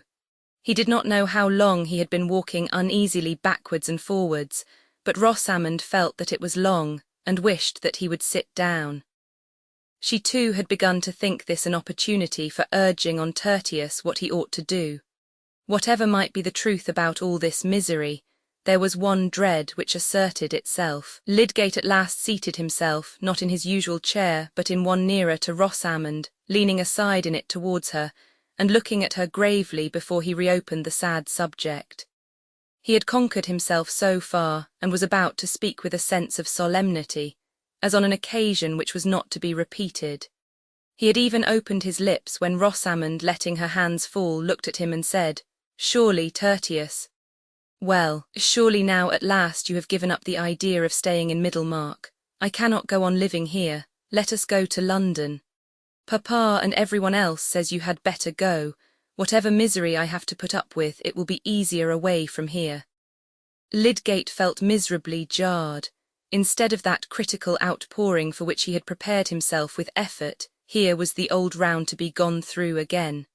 He could not bear it. With a quick change of countenance, he rose and went out of the room. Perhaps if he had been strong enough to persist in his determination to be the more because she was less, that evening might have had a better issue. If his energy could have borne down that check, he might still have wrought on Rosamond's vision and will. We cannot be sure that any natures, however inflexible or peculiar, will resist this effect from a more massive being than their own. They may be taken by storm, and for the moment converted, becoming part of the soul which enwraps them in the ardour of its movement. But poor Lydgate had a throbbing pain within him, and his energy had fallen short of its task. The beginning of mutual understanding and resolve seemed as far off as ever. Nay, it seemed blocked out by the sense of unsuccessful effort. They lived on from day to day with their thoughts still apart, Lydgate going about what work he had in a mood of despair, and Rosamond feeling, with some justification, that he was behaving cruelly. It was of no use to say anything to Tertius, but when Will Ladislaw came, she was determined to tell him everything. In spite of her general reticence, she needed someone who would recognise her wrongs. Chapter 85. To mercy, pity, peace, and love all pray in their distress, and to these virtues of delight return their thankfulness. For mercy has a human heart, pity a human face, and love the human form divine, and peace the human dress. William Blake, Songs of Innocence. Some days later, Lydgate was riding to Lowick Manor in consequence of a summons from Dorothea. The summons had not been unexpected, since it had followed a letter from Mr. Bulstrode, in which he stated that he had resumed his arrangements for quitting Middlemarch, and must remind Lydgate of his previous communications about the hospital, to the purport of which he still adhered. It had been his duty, before taking further steps, to reopen the subject with Mrs. Casaubon, who now wished, as before, to discuss the question with Lydgate. "Your views may possibly have undergone some change," wrote Mr. Bulstrode, But in that case also, it is desirable that you should lay them before her. Dorothea awaited his arrival with eager interest. Though in deference to her masculine advisers, she had refrained from what Sir James had called interfering in this Bulstrode business. The hardship of Lydgate's position was continually in her mind, and when Bulstrode applied to her again about the hospital, she felt that the opportunity was come to her which she had been hindered from hastening. In her luxurious home, wandering under the boughs of her own great trees, her thought was going out over the lot of others, and her emotions were imprisoned. The idea of some active good within her reach haunted her like a passion, and another's need having once come to her as a distinct image, preoccupied her desire with the yearning to give relief and made her own ease tasteless. She was full of confident hope about this interview with Lydgate, never heeding what was said of his personal reserve, never heeding that she was a very young woman. Nothing could have seemed more irrelevant to Dorothea than insistence on her youth and sex, when she was moved to show her human fellowship. As she sat waiting in the library, she could do nothing but live through again all the past scenes which had brought Lydgate into her memories. They all owed their significance to her marriage and its troubles, but no, there were two occasions in which the image of Lydgate had come painfully, in connection with his wife and someone else. The pain had been allayed for Dorothea, but it had left in her an awakened conjecture as to what Lydgate's marriage might be to him, a susceptibility to the slightest hint about Mrs. Lydgate. These thoughts were like a drama to her, and made her eyes bright, and gave an attitude of suspense to her whole frame, though she was only looking out from the brown library onto the turf and the bright green buds which stood in relief against the dark evergreens. When Lydgate came in, she was almost shocked at the change in his face, which was strikingly perceptible to her who had not seen him for 2 months. It was not the change of emaciation, but that effect which even young faces will very soon show from the persistent presence of resentment and despondency. Her cordial look when she put out her hand to him softened his expression, but only with melancholy. "I have wished very much to see you for a long while, Mr. Lydgate," said Dorothea when they were seated opposite each other, "but I put off asking you to come until Mr. Bulstrode applied to me again about the hospital. I know that the advantage of keeping the management of it separate from that of the infirmary depends on you, or, at least, on the good which you are encouraged to hope for from having it under your control. And I am sure you will not refuse to tell me exactly what you think. You want to decide whether you should give a generous support to the hospital," said Lydgate. "I cannot conscientiously advise you to do it in dependence on any activity of mine. I may be obliged to leave the town." He spoke curtly, feeling the ache of despair as to his being able to carry out any purpose that Rosamond had set her mind against. "Not because there is no one to believe in you," said Dorothea, pouring out her words in clearness from a full heart. "I know the unhappy mistakes about you. I knew them from the first moment to be mistakes. You have never done anything vile, you would not do anything dishonourable." It was the first assurance of belief in him that had fallen on Lydgate's ears. He drew a deep breath and said, "Thank you."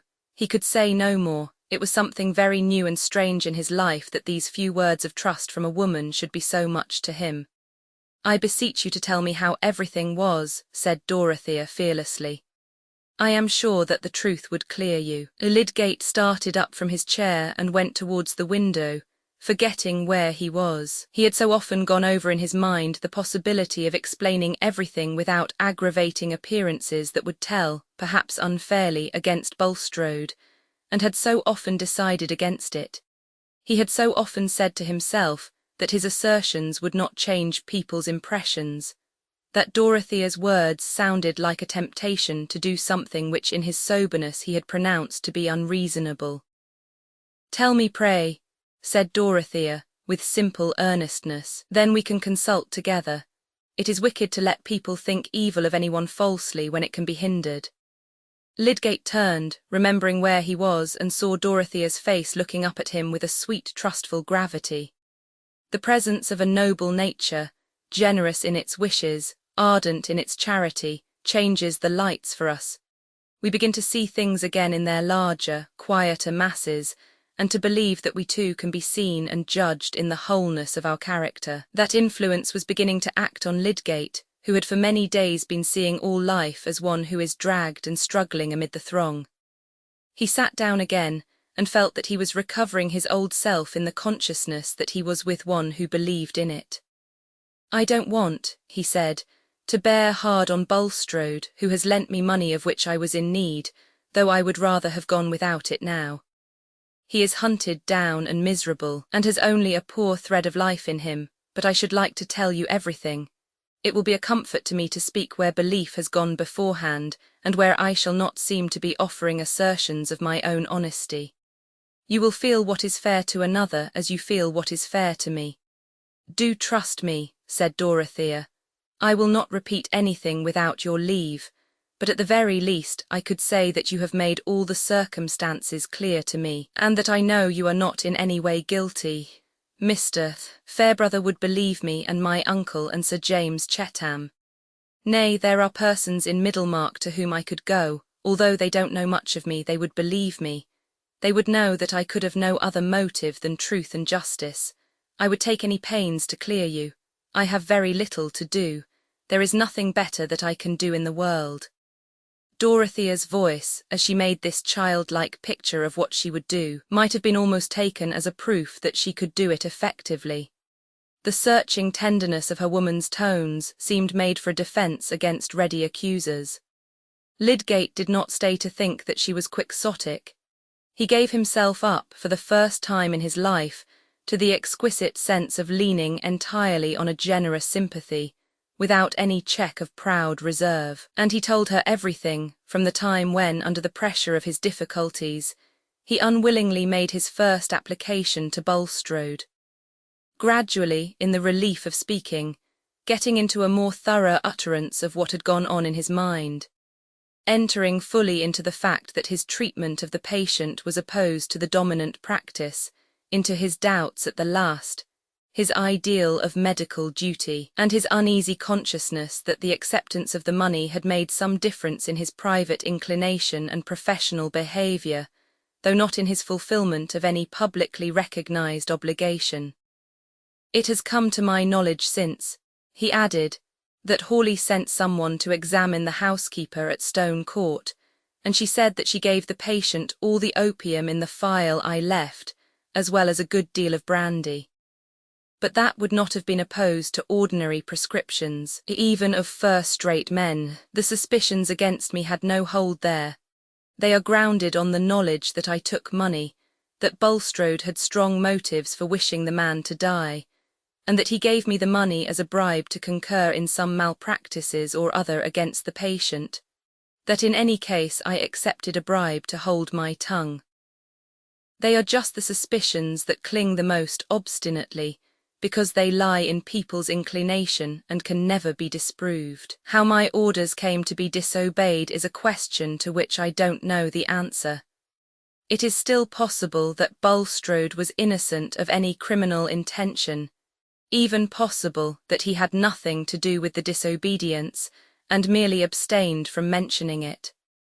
But all that has nothing to do with the public belief. It is one of those cases on which a man is condemned on the ground of his character.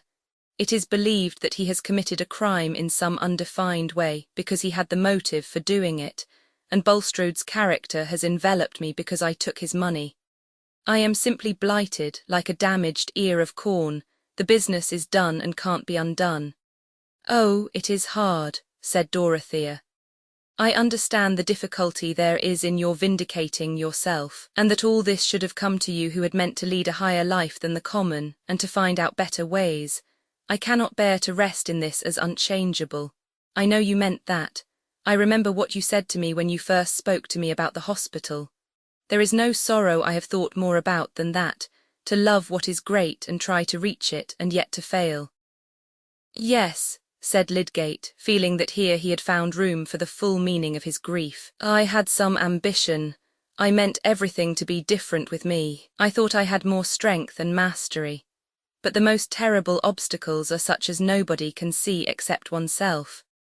"Suppose," said Dorothea meditatively, Suppose we kept on the hospital according to the present plan, and you stayed here though only with the friendship and support of a few, the evil feeling towards you would gradually die out. There would come opportunities in which people would be forced to acknowledge that they had been unjust to you, because they would see that your purposes were pure. You may still win a great fame like the Louis and Lineck I have heard you speak of, and we shall all be proud of you, she ended with a smile.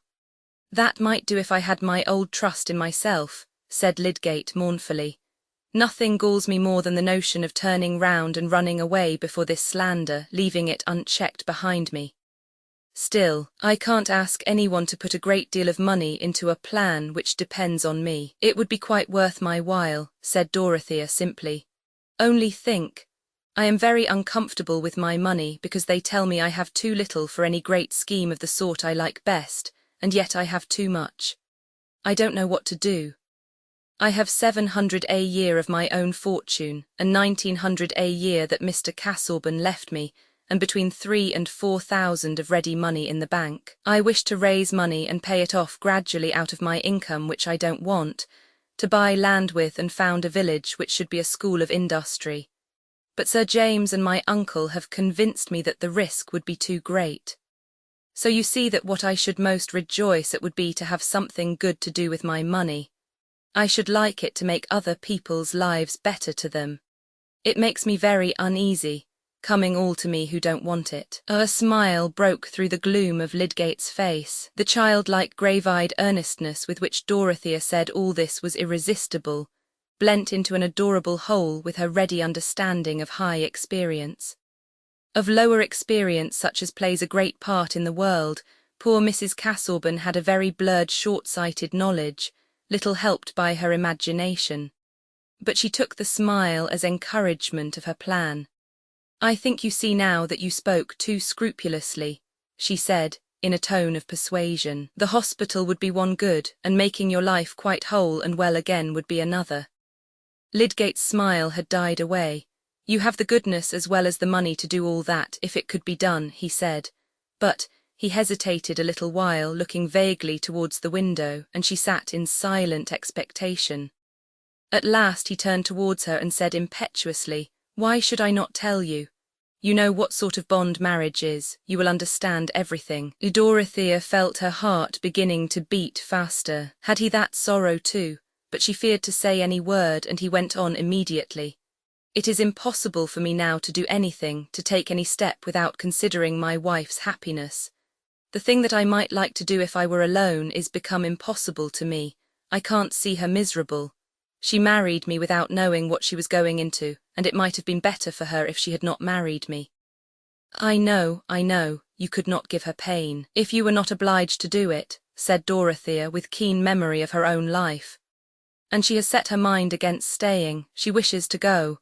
The troubles she has had here have wearied her," said Lydgate, breaking off again lest he should say too much.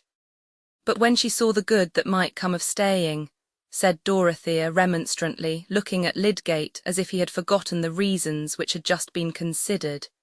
He did not speak immediately. "She would not see it," he said at last curtly, feeling at first that this statement must do without explanation.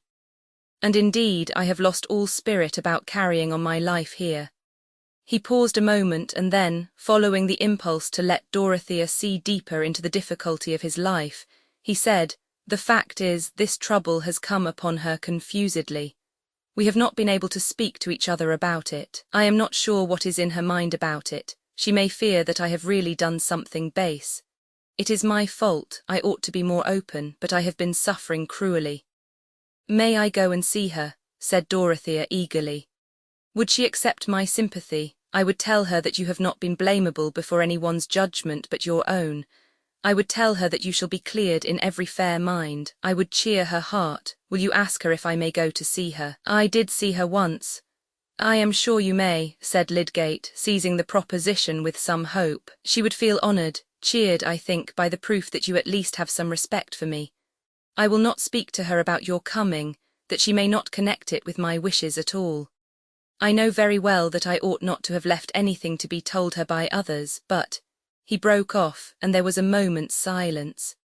Dorothea refrained from saying what was in her mind. How well she knew that there might be invisible barriers to speech between husband and wife. This was a point on which even sympathy might make a wound. She returned to the more outward aspect of Lydgate's position, saying cheerfully, "And if Mrs. Lydgate knew that there were friends who would believe in you and support you, she might then be glad that you should stay in your place and recover your hopes, and do what you meant to do. Perhaps then you would see that it was right to agree with what I proposed about your continuing at the hospital. Surely you would if you still have faith in it as a means of making your knowledge useful." Lydgate did not answer, and she saw that he was debating with himself. "You need not decide immediately," she said gently. "A few days hence it will be early enough for me to send my answer to Mr. Bulstrode." Lydgate still waited, but at last turned to speak in his most decisive tones. "No, I prefer that there should be no interval left for wavering. I am no longer sure enough of myself. I mean of what it would be possible for me to do under the changed circumstances of my life. It would be dishonourable to let others engage themselves to anything serious in dependence on me. I might be obliged to go away after all. I see little chance of anything else. The whole thing is too problematic. I cannot consent to be the cause of your goodness being wasted. No, let the new hospital be joined with the old infirmary, and everything go on as it might have done if I had never come. I have kept a valuable register since I have been there. I shall send it to a man who will make use of it," he ended bitterly. "I can think of nothing for a long while but getting an income." "It hurts me very much to hear you speak so hopelessly," said Dorothea. "It would be a happiness to your friends, who believe in your future, in your power to do great things, if you would let them save you from that. Think how much money I have. It would be like taking a burthen from me if you took some of it every year till you got free from this fettering want of income. Why should not people do these things? It is so difficult to make shares at all even. This is one way." "God bless you, Mrs. Casaubon," said Lydgate, rising as if with the same impulse that made his words energetic, and resting his arm on the back of the great leather chair he had been sitting in. "It is good that you should have such feelings, but I am not the man who ought to allow himself to benefit by them. I have not given guarantees enough. I must not at least sink into the degradation of being pensioned for work that I never achieved. It is very clear to me that I must not count on anything else than getting away from Middlemarch as soon as I can manage it. I should not be able for a long while, at the very best, to get an income here, and it is easier to make necessary changes in a new place. I must do as other men do, and think what will please the world and bring in money, look for a little opening in the London crowd and push myself, set up in a watering place or go to some southern town where there are plenty of idle English and get myself puffed. That is the sort of shell I must creep into and try to keep my soul alive in." "Now that is not brave," said Dorothea, "to give up the fight." "No, it is not brave," said Lydgate, "but if a man is afraid of creeping paralysis." Then, in another tone, "Yet you have made a great difference in my courage by believing in me. Everything seems more bearable since I have talked to you, and if you can clear me in a few other minds, especially in Fairbrother's, I shall be deeply grateful. The point I wish you not to mention is the fact of disobedience to my orders. That would soon get distorted. After all, there is no evidence for me but people's opinion of me beforehand. You can only repeat my own report of myself." "Mr. Fairbrother will believe, others will believe," said Dorothea. "I can say of you what will make it stupidity to suppose that you would be bribed to do a wickedness." "I don't know," said Lydgate with something like a groan in his voice. "I have not taken a bribe yet, but there is a pale shade of bribery which is sometimes called prosperity. You will do me another great kindness then and come to see my wife." "Yes, I will. I remember how pretty she is," said Dorothea, into whose mind every impression about Rosamond had cut deep. "As I hope she will like me." As Lydgate rode away, he thought, "This young creature has a heart large enough for the Virgin Mary. She evidently thinks nothing of her own future, and would pledge away half her income at once, as if she wanted nothing for herself but a chair to sit in from which she can look down with those clear eyes at the poor mortals who pray to her. She seems to have what I never saw in any woman before, a fountain of friendship towards men, a man can make a friend of her. Casaubon must have raised some heroic hallucination in her. I wonder if she could have any other sort of passion for a man, Ladislaw. There was certainly an unusual feeling between them, and Casaubon must have had a notion of it. Well, her love might help a man more than her money.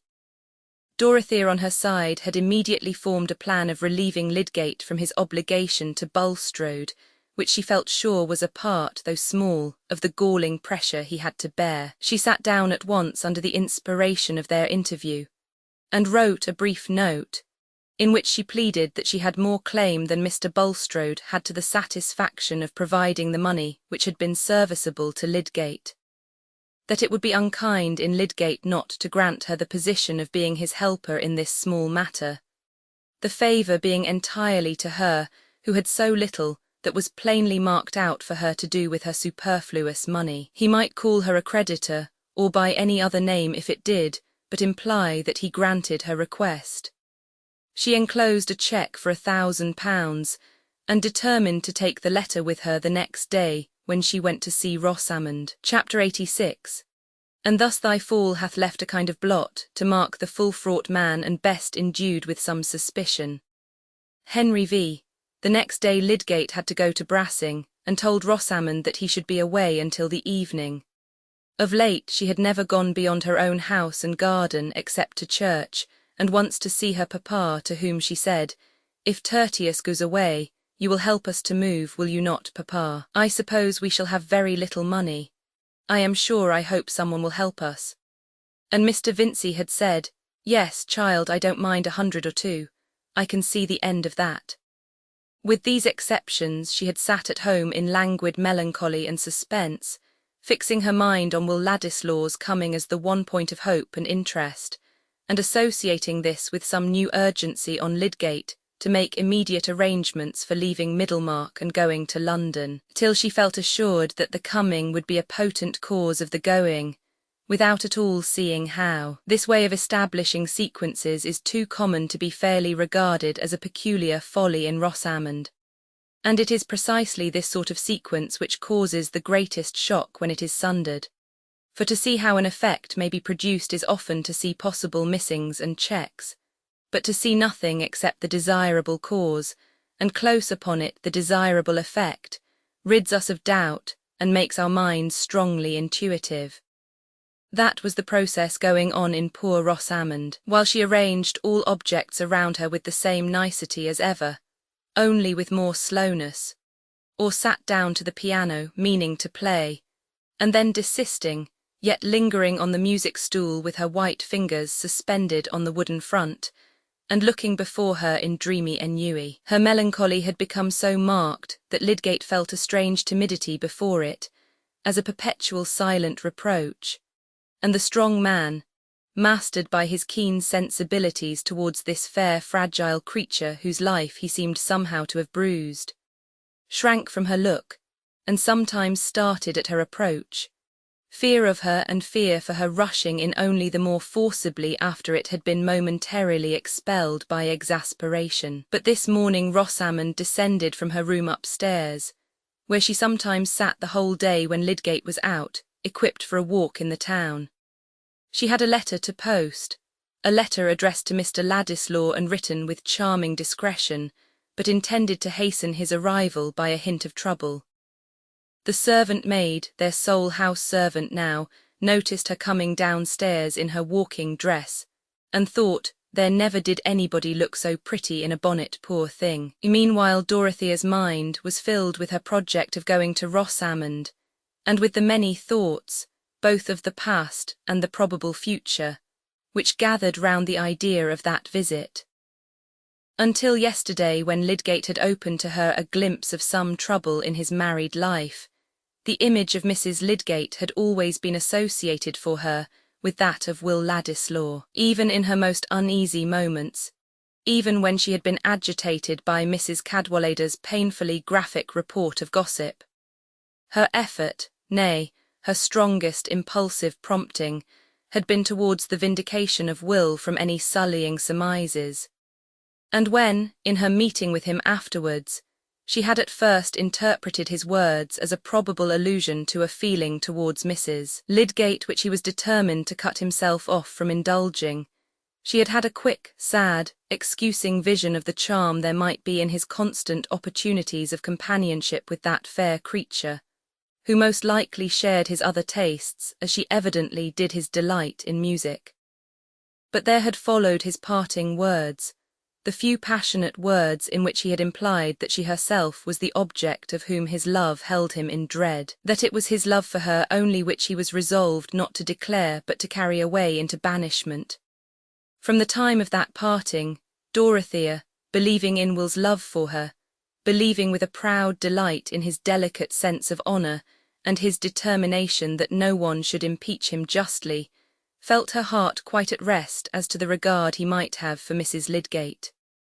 She was sure that the regard was blameless. There are natures in which, if they love us, we are conscious of having a sort of baptism and consecration. They bind us over to rectitude and purity by their pure belief about us, and our sins become that worst kind of sacrilege which tears down the invisible altar of trust. If you are not good, none is good. Those little words may give a terrific meaning to responsibility, may hold a vitriolic intensity for remorse. Dorothea's nature was of that kind. Her own passionate faults lay along the easily counted open channels of her ardent character, and while she was full of pity for the visible mistakes of others, she had not yet any material within her experience for subtle constructions and suspicions of hidden wrong. But that simplicity of hers, holding up an ideal for others in her believing conception of them, was one of the great powers of her womanhood, and it had from the first acted strongly on Will Ladislaw. He felt, when he parted from her, that the brief words by which he had tried to convey to her his feeling about herself, and the division which her fortune made between them, would only profit by their brevity when Dorothea had to interpret them. He felt that in her mind he had found his highest estimate, and he was right there. In the months since their parting, Dorothea had felt a delicious though sad repose in their relation to each other, as one which was inwardly whole and without blemish. She had an active force of antagonism within her, when the antagonism turned on the defence either of plans or persons that she believed in. And the wrongs which she felt that Will had received from her husband, and the external conditions which to others were grounds for slighting him, only gave the more tenacity to her affection and admiring judgment. And now with the disclosures about Bulstrode had come another fact affecting Will's social position, which roused afresh Dorothea's inward resistance to what was said about him in that part of her world which lay within park palings. Young Ladislaw, the grandson of a thieving Jew pawnbroker, was a phrase which had entered emphatically into the dialogues about the Bulstrode business, at Lowick, Tipton and Freshitt, and was a worse kind of placard on poor Will's back than the Italian with white mice. Upright Sir James Chetham was convinced that his own satisfaction was righteous when he thought with some complacency that here was an added league to that mountainous distance between Ladislaw and Dorothea, which enabled him to dismiss any anxiety in that direction as too absurd. And perhaps there had been some pleasure in pointing Mr. Brooke's attention to this ugly bit of Ladislaw's genealogy, as a fresh candle for him to see his own folly by. Dorothea had observed the animus with which Will's part in the painful story had been recalled more than once, but she had uttered no word, being checked now, as she had not been formerly in speaking of Will, by the consciousness of a deeper relation between them which must always remain in consecrated secrecy. But her silence shrouded her resistant emotion into a more thorough glow, and this misfortune in Will's lot which, it seemed, others were wishing to fling at his back as an opprobrium, only gave something more of enthusiasm to her clinging thought. She entertained no visions of their ever coming into nearer union, and yet she had taken no posture of renunciation.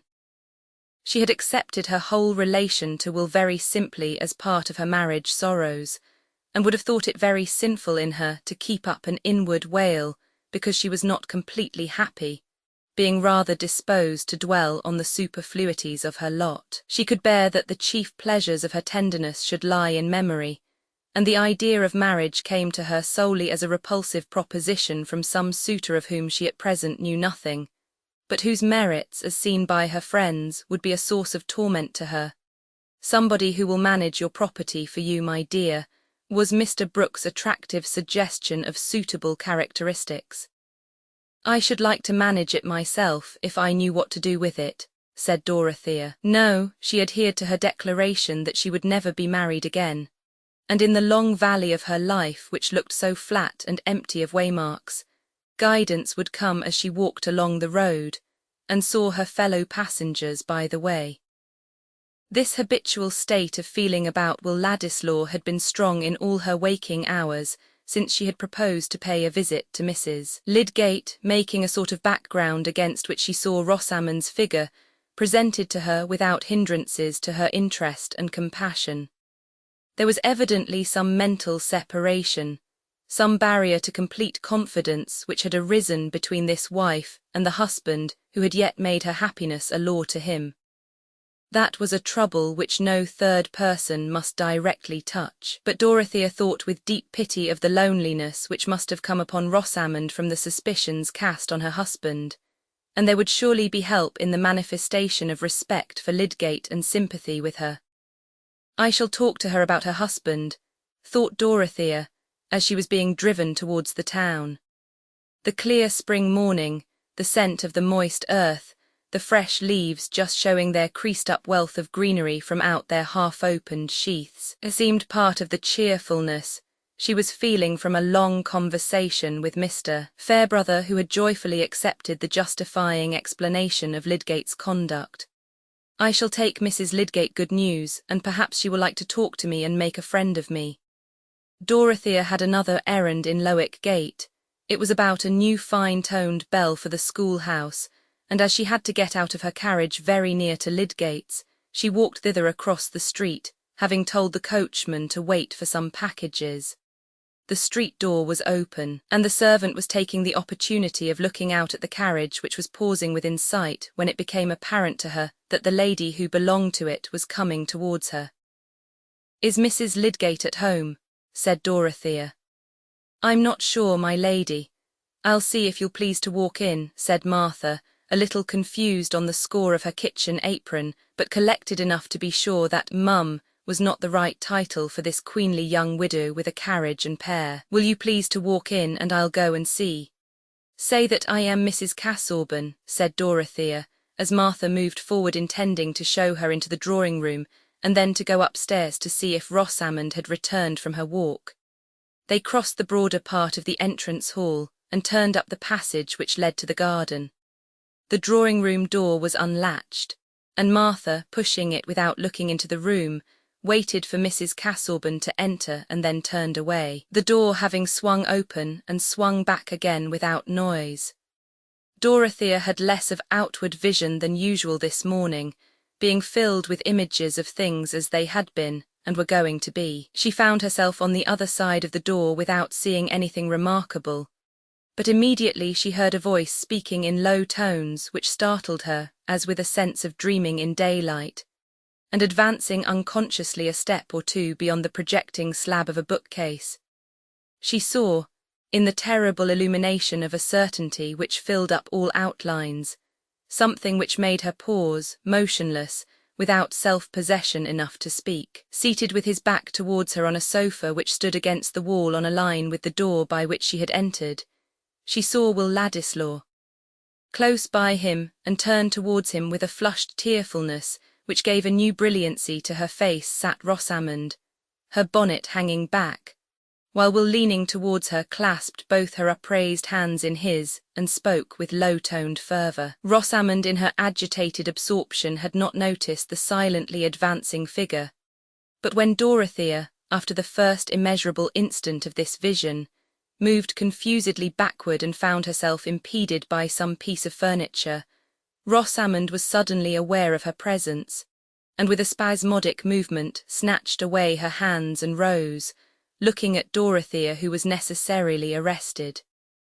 Will Ladislaw, starting up, looked round also, and meeting Dorothea's eyes with a new lightning in them, seemed changing to marble.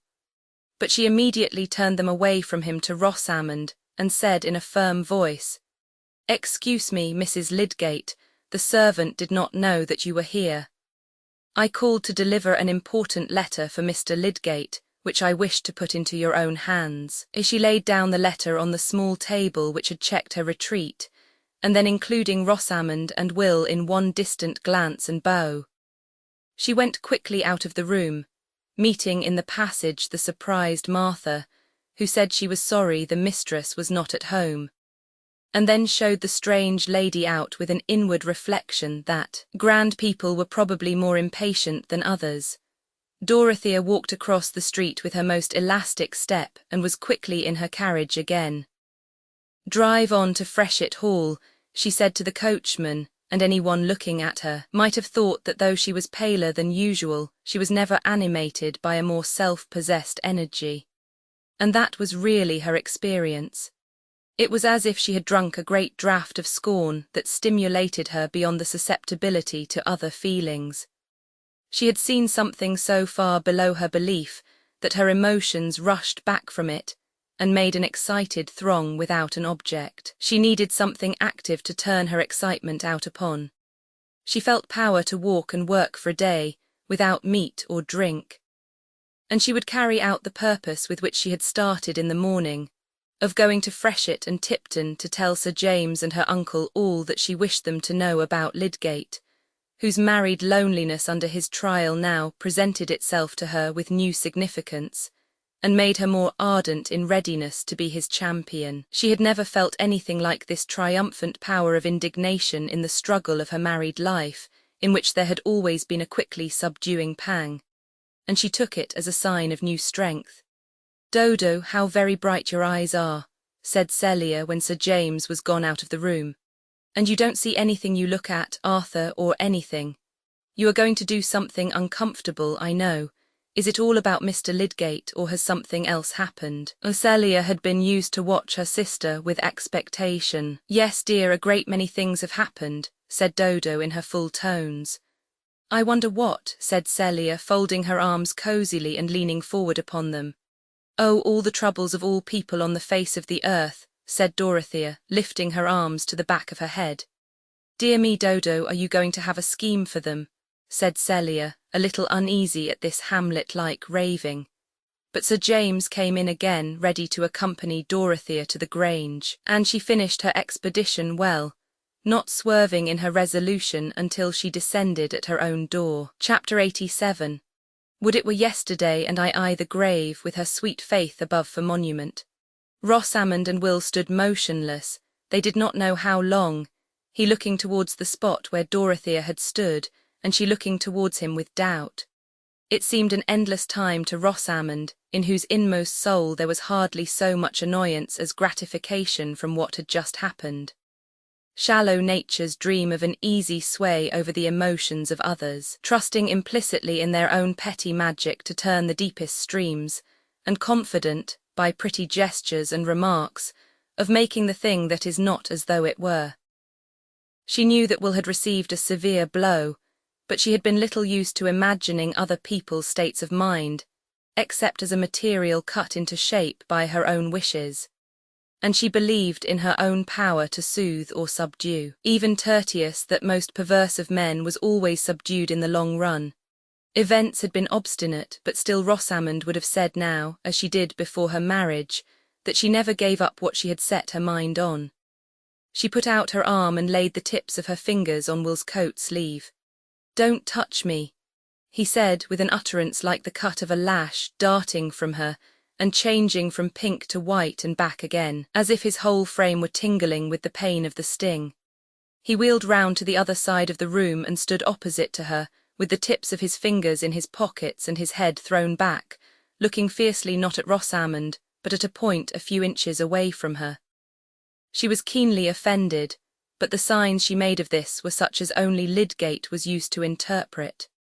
She became suddenly quiet and seated herself, untying her hanging bonnet and laying it down with her shawl. Her little hands, which she folded before her, were very cold. It would have been safer for Will in the first instance to have taken up his hat and gone away, but he had felt no impulse to do this. On the contrary, he had a horrible inclination to stay and shatter Rosamond with his anger.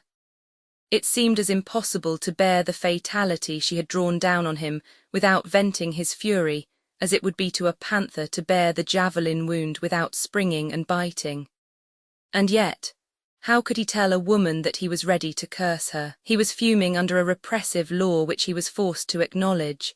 He was dangerously poised, and Rosamond's voice now brought the decisive vibration.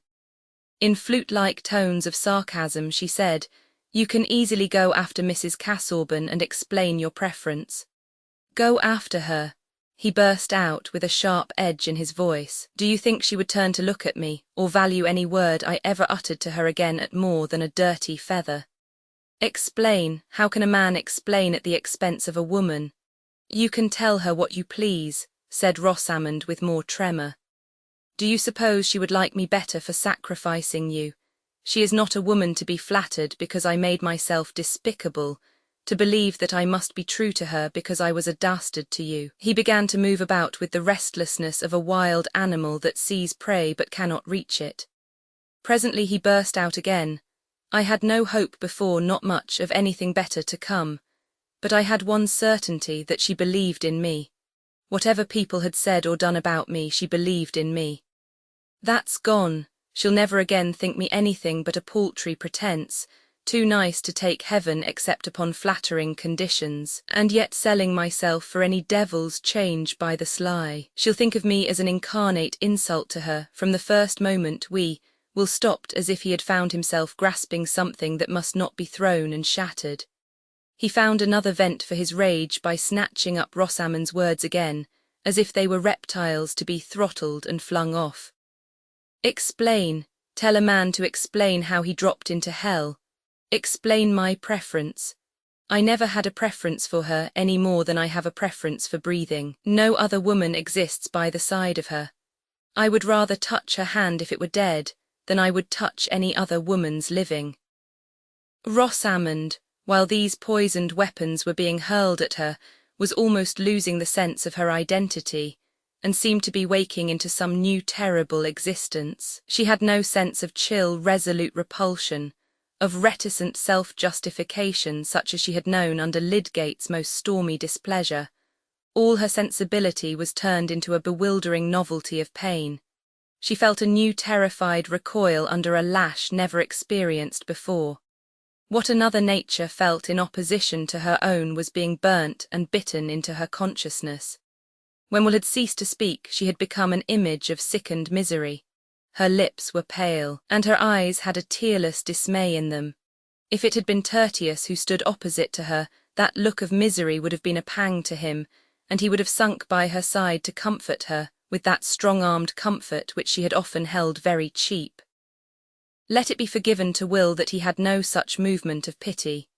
He had felt no bond beforehand to this woman who had spoiled the ideal treasure of his life, and he held himself blameless. He knew that he was cruel, but he had no relenting in him yet. After he had done speaking, he still moved about, half in absence of mind, and Rosamond sat perfectly still. At length Will, seeming to bethink himself, took up his hat, yet stood some moments irresolute. He had spoken to her in a way that made a phrase of common politeness difficult to utter, and yet now that he had come to the point of going away from her without further speech, he shrank from it as a brutality.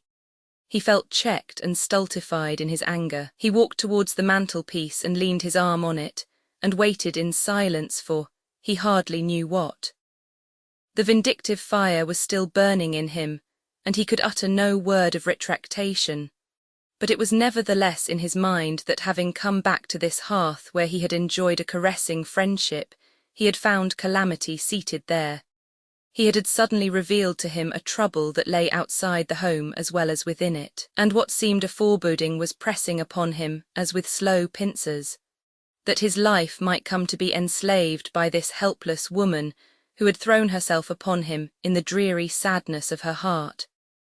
But he was in gloomy rebellion against the fact that his quick apprehensiveness foreshadowed to him, and when his eyes fell on Rosamond's blighted face, it seemed to him that he was the more pitiable of the two, for pain must enter into its glorified life of memory before it can turn into compassion. And so they remained for many minutes opposite each other, far apart in silence, Will's face still possessed by a mute rage, and Rosamond's by a mute misery. The poor thing had no force to fling out any passion in return. The terrible collapse of the illusion towards which all her hope had been strained was a stroke which had too thoroughly shaken her.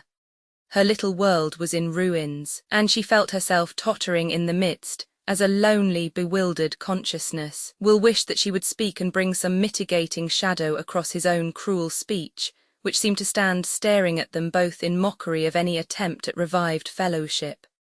But she said nothing, and at last, with a desperate effort over himself, he asked, "Shall I come in and see Lydgate this evening?" "If you like," Rosamond answered just audibly. And then Will went out of the house, Martha never knowing that he had been in. After he was gone, Rosamond tried to get up from her seat but fell back fainting. When she came to herself again, she felt too ill to make the exertion of rising to ring the bell, and she remained helpless until the girl, surprised at her long absence, thought for the first time of looking for her in all the downstairs rooms. Rosamond said that she had felt suddenly sick and faint, and wanted to be helped upstairs. When there she threw herself on the bed with her clothes on, and lay in apparent torpor, as she had done once before on a memorable day of grief. Lydgate came home earlier than he had expected, about 5:30, and found her there. The perception that she was ill threw every other thought into the background. When he felt her pulse, her eyes rested on him with more persistence than they had done for a long while, as if she felt some content that he was there. He perceived the difference in a moment, and seating himself by her put his arm gently under her, and bending over her said, "My poor Rosamond, has something agitated you?" Clinging to him, she fell into hysterical sobbings and cries, and for the next hour he did nothing but soothe and tend her. He imagined that Dorothea had been to see her, and that all this effect on her nervous system, which evidently involved some new turning towards himself, was due to the excitement of the new impressions which that visit had raised. Chapter 88. Now I saw in my dream that just as they had ended their talk, they drew nigh to a very miry slough that was in the midst of the plain, and they, being heedless, did both fall suddenly into the bog. The name of the slough was Despond. Bunyan. When Rosamond was quiet and Lydgate had left her, hoping that she might soon sleep under the effect of an anodyne, he went into the drawing-room to fetch a book which he had left there, meaning to spend the evening in his workroom, and he saw on the table Dorothea's letter addressed to him. He had not ventured to ask Rosamond if Mrs. Casaubon had called, but the reading of this letter assured him of the fact, for Dorothea mentioned that it was to be carried by herself. When Will Ladislaw came in a little later, Lydgate met him with a surprise which made it clear that he had not been told of the earlier visit, and Will could not say, "Did not Mrs. Lydgate tell you that I came this morning? Poor Rosamond is ill," Lydgate added immediately on his greeting. "Not seriously, I hope," said Will. "No, only a slight nervous shock, the effect of some agitation. She has been overwrought lately. The truth is, Ladislaw, I am an unlucky devil. We have gone through several rounds of purgatory since you left, and I have lately got on to a worse ledge of it than ever. I suppose you are only just come down. You look rather battered. You have not been long enough in the town to hear anything. I travelled all night and got to the White Hart at 8 o'clock this morning. I have been shutting myself up and resting," said Will, feeling himself a sneak, but seeing no alternative to this evasion. And then he heard Lydgate's account of the troubles which Rosamond had already depicted to him in her way. She had not mentioned the fact of Will's name being connected with the public story, this detail not immediately affecting her, and he now heard it for the first time. "I thought it better to tell you that your name is mixed up with the disclosures," said Lydgate, who could understand better than most men how Ladislaw might be stung by the revelation. "You will be sure to hear it as soon as you turn out into the town. I suppose it is true that Raffles spoke to you." Yes, said Will, sardonically, I shall be fortunate if gossip does not make me the most disreputable person in the whole affair. I should think the latest version must be that I plotted with Raffles to murder Bulstrode, and ran away from Middlemarch for the purpose. He was thinking, here is a new ring in the sound of my name to recommend it in her hearing. However, what does it signify now?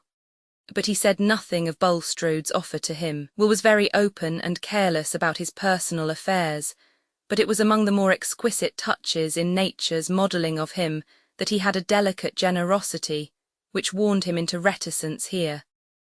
He shrank from saying that he had rejected Bulstrode's money, in the moment when he was learning that it was Lydgate's misfortune to have accepted it. Lydgate, too, was reticent in the midst of his confidence. He made no allusion to Rosamond's feeling under their trouble, and of Dorothea he only said, Mrs. Casaubon has been the one person to come forward and say that she had no belief in any of the suspicions against me. Observing a change in Will's face, he avoided any further mention of her, feeling himself too ignorant of their relation to each other not to fear that his words might have some hidden painful bearing on it. And it occurred to him that Dorothea was the real cause of the present visit to Middlemarch. The two men were pitying each other, but it was only Will who guessed the extent of his companion's trouble. When Lydgate spoke with desperate resignation of going to settle in London, and said with a faint smile, We shall have you again, old fellow, Will felt inexpressibly mournful, and said nothing. Rosamond had that morning entreated him to urge this step on Lydgate, and it seemed to him as if he were beholding in a magic panorama a future where he himself was sliding into that pleasureless yielding to the small solicitations of circumstance, which is a commoner history of perdition than any single momentous bargain. We are on a perilous margin when we begin to look passively at our future selves, and see our own figures led with dull consent into insipid misdoing and shabby achievement. Poor Lydgate was inwardly groaning on that margin, and Will was arriving at it. It seemed to him this evening as if the cruelty of his outburst to Rosamond had made an obligation for him, and he dreaded the obligation. He dreaded Lydgate's unsuspecting goodwill. He dreaded his own distaste for his spoiled life, which would leave him in motiveless levity. Chapter 89. Stern lawgiver, yet thou dost wear the Godhead's most benignant grace, nor know we anything so fair as is the smile upon thy face. Flowers laugh before thee on their beds, and fragrance in thy footing treads. Thou dost preserve the stars from wrong, and the most ancient heavens through thee are fresh and strong. Wordsworth, Ode to Duty. When Dorothea had seen Mr. Fairbrother in the morning, she had promised to go and dine at the parsonage on her return from Freshitt. There was a frequent interchange of visits between her and the Fairbrother family, which enabled her to say that she was not at all lonely at the manor, and to resist for the present the severe prescription of a lady companion. When she reached home and remembered her engagement, she was glad of it, and finding that she had still an hour before she could dress for dinner, she walked straight to the schoolhouse and entered into a conversation with the master and mistress about the new bell, giving eager attention to their small details and repetitions, and getting up a dramatic sense that her life was very busy. She paused on her way back to talk to old Master Bunny, who was putting in some garden seeds, and discoursed wisely with that rural sage about the crops that would make the most return on a perch of ground, and the result of 60 years' experience as to soils, namely, that if your soil was pretty mellow it would do, but if there came wet to make it all of a mummy, why then, finding that the social spirit had beguiled her into being rather late, she dressed hastily and went over to the parsonage rather earlier than was necessary. That house was never dull. Mr. Fairbrother, like another White of Selborne, having continually something new to tell of his inarticulate guests and protégés, whom he was teaching the boys not to torment. And he had just set up a pair of beautiful goats to be pets of the village in general, and to walk at large as sacred animals. The evening went by cheerfully till after tea, Dorothea talking more than usual and dilating with Mr. Fairbrother on the possible histories of creatures that converse compendiously with their antennae, and for aught we know may hold reformed parliaments, when suddenly some inarticulate little sounds were heard which called everybody's attention. "Henrietta Noble," said Mrs. Fairbrother, seeing her small sister moving about the furniture legs distressfully. "What is the matter?" "I have lost my tortoise-shell lozenge box. I fear the kitten has rolled it away," said the tiny old lady, involuntarily continuing her beaver-like notes. "Is it a great treasure, aunt?" said Mr. Fairbrother, putting up his glasses and looking at the carpet. "Mr. Ladislaw gave it me," said Miss Noble. "A German box, very pretty, but if it falls it always spins away as far as it can." "Oh, if it is Ladislaw's present," said Mr. Fairbrother in a deep tone of comprehension, getting up and hunting. The box was found at last under a chiffonier, and Miss Noble grasped it with delight, saying, "It was under a fender the last time." "That is an affair of the heart with my aunt," said Mr. Fairbrother, smiling at Dorothea as he reseated himself. "If Henrietta Noble forms an attachment to anyone, Mrs. Casaubon," said his mother emphatically, "she is like a dog, she would take their shoes for a pillow and sleep the better." "Mr. Ladislaw's shoes I would," said Henrietta Noble. Dorothea made an attempt at smiling in return. She was surprised and annoyed to find that her heart was palpitating violently, and that it was quite useless to try after a recovery of her former animation. Alarmed at herself, fearing some further betrayal of a change so marked in its occasion, she rose and said in a low voice with undisguised anxiety, "I must go, I have overtired myself." Mr. Fairbrother, quick in perception, rose and said, "It is true, you must have half exhausted yourself in talking about Lydgate. That sort of work tells upon one after the excitement is over." He gave her his arm back to the manor, but Dorothea did not attempt to speak, even when he said good night. The limit of resistance was reached, and she had sunk back helpless within the clutch of inescapable anguish. Dismissing Tantripp with a few faint words, she locked her door, and turning away from it towards the vacant room, she pressed her hands hard on the top of her head, and moaned out, "Oh, I did love him."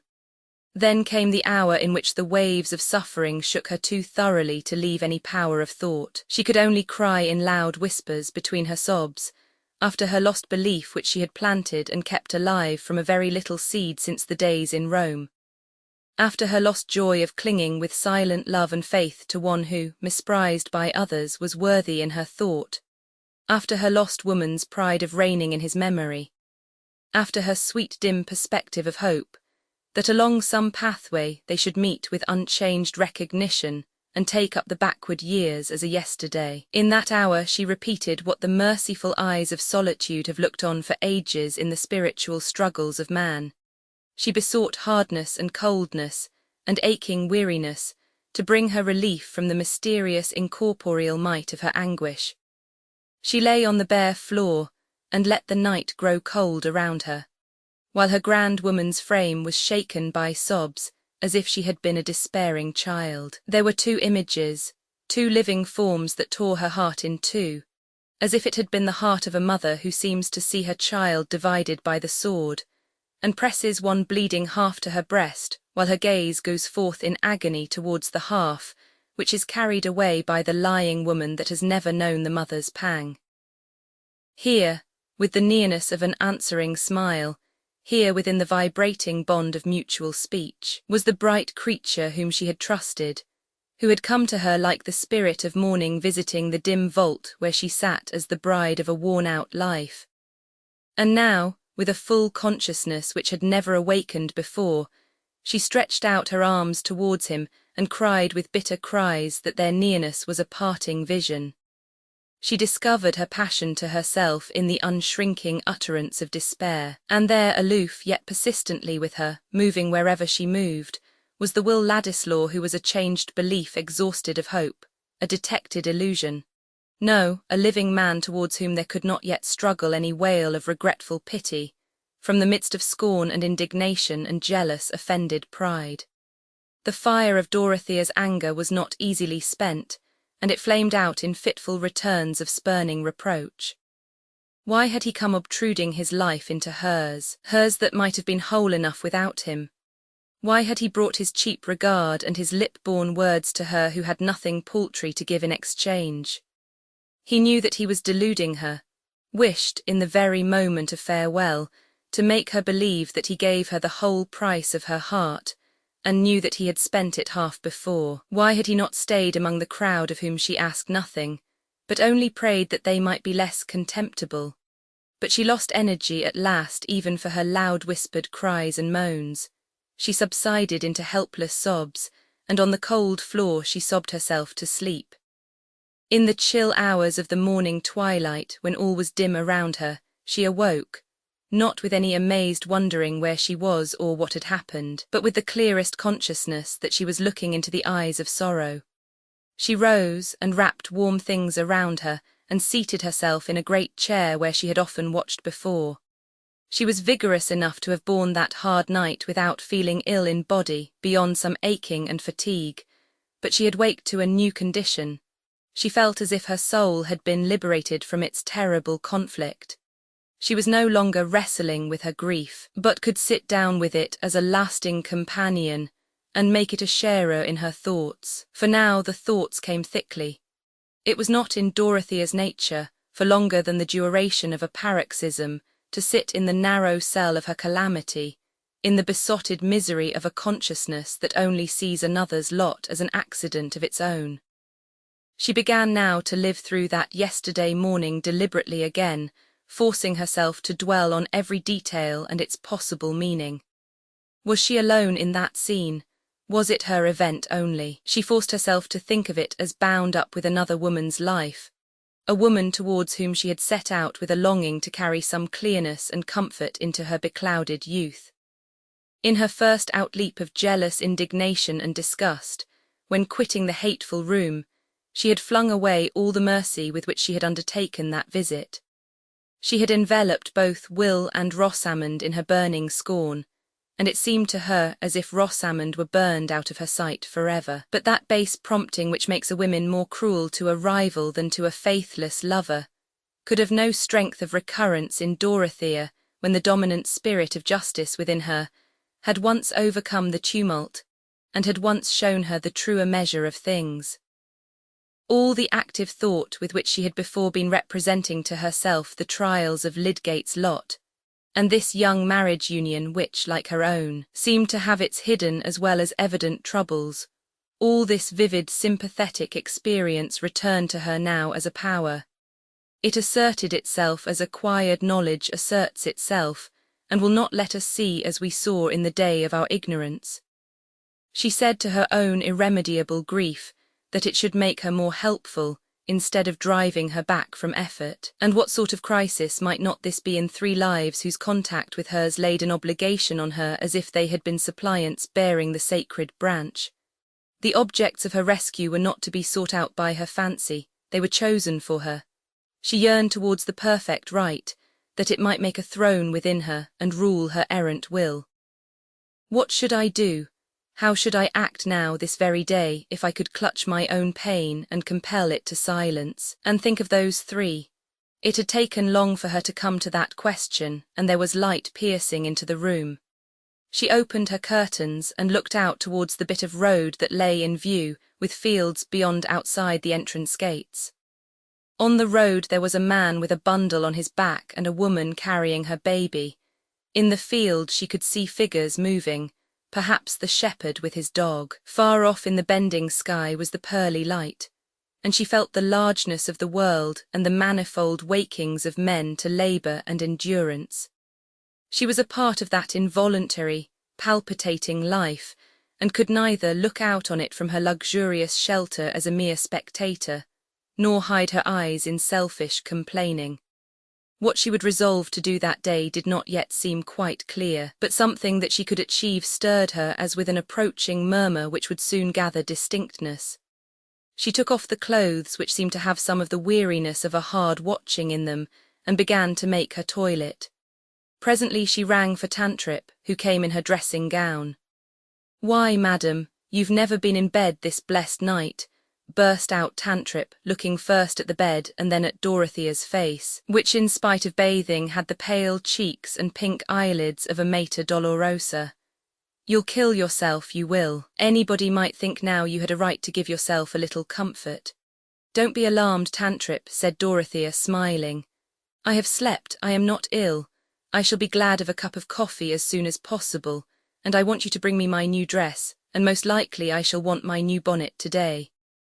They've lain there a month and more ready for you, madam, and most thankful I shall be to see you with a couple o' pounds worth less of crape," said Tantripp, stooping to light the fire. "There's a reason in mourning, as I've always said, and 3 folds at the bottom of your skirt and a plain quilling in your bonnet, and if ever anybody looked like an angel, it's you in a net quilling, is what's consistent for a 2nd year. At least that's my thinking," ended Tantripp, looking anxiously at the fire. "And if anybody was to marry me flattering himself I should wear those hideous weepers 2 years for him, he'd be deceived by his own vanity, that's all." "The fire will do my good tan," said Dorothea, speaking as she used to do in the old Lausanne days, only with a very low voice. "Get me the coffee." She folded herself in the large chair and leaned her head against it in fatigued quiescence, while Tantripp went away wondering at this strange contrariness in her young mistress, that just the morning when she had more of a widow's face than ever, she should have asked for her lighter mourning which she had waived before. Tantripp would never have found the clue to this mystery.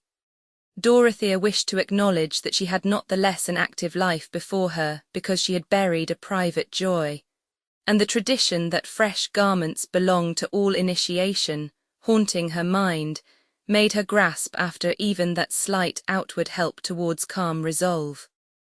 For the resolve was not easy. Nevertheless, at 11 o'clock, she was walking towards Middlemarch, having made up her mind that she would make as quietly and unnoticeably as possible her 2nd attempt to see and save Rosamond. Chapter 90. Du Warstock snackt bestendig, und Athermist nu erquikt zu meinen Füßen, beginnest skon mit Lust mich zu umgeben, du regst und ruhest ein kräftiges Beschlissen zum höchsten Dasein immerfort zu streben. Forced, to Arthale. When Dorothea was again at Lydgate's door speaking to Martha, he was in the room close by with the door ajar preparing to go out. He heard her voice and immediately came to her. "Do you think that Mrs. Lydgate can receive me this morning?" she said, having reflected that it would be better to leave out all allusion to her previous visit.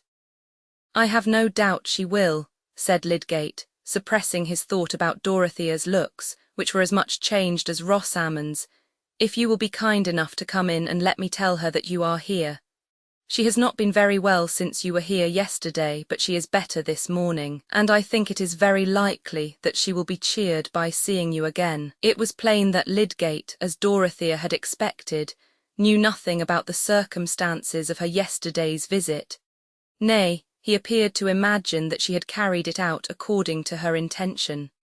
She had prepared a little note asking Rosamond to see her, which she would have given to the servant if he had not been in the way, but now she was in much anxiety as to the result of his announcement. After leading her into the drawing-room, he paused to take a letter from his pocket and put it into her hands, saying, "I wrote this last night and was going to carry it to Lowick in my ride." When one is grateful for something too good for common thanks, writing is less unsatisfactory than speech. One does not at least hear how inadequate the words are. Dorothea's face brightened. "It is I who have most to thank for since you have let me take that place. You have consented," she said, suddenly doubting. "Yes, the cheque is going to Bulstrode today." He said no more but went upstairs to Rosamond, who had but lately finished dressing herself, and sat languidly wondering what she should do next. Her habitual industry in small things, even in the days of her sadness, prompting her to begin some kind of occupation, which she dragged through slowly or paused in from lack of interest. She looked ill, but had recovered her usual quietude of manner, and Lydgate had feared to disturb her by any questions. He had told her of Dorothea's letter containing the cheque, and afterwards he had said, "Ladislaw is come, Rosie. He sat with me last night. I dare say he will be here again today. I thought he looked rather battered and depressed." And Rosamond had made no reply. Now, when he came up, he said to her very gently, "Rosie, dear Mrs. Casaubon is come to see you again. You would like to see her, would you not?" That she coloured and gave rather a startled movement did not surprise him after the agitation produced by the interview yesterday. A beneficent agitation, he thought, since it seemed to have made her turn to him again. Rosamond dared not say no. She dared not with a tone of her voice touch the facts of yesterday. Why had Mrs. Casaubon come again? The answer was a blank which Rosamond could only fill up with dread, for Will Ladislaw's lacerating words had made every thought of Dorothea a fresh smart to her. Nevertheless, in her new humiliating uncertainty, she dared do nothing but comply. She did not say yes, but she rose and let Lydgate put a light shawl over her shoulders while he said, "I am going out immediately." Then something crossed her mind which prompted her to say, "Pray tell Martha not to bring anyone else into the drawing-room." And Lydgate assented, thinking that he fully understood this wish. He led her down to the drawing-room door, and then turned away, observing to himself that he was rather a blundering husband to be dependent for his wife's trust in him on the influence of another woman. Rosamond, wrapping her soft shawl around her as she walked towards Dorothea, was inwardly wrapping her soul in cold reserve. Had Mrs. Casaubon come to say anything to her about Will? If so, it was a liberty that Rosamond resented, and she prepared herself to meet every word with polite impassibility. Will had bruised her pride too sorely for her to feel any compunction towards him and Dorothea. Her own injury seemed much the greater. Dorothea was not only the preferred woman, but had also a formidable advantage in being Lydgate's benefactor, and to poor Rosamond's pained, confused vision, it seemed that this Mrs. Casaubon, this woman who predominated in all things concerning her, must have come now with the sense of having the advantage, and with animosity prompting her to use it. Indeed, not Rosamond only, but anyone else, knowing the outer facts of the case, and not the simple inspiration on which Dorothea acted, might well have wondered why she came. Looking like the lovely ghost of herself, her graceful slimness wrapped in her soft white shawl, the rounded infantine mouth and cheek inevitably suggesting mildness and innocence, Rosamond paused at 3 yards' distance from her visitor and bowed. But Dorothea, who had taken off her gloves, from an impulse which she could never resist when she wanted a sense of freedom, came forward, and with her face full of a sad yet sweet openness, put out her hand. Rosamond could not avoid meeting her glance, could not avoid putting her small hand into Dorothea's, which clasped it with gentle motherliness, and immediately a doubt of her own prepossessions began to stir within her. Rosamond's eye was quick for faces. She saw that Mrs. Casaubon's face looked pale and changed since yesterday, yet gentle, and like the firm softness of her hand. But Dorothea had counted a little too much on her own strength. The clearness and intensity of her mental action this morning were the continuance of a nervous exaltation which made her frame as dangerously responsive as a bit of finest Venetian crystal. And in looking at Rosamond, she suddenly found her heart swelling, and was unable to speak. All her effort was required to keep back tears. She succeeded in that, and the emotion only passed over her face like the spirit of a sob, but it added to Rosamond's impression that Mrs. Casaubon's state of mind must be something quite different from what she had imagined. So they sat down without a word of preface on the 2 chairs that happened to be nearest, and happened also to be close together, though Rosamond's notion when she first bowed was that she should stay a long way off from Mrs. Casaubon, but she ceased thinking how anything would turn out, merely wondering what would come. And Dorothea began to speak quite simply, gathering firmness as she went on. "I had an errand yesterday which I did not finish. That is why I am here again so soon. You will not think me too troublesome when I tell you that I came to talk to you about the injustice that has been shown towards Mr. Lydgate. It will cheer you, will it not, to know a great deal about him, that he may not like to speak about himself just because it is in his own vindication, and to his own honour. You will like to know that your husband has warm friends, who have not left off believing in his high character. You will let me speak of this without thinking that I take a liberty. The cordial, pleading tones which seemed to flow with generous heedlessness above all the facts which had filled Rosamond's mind as grounds of obstruction and hatred between her and this woman, came as soothingly as a warm stream over her shrinking fears. Of course Mrs. Casaubon had the facts in her mind, but she was not going to speak of anything connected with them. That relief was too great for Rosamond to feel much else at the moment. She answered prettily in the new ease of her soul, "I know you have been very good. I shall like to hear anything you will say to me about Tertius." "The day before yesterday," said Dorothea, "when I had asked him to come to Lowick to give me his opinion on the affairs of the hospital, he told me everything about his conduct and feelings in this sad event which has made ignorant people cast suspicions on him. The reason he told me was because I was very bold and asked him. I believed that he had never acted dishonourably, and I begged him to tell me the history. He confessed to me that he had never told it before, not even to you, because he had a great dislike to say, 'I was not wrong,' as if that were proof, when there are guilty people who will say so. The truth is, he knew nothing of this man Raffles, or that there were any bad secrets about him, and he thought that Mr. Bulstrode offered him the money because he repented, out of kindness, of having refused it before. All his anxiety about his patient was to treat him rightly, and he was a little uncomfortable that the case did not end as he had expected, but he thought then and still thinks that there may have been no wrong in it on anyone's part. And I have told Mr. Fairbrother, and Mr. Brooke and Sir James Chetham, they all believe in your husband. That will cheer you, will it not? That will give you courage." Dorothea's face had become animated, and as it beamed on Rosamond very close to her, she felt something like bashful timidity before a superior in the presence of this self-forgetful ardour.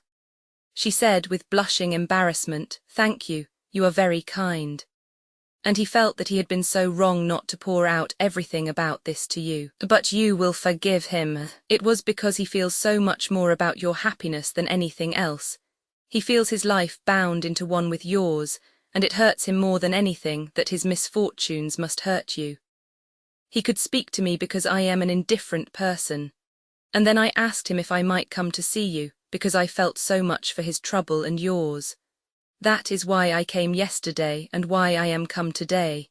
Trouble is so hard to bear, is it not? How can we live and think that anyone has trouble, piercing trouble, and we could help them and never try?" Dorothea, completely swayed by the feeling that she was uttering, forgot everything, but that she was speaking from out the heart of her own trial to Rosamond's.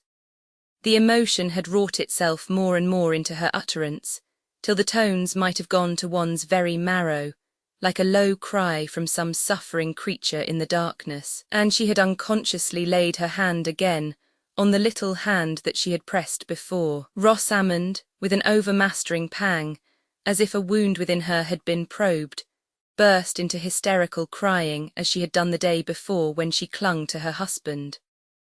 Poor Dorothea was feeling a great wave of her own sorrow returning over her, her thought being drawn to the possible share that Will Ladislaw might have in Rosamond's mental tumult.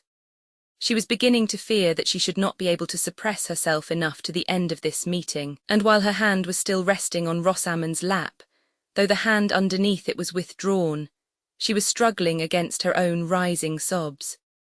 She tried to master herself with the thought that this might be a turning point in 3 lives, not in her own. No, there the irrevocable had happened, but in those 3 lives which were touching hers with the solemn neighbourhood of danger and distress, the fragile creature who was crying close to her, there might still be time to rescue her from the misery of false, incompatible bonds. And this moment was unlike any other. She and Rosamond could never be together again with the same thrilling consciousness of yesterday within them both. She felt the relation between them to be peculiar enough to give her a peculiar influence, though she had no conception that the way in which her own feelings were involved was fully known to Mrs. Lydgate. It was a newer crisis in Rosamond's experience than even Dorothea could imagine. She was under the first great shock that had shattered her dream world in which she had been easily confident of herself and critical of others. And this strange, unexpected manifestation of feeling in a woman whom she had approached with a shrinking aversion and dread, as one who must necessarily have a jealous hatred towards her, made her soul totter all the more with a sense that she had been walking in an unknown world which had just broken in upon her. When Rosamond's convulsed throat was subsiding into calm, and she withdrew the handkerchief with which she had been hiding her face, her eyes met Dorothea's as helplessly as if they had been blue flowers. What was the use of thinking about behaviour after this crying? And Dorothea looked almost as childish, with the neglected trace of a silent tear. Pride was broken down between these two. "We were talking about your husband," Dorothea said with some timidity. "I thought his looks were sadly changed with suffering the other day. I had not seen him for many weeks before. He said he had been feeling very lonely in his trial, but I think he would have borne it all better if he had been able to be quite open with you. Tertius is so angry and impatient if I say anything," said Rosamond, imagining that he had been complaining of her to Dorothea. "He ought not to wonder that I object to speak to him on painful subjects." "It was himself he blamed for not speaking," said Dorothea. "What he said of you was, that he could not be happy in doing anything which made you unhappy, that his marriage was of course a bond which must affect his choice about everything, and for that reason he refused my proposal that he should keep his position at the hospital, because that would bind him to stay in Middlemarch, and he would not undertake to do anything which would be painful to you. He could say that to me because he knows that I had much trial in my marriage from my husband's illness, which hindered his plans and saddened him. And he knows that I have felt how hard it is to walk always in fear of hurting another who is tied to us." Dorothea waited a little. She had discerned a faint pleasure stealing over Rosamond's face, but there was no answer, and she went on with a gathering tremor. "Marriage is so unlike everything else. There is something even awful in the nearness it brings. Even if we loved someone else better than those we were married to, it would be no use." Poor Dorothea, in her palpitating anxiety, could only seize her language brokenly. "I mean, marriage drinks up all our power of giving or getting any blessedness in that sort of love. I know it may be very dear, but it murders our marriage, and then the marriage stays with us like a murder, and everything else is gone. And then our husband, if he loved and trusted us and we have not helped him but made a curse in his life." Her voice had sunk very low. There was a dread upon her of presuming too far, and of speaking as if she herself were perfection addressing error.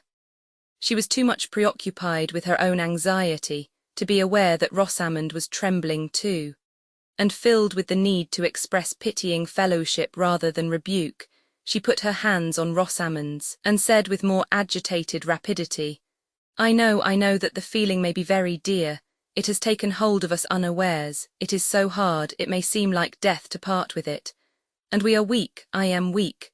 The waves of her own sorrow, from out of which she was struggling to save another, rushed over Dorothea with conquering force. She stopped in speechless agitation, not crying, but feeling as if she were being inwardly grappled. Her face had become of a deathlier paleness, her lips trembled, and she pressed her hands helplessly on the hands that lay under them.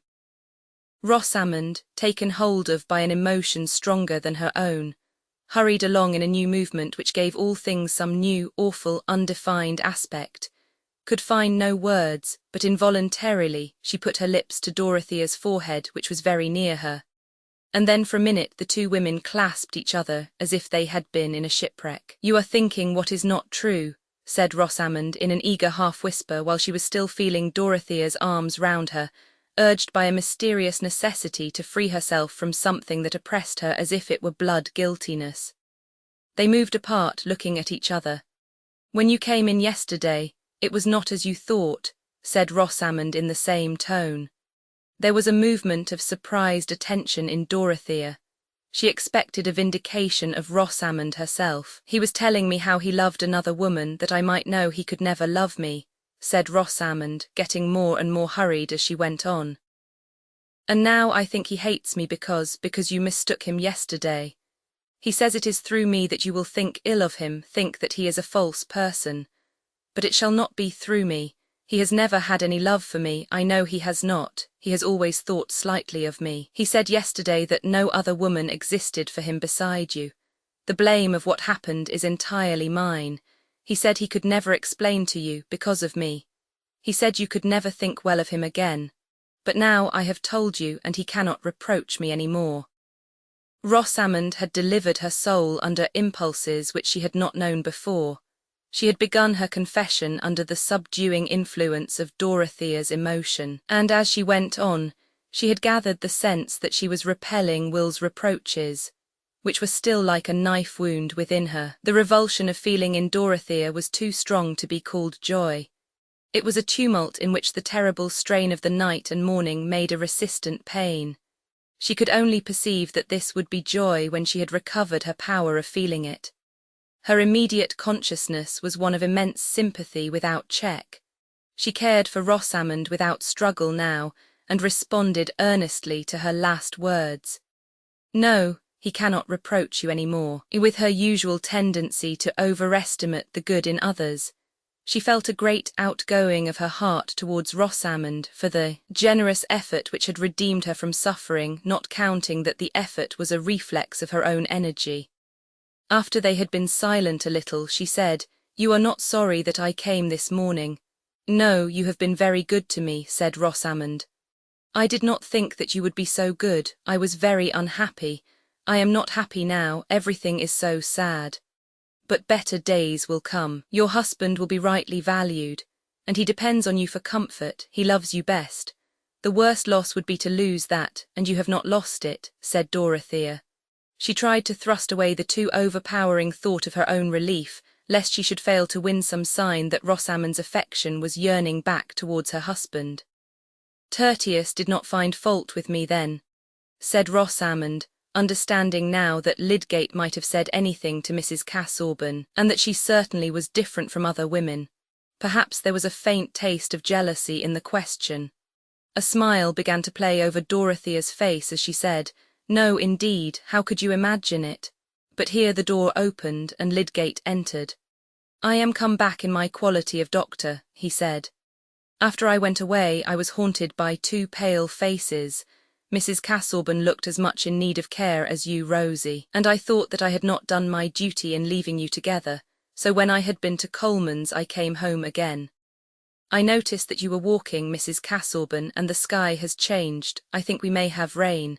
May I send someone to order your carriage to come for you?" "Oh no, I am strong, I need the walk," said Dorothea, rising with animation in her face. "Mrs. Lydgate and I have chatted a great deal, and it is time for me to go. I have always been accused of being immoderate and saying too much." She put out her hand to Rosamond, and they said an earnest, quiet goodbye without kiss or other show of effusion. There had been between them too much serious emotion for them to use the signs of it superficially. As Lydgate took her to the door, she said nothing of Rosamond, but told him of Mr. Fairbrother and the other friends who had listened with belief to his story. When he came back to Rosamond, she had already thrown herself on the sofa in resigned fatigue. "Well, Rosie," he said, standing over her and touching her hair, "what do you think of Mrs. Casaubon now you have seen so much of her?" "I think she must be better than anyone," said Rosamond, "and she is very beautiful. If you go to talk to her so often you will be more discontented with me than ever." Lydgate laughed at the "so often." "But has she made you any less discontented with me?"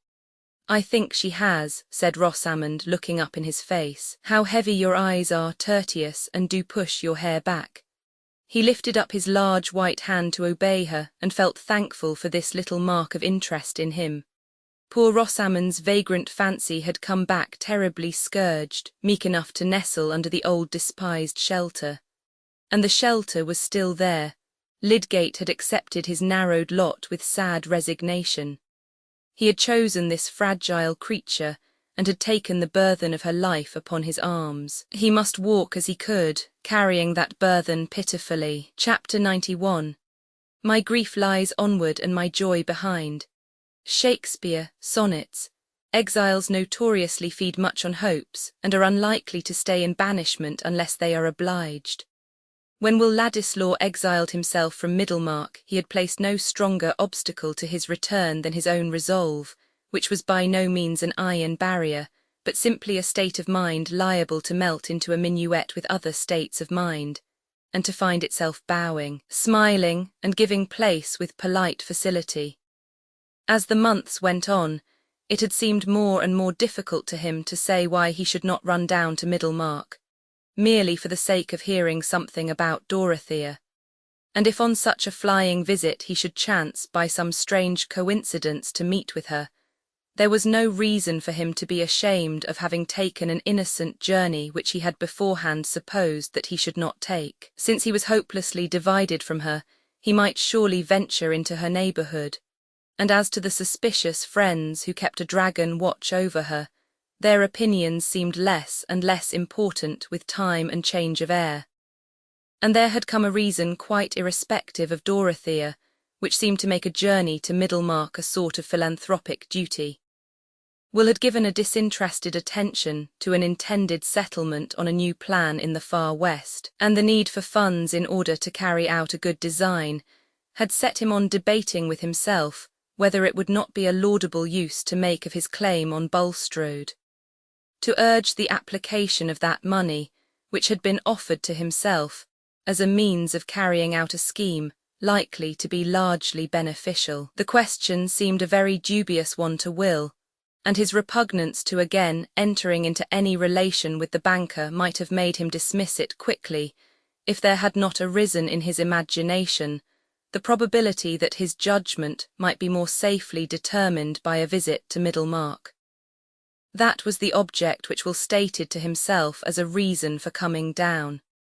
He had meant to confide in Lydgate, and discuss the money question with him, and he had meant to amuse himself for the few evenings of his stay by having a great deal of music and badinage with fair Rosamond, without neglecting his friends at Lowick Parsonage. If the parsonage was close to the manor, that was no fault of his. He had neglected the Fairbrothers before his departure, from a proud resistance to the possible accusation of indirectly seeking interviews with Dorothea. But hunger tames us, and Will had become very hungry for the vision of a certain form and the sound of a certain voice. Nothing had done instead, not the opera or the converse of zealous politicians or the flattering reception in dim corners of his new hand in leading articles. Thus he had come down, foreseeing with confidence how almost everything would be in his familiar little world, fearing indeed that there would be no surprises in his visit. But he had found that humdrum world in a terribly dynamic condition, in which even badinage and lyrism had turned explosive, and the first day of this visit had become the most fatal epoch of his life. The next morning he felt so harassed with the nightmare of consequences, he dreaded so much the immediate issues before him, that seeing while he breakfasted the arrival of the Riverston coach, he went out hurriedly and took his place on it, that he might be relieved, at least for a day, from the necessity of doing or saying anything in Middlemarch. Will Ladislaw was in one of those tangled crises which are commoner in experience than one might imagine, from the shallow absoluteness of men's judgments. He had found Lydgate, for whom he had the sincerest respect, under circumstances which claimed his thorough and frankly declared sympathy. And the reason why, in spite of that claim, it would have been better for Will to have avoided all further intimacy, or even contact, with Lydgate, was precisely of the kind to make such a course appear impossible. To a creature of Will's susceptible temperament, without any neutral region of indifference in his nature, ready to turn everything that befell him into the collisions of a passionate drama, the revelation that Rosamond had made her happiness in any way dependent on him was a difficulty which his outburst of rage towards her had immeasurably increased for him. He hated his own cruelty, and yet he dreaded to show the fullness of his relenting. He must go to her again. The friendship could not be put to a sudden end, and her unhappiness was a power which he dreaded. And all the while there was no more foretaste of enjoyment in the life before him than if his limbs had been lopped off and he was making his fresh start on crutches. In the night he had debated whether he should not get on the coach, not for Riverston but for London, leaving a note to Lydgate which would give a makeshift reason for his retreat. But there were strong cords pulling him back from that abrupt departure. The blight on his happiness in thinking of Dorothea, the crushing of that chief hope which had remained in spite of the acknowledged necessity for renunciation, was too fresh a misery for him to resign himself to it, and go straightway into a distance which was also despair.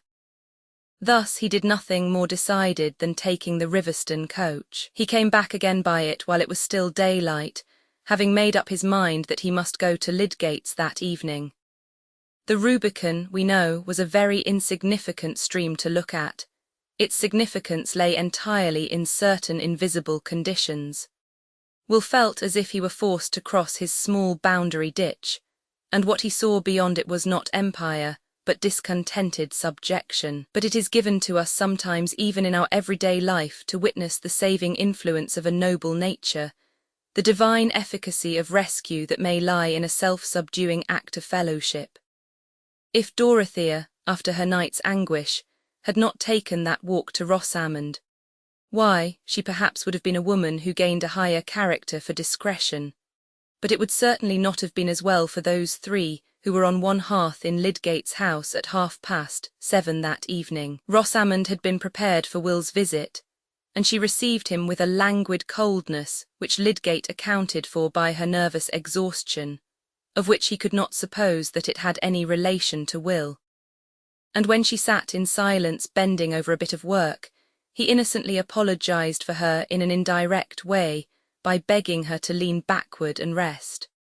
Will was miserable in the necessity for playing the part of a friend who was making his first appearance and greeting to Rosamond, while his thoughts were busy about her feeling since that scene of yesterday, which seemed still inexorably to enclose them both, like the painful vision of a double madness.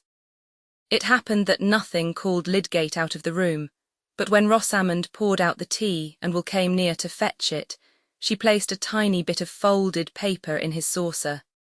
He saw it and secured it quickly, but as he went back to his inn he had no eagerness to unfold the paper. What Rosamond had written to him would probably deepen the painful impressions of the evening. Still, he opened and read it by his bed candle. There were only these few words in her neatly flowing hand. "I have told Mrs. Casaubon. She is not under any mistake about you. I told her because she came to see me and was very kind. You will have nothing to reproach me with now. I shall not have made any difference to you." The effect of these words was not quite all gladness. As Will dwelt on them with excited imagination, he felt his cheeks and ears burning at the thought of what had occurred between Dorothea and Rosamond, at the uncertainty how far Dorothea might still feel her dignity wounded in having an explanation of his conduct offered to her. There might still remain in her mind a changed association with him which made an irremediable difference, a lasting flaw. With active fancy he wrought himself into a state of doubt little more easy than that of the man who has escaped from wreck by night and stands on unknown ground in the darkness. Until that wretched yesterday, except the moment of vexation long ago in the very same room and in the very same presence, all their vision, all their thought of each other, had been as in a world apart, where the sunshine fell on tall white lilies, where no evil lurked and no other soul entered. But now would Dorothea meet him in that world again. Chapter 92. And now good morrow to our waking souls which watch not one another out of fear, for love all love of other sights controls and makes one little room and everywhere. Dr. Donne. On the second morning after Dorothea's visit to Rosamond, she had had 2 nights of sound sleep, and had not only lost all traces of fatigue, but felt as if she had a great deal of superfluous strength, that is to say, more strength than she could manage to concentrate on any occupation. The day before, she had taken long walks outside the grounds and had paid 2 visits to the parsonage, but she never in her life told anyone the reason why she spent her time in that fruitless manner, and this morning she was rather angry with herself for her childish restlessness. Today was to be spent quite differently. What was there to be done in the village? Oh dear, nothing. Everybody was well and had flannel.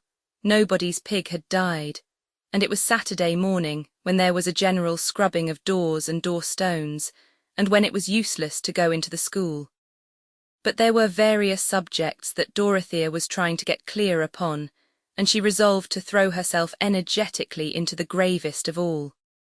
She sat down in the library before her particular little heap of books on political economy and kindred matters, out of which she was trying to get light as to the best way of spending money so as not to injure one's neighbours, or, what comes to the same thing, so as to do them the most good.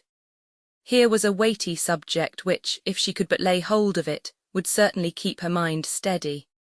Unhappily, her mind slipped off it for a whole hour, and at the end she found herself reading sentences twice over with an intense consciousness of many things, but not of any one thing contained in the text. This was hopeless. Should she order the carriage and drive to Tipton? No, for some reason or other she preferred staying at Lowick, but her vagrant mind must be reduced to order. There was an art in self-discipline, and she walked round and round the brown library considering by what sort of manoeuvre she could arrest her wandering thoughts. Perhaps a mere task was the best means, something to which she must go doggedly. Was there not the geography of Asia Minor, in which her slackness had often been rebuked by Mr. Casaubon? She went to the cabinet of maps and unrolled one. This morning she might make herself finally sure that Paphlagonia was not on the Levantine coast, and fix her total darkness about the Chalybes firmly on the shores of the Euxine. A map was a fine thing to study when you were disposed to think of something else, being made up of names that would turn into a chime if you went back upon them. Dorothea set earnestly to work, bending close to her map, and uttering the names in an audible, subdued tone, which often got into a chime. She looked amusingly girlish after all her deep experience, nodding her head and marking the names off on her fingers with a little pursing of her lip, and now and then breaking off to put her hands on each side of her face and say, "Oh dear, oh dear." There was no reason why this should end any more than a merry-go-round, but it was at last interrupted by the opening of the door and the announcement of Miss Noble. The little old lady, whose bonnet hardly reached Dorothea's shoulder, was warmly welcomed, but while her hand was being pressed, she made many of her beaver-like noises, as if she had something difficult to say. "Do sit down," said Dorothea, rolling a chair forward. "Am I wanted for anything? I shall be so glad if I can do anything." "I will not stay," said Miss Noble, putting her hand into her small basket and holding some article inside it nervously. "I have left a friend in the churchyard."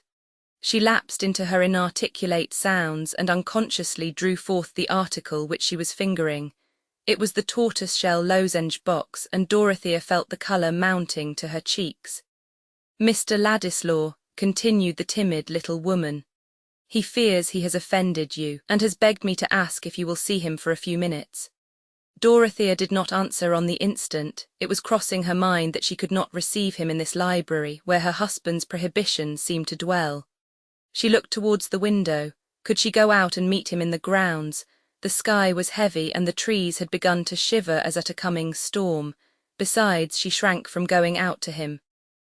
"Do see him, Mrs. Casaubon," said Miss Noble pathetically, "else I must go back and say no, and that will hurt him." "Yes, I will see him," said Dorothea. "Pray tell him to come." What else was there to be done? There was nothing that she longed for at that moment except to see Will. The possibility of seeing him had thrust itself insistently between her and every other object, and yet she had a throbbing excitement like an alarm upon her, a sense that she was doing something daringly defiant for his sake. When the little lady had trotted away on her mission, Dorothea stood in the middle of the library with her hands falling clasped before her, making no attempt to compose herself in an attitude of dignified unconsciousness. What she was least conscious of just then was her own body. She was thinking of what was likely to be in Will's mind, and of the hard feelings that others had had about him. How could any duty bind her to hardness? Resistance to unjust dispraise had mingled with her feeling for him from the very first, and now in the rebound of her heart after her anguish the resistance was stronger than ever. "If I love him too much, it is because he has been used so ill." There was a voice within her saying this to some imagined audience in the library, when the door was opened and she saw Will before her. She did not move, and he came towards her with more doubt and timidity in his face than she had ever seen before. He was in a state of uncertainty which made him afraid lest some look or word of his should condemn him to a new distance from her, and Dorothea was afraid of her own emotion. She looked as if there were a spell upon her, keeping her motionless and hindering her from unclasping her hands, while some intense, grave yearning was imprisoned within her eyes. Seeing that she did not put out her hand as usual, Will paused a yard from her and said with embarrassment, "I am so grateful to you for seeing me." "I wanted to see you," said Dorothea, having no other words at command. It did not occur to her to sit down, and Will did not give a cheerful interpretation to this queenly way of receiving him, but he went on to say what he had made up his mind to say. "I fear you think me foolish and perhaps wrong for coming back so soon. I have been punished for my impatience. You know, everyone knows now, a painful story about my parentage. I knew of it before I went away, and I always meant to tell you of it if we ever met again." There was a slight movement in Dorothea, and she unclasped her hands, but immediately folded them over each other. "But the affair is matter of gossip now," Will continued. "I wished you to know that something connected with it, something which happened before I went away, helped to bring me down here again. At least I thought it excused my coming. It was the idea of getting Bulstrode to apply some money to a public purpose, some money which he had thought of giving me. Perhaps it is rather to Bulstrode's credit that he privately offered me compensation for an old injury. He offered to give me a good income to make amends, but I suppose you know the disagreeable story." Will looked doubtfully at Dorothea, but his manner was gathering some of the defiant courage with which he always thought of this fact in his destiny. He added, "You know that it must be altogether painful to me." Yes, I know," said Dorothea hastily. "I did not choose to accept an income from such a source. I was sure that you would not think well of me if I did so," said Will. Why should he mind saying anything of that sort to her now? She knew that he had avowed his love for her. "I felt that," he broke off nevertheless. "You acted as I should have expected you to act," said Dorothea, her face brightening and her head becoming a little more erect on its beautiful stem. "I did not believe that you would let any circumstance of my birth create a prejudice in you against me, though it was sure to do so in others," said Will, shaking his head backward in his old way and looking with a grave appeal into her eyes. "If it were a new hardship, it would be a new reason for me to cling to you," said Dorothea fervidly. "Nothing could have changed me but—" Her heart was swelling, and it was difficult to go on. She made a great effort over herself to say in a low, tremulous voice, "But thinking that you were different, not so good as I had believed you to be." "You are sure to believe me better than I am in everything but one," said Will, giving way to his own feeling in the evidence of hers. "I mean in my truth to you. When I thought you doubted of that, I didn't care about anything that was left. I thought it was all over with me, and there was nothing to try for, only things to endure." "I don't doubt you any longer," said Dorothea, putting out her hand, a vague fear for him impelling her unutterable affection. He took her hand and raised it to his lips with something like a sob, but he stood with his hat and gloves in the other hand, and might have done for the portrait of a royalist. Still it was difficult to loose the hand, and Dorothea, withdrawing it in a confusion that distressed her, looked and moved away. "See how dark the clouds have become and how the trees are tossed," she said, walking towards the window, yet speaking and moving with only a dim sense of what she was doing. Will followed her at a little distance, and leaned against the tall back of a leather chair, on which he ventured now to lay his hat and gloves, and free himself from the intolerable durance of formality, to which he had been for the first time condemned in Dorothea's presence. It must be confessed that he felt very happy at that moment leaning on the chair. He was not much afraid of anything that she might feel now. They stood silent, not looking at each other, but looking at the evergreens which were being tossed, and were showing the pale underside of their leaves against the blackening sky. Will never enjoyed the prospect of a storm so much. It delivered him from the necessity of going away. Leaves and little branches were hurled about, and the thunder was getting nearer. The light was more and more sombre, but there came a flash of lightning which made them start and look at each other, and then smile. Dorothea began to say what she had been thinking of. That was a wrong thing for you to say, that you would have had nothing to try for. If we had lost our own chief good, other people's good would remain, and that is worth trying for. Some can be happy. I seem to see that more clearly than ever when I was the most wretched. I can hardly think how I could have borne the trouble if that feeling had not come to me to make strength. You have never felt the sort of misery I felt, said Will, the misery of knowing that you must despise me. But I have felt worse. It was worse to think ill. Dorothea had begun impetuously but broke off. Will coloured. He had the sense that whatever she said was uttered in the vision of a fatality that kept them apart. He was silent a moment, and then said passionately, "We may at least have the comfort of speaking to each other without disguise. Since I must go away, since we must always be divided, you may think of me as one on the brink of the grave." While he was speaking, there came a vivid flash of lightning which lit each of them up for the other, and the light seemed to be the terror of a hopeless love. Dorothea darted instantaneously from the window. Will followed her, seizing her hand with a spasmodic movement. And so they stood with their hands clasped like two children, looking out on the storm, while the thunder gave a tremendous crack and roll above them, and the rain began to pour down. Then they turned their faces towards each other with the memory of his last words in them, and they did not loose each other's hands. "There is no hope for me," said Will. "Even if you loved me as well as I love you, even if I were everything to you, I shall most likely always be very poor. On a sober calculation, one can count on nothing but a creeping lot. It is impossible for us ever to belong to each other. It is perhaps base of me to have asked for a word from you. I meant to go away into silence, but I have not been able to do what I meant." "Don't be sorry," said Dorothea in her clear, tender tones. "I would rather share all the trouble of our parting." Her lips trembled, and so did his. It was never known which lips were the first to move towards the other lips, but they kissed tremblingly, and then they moved apart. The rain was dashing against the window panes as if an angry spirit were within it, and behind it was the great swoop of the wind. It was one of those moments in which both the busy and the idle pause with a certain awe. Dorothea sat down on the seat nearest to her, a long, low ottoman in the middle of the room, and with her hands folded over each other on her lap, looked at the drear outer world.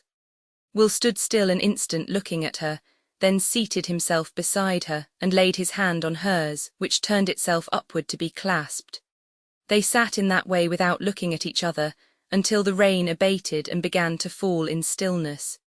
Each had been full of thoughts which neither of them could begin to utter.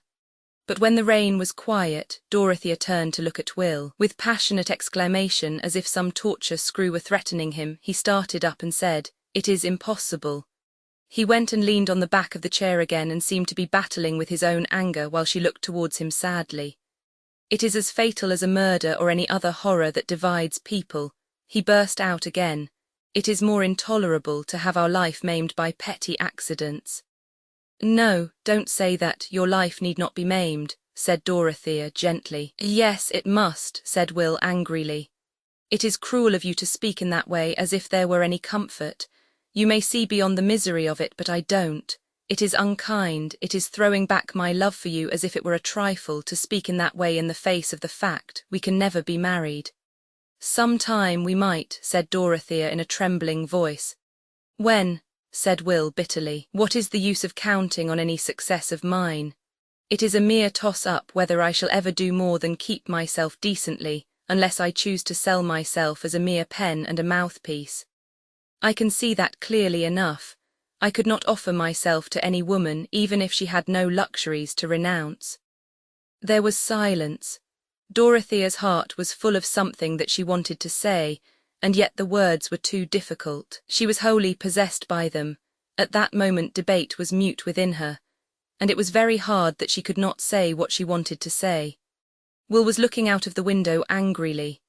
If he would have looked at her and not gone away from her side, she thought everything would have been easier. At last he turned, still resting against the chair and stretching his hand automatically towards his hat, said with a sort of exasperation, "Goodbye." "Oh, I cannot bear it. My heart will break," said Dorothea, starting from her seat, the flood of her young passion bearing down all the obstructions which had kept her silent. the great tears rising and falling in an instant. "I don't mind about poverty, I hate my wealth." In an instant Will was close to her and had his arms round her, but she drew her head back and held his away gently that she might go on speaking, her large tear-filled eyes looking at his very simply, while she said in a sobbing childlike way, "We could live quite well on my own fortune. It is too much, 700 a year. I want so little, no new clothes, and I will learn what everything costs." Chapter 93. "Though it be songe of old and yonge, that I should be to blame, theirs be the charge, that spoke so large in hurtinge of my name." The not brown maid. It was just after the Lords had thrown out the Reform Bill. That explains how Mr. Cadwallader came to be walking on the slope of the lawn near the great conservatory at Freshitt Hall, holding the Times in his hands behind him, while he talked with a trout fisher's dispassionateness about the prospects of the country to Sir James Chetham. Mrs. Cadwallader, the Dowager Lady Chetham, and Celia were sometimes seated on garden chairs, sometimes walking to meet little Arthur, who was being drawn in his chariot, and as became the infantine Buddha, was sheltered by his sacred umbrella with handsome silken fringe. The ladies also talked politics, though more fitfully. Mrs. Cadwallader was strong on the intended creation of peers. She had it for certain from her cousin that Trueberry had gone over to the other side, entirely at the instigation of his wife, who had scented peerages in the air from the very first introduction of the reform question, and would sign her soul away to take precedence of her younger sister, who had married a baronet. Lady Chetham thought that such conduct was very reprehensible, and remembered that Mrs. Trueberry's mother was a Miss Walsingham of Melspring. Celia confessed it was nicer to be Lady than Mrs., and that Dodo never minded about precedence if she could have her own way. Mrs. Cadwallader held that it was a poor satisfaction to take precedence when everybody about you knew that you had not a drop of good blood in your veins. And Celia again, stopping to look at Arthur, said, "It would be very nice, though, if he were a viscount, and his lordship's little tooth coming through. He might have been if James had been an earl." "My dear Celia," said the dowager, "James's title is worth far more than any new earldom. I never wished his father to be anything else than Sir James." "Oh, I only meant about Arthur's little tooth," said Celia comfortably. "But see, here is my uncle coming." She tripped off to meet her uncle, while Sir James and Mr. Cadwallader came forward to make one group with the ladies. Celia had slipped her arm through her uncle's, and he patted her hand with a rather melancholy "Well, my dear." As they approached, it was evident that Mr. Brooke was looking dejected, but this was fully accounted for by the state of politics.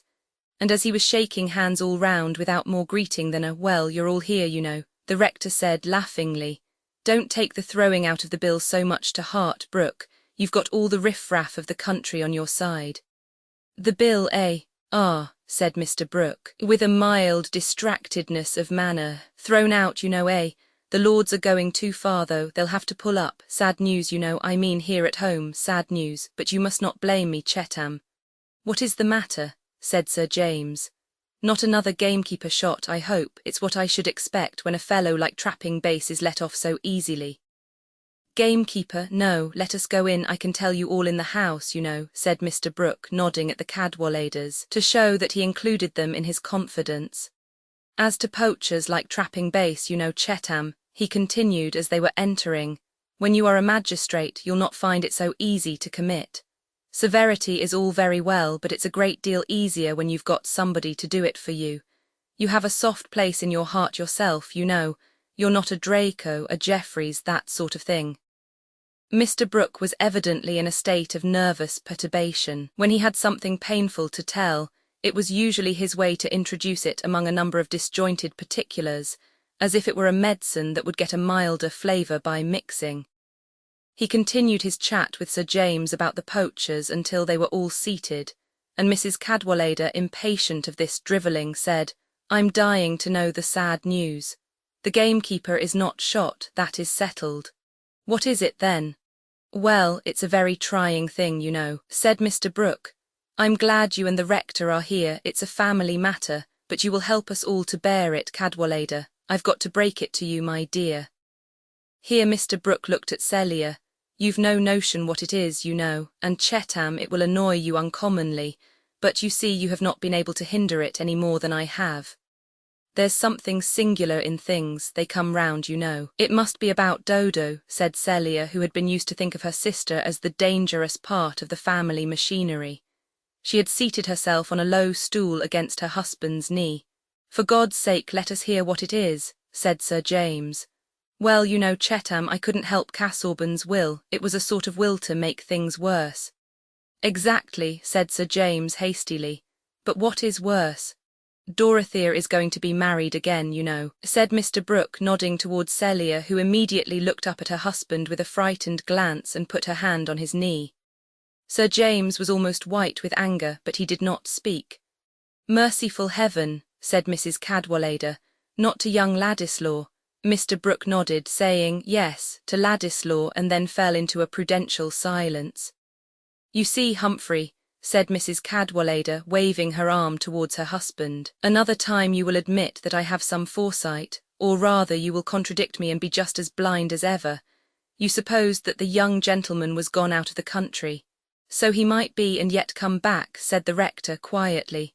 When did you learn this? Said Sir James, not liking to hear anyone else speak, though finding it difficult to speak himself. Yesterday, said Mr. Brooke meekly. I went to Lowick. Dorothea sent for me, you know. It had come about quite suddenly.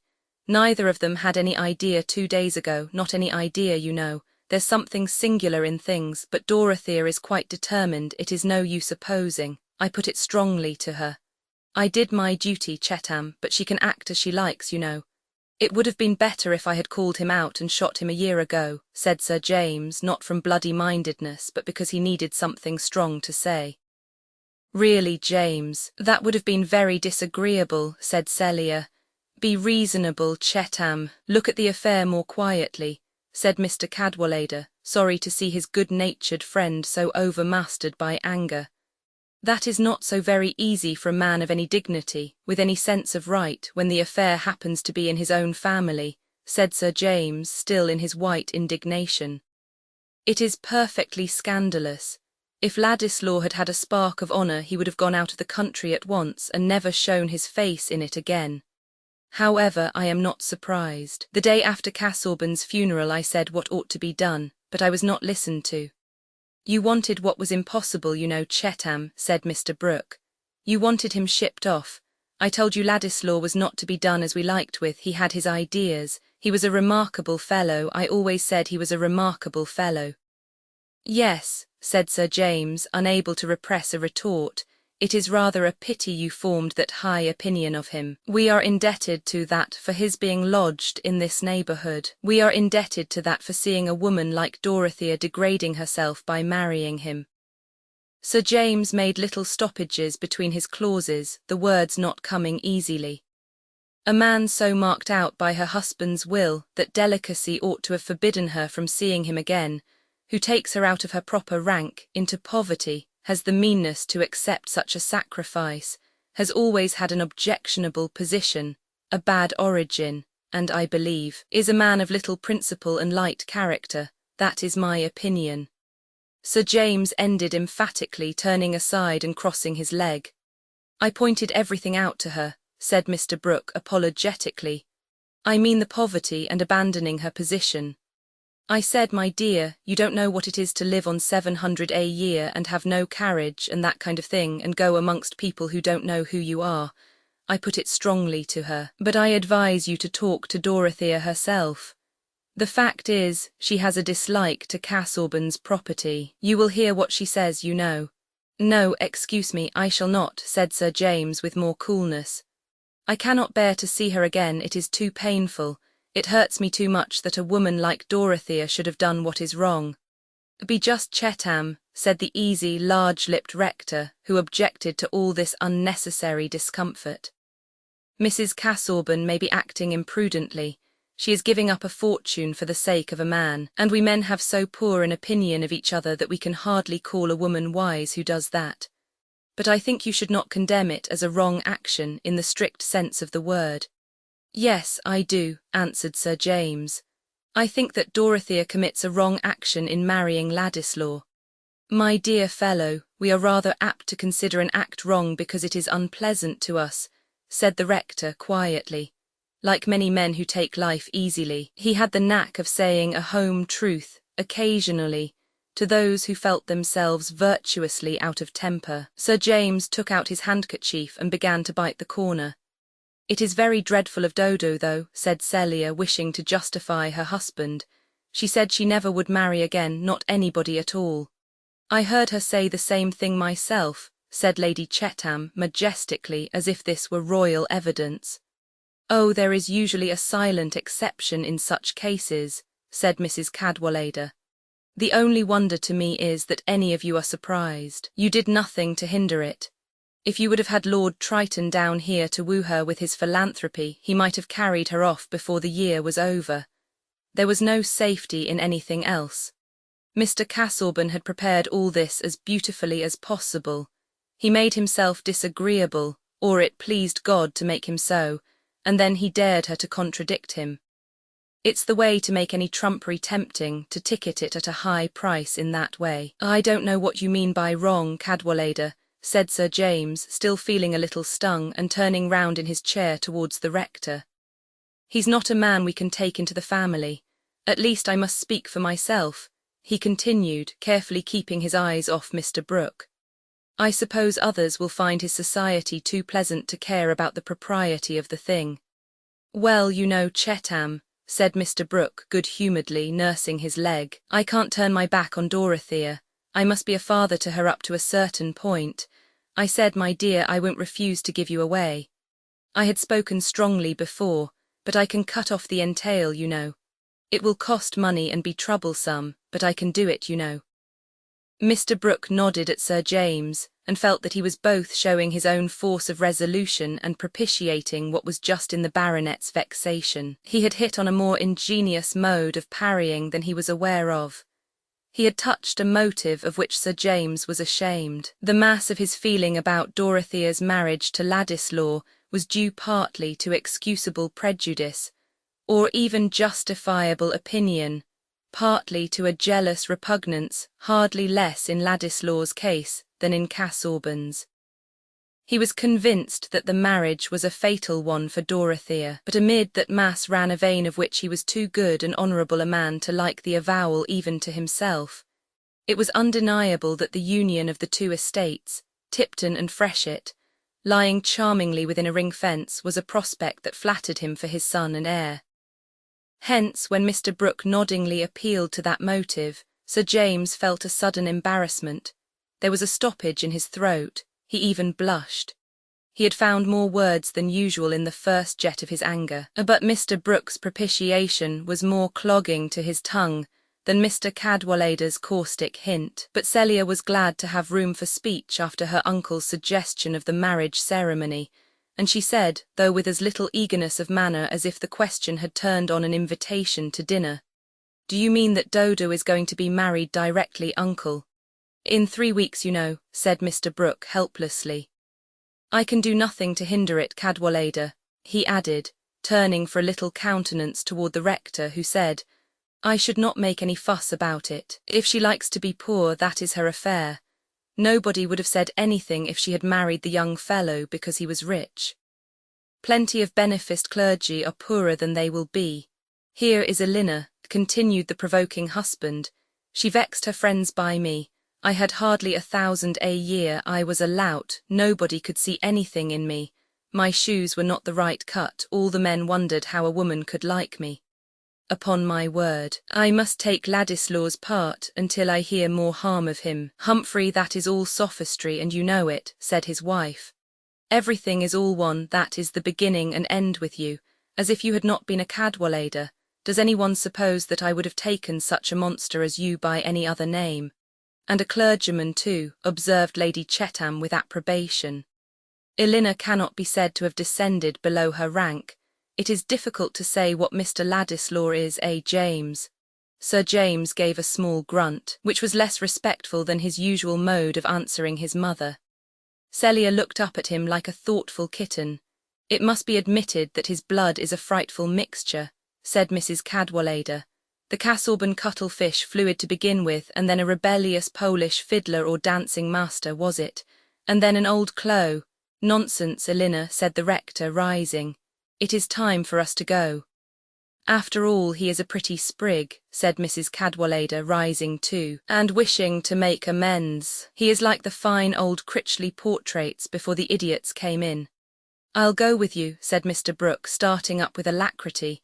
You must all come and dine with me tomorrow, you know, Celia, my dear. You will, James, won't you? Said Celia, taking her husband's hand. Oh, of course, if you like, said Sir James, pulling down his waistcoat but unable yet to adjust his face good-humouredly. That is to say, if it is not to meet anybody else. No, no, no, said Mr. Brooke, understanding the condition. Dorothea would not come, you know, unless you had been to see her. When Sir James and Celia were alone, she said, Do you mind about my having the carriage to go to Lowick, James? What now, directly? He answered with some surprise. Yes, it is very important, said Celia. Remember, Celia, I cannot see her, said Sir James.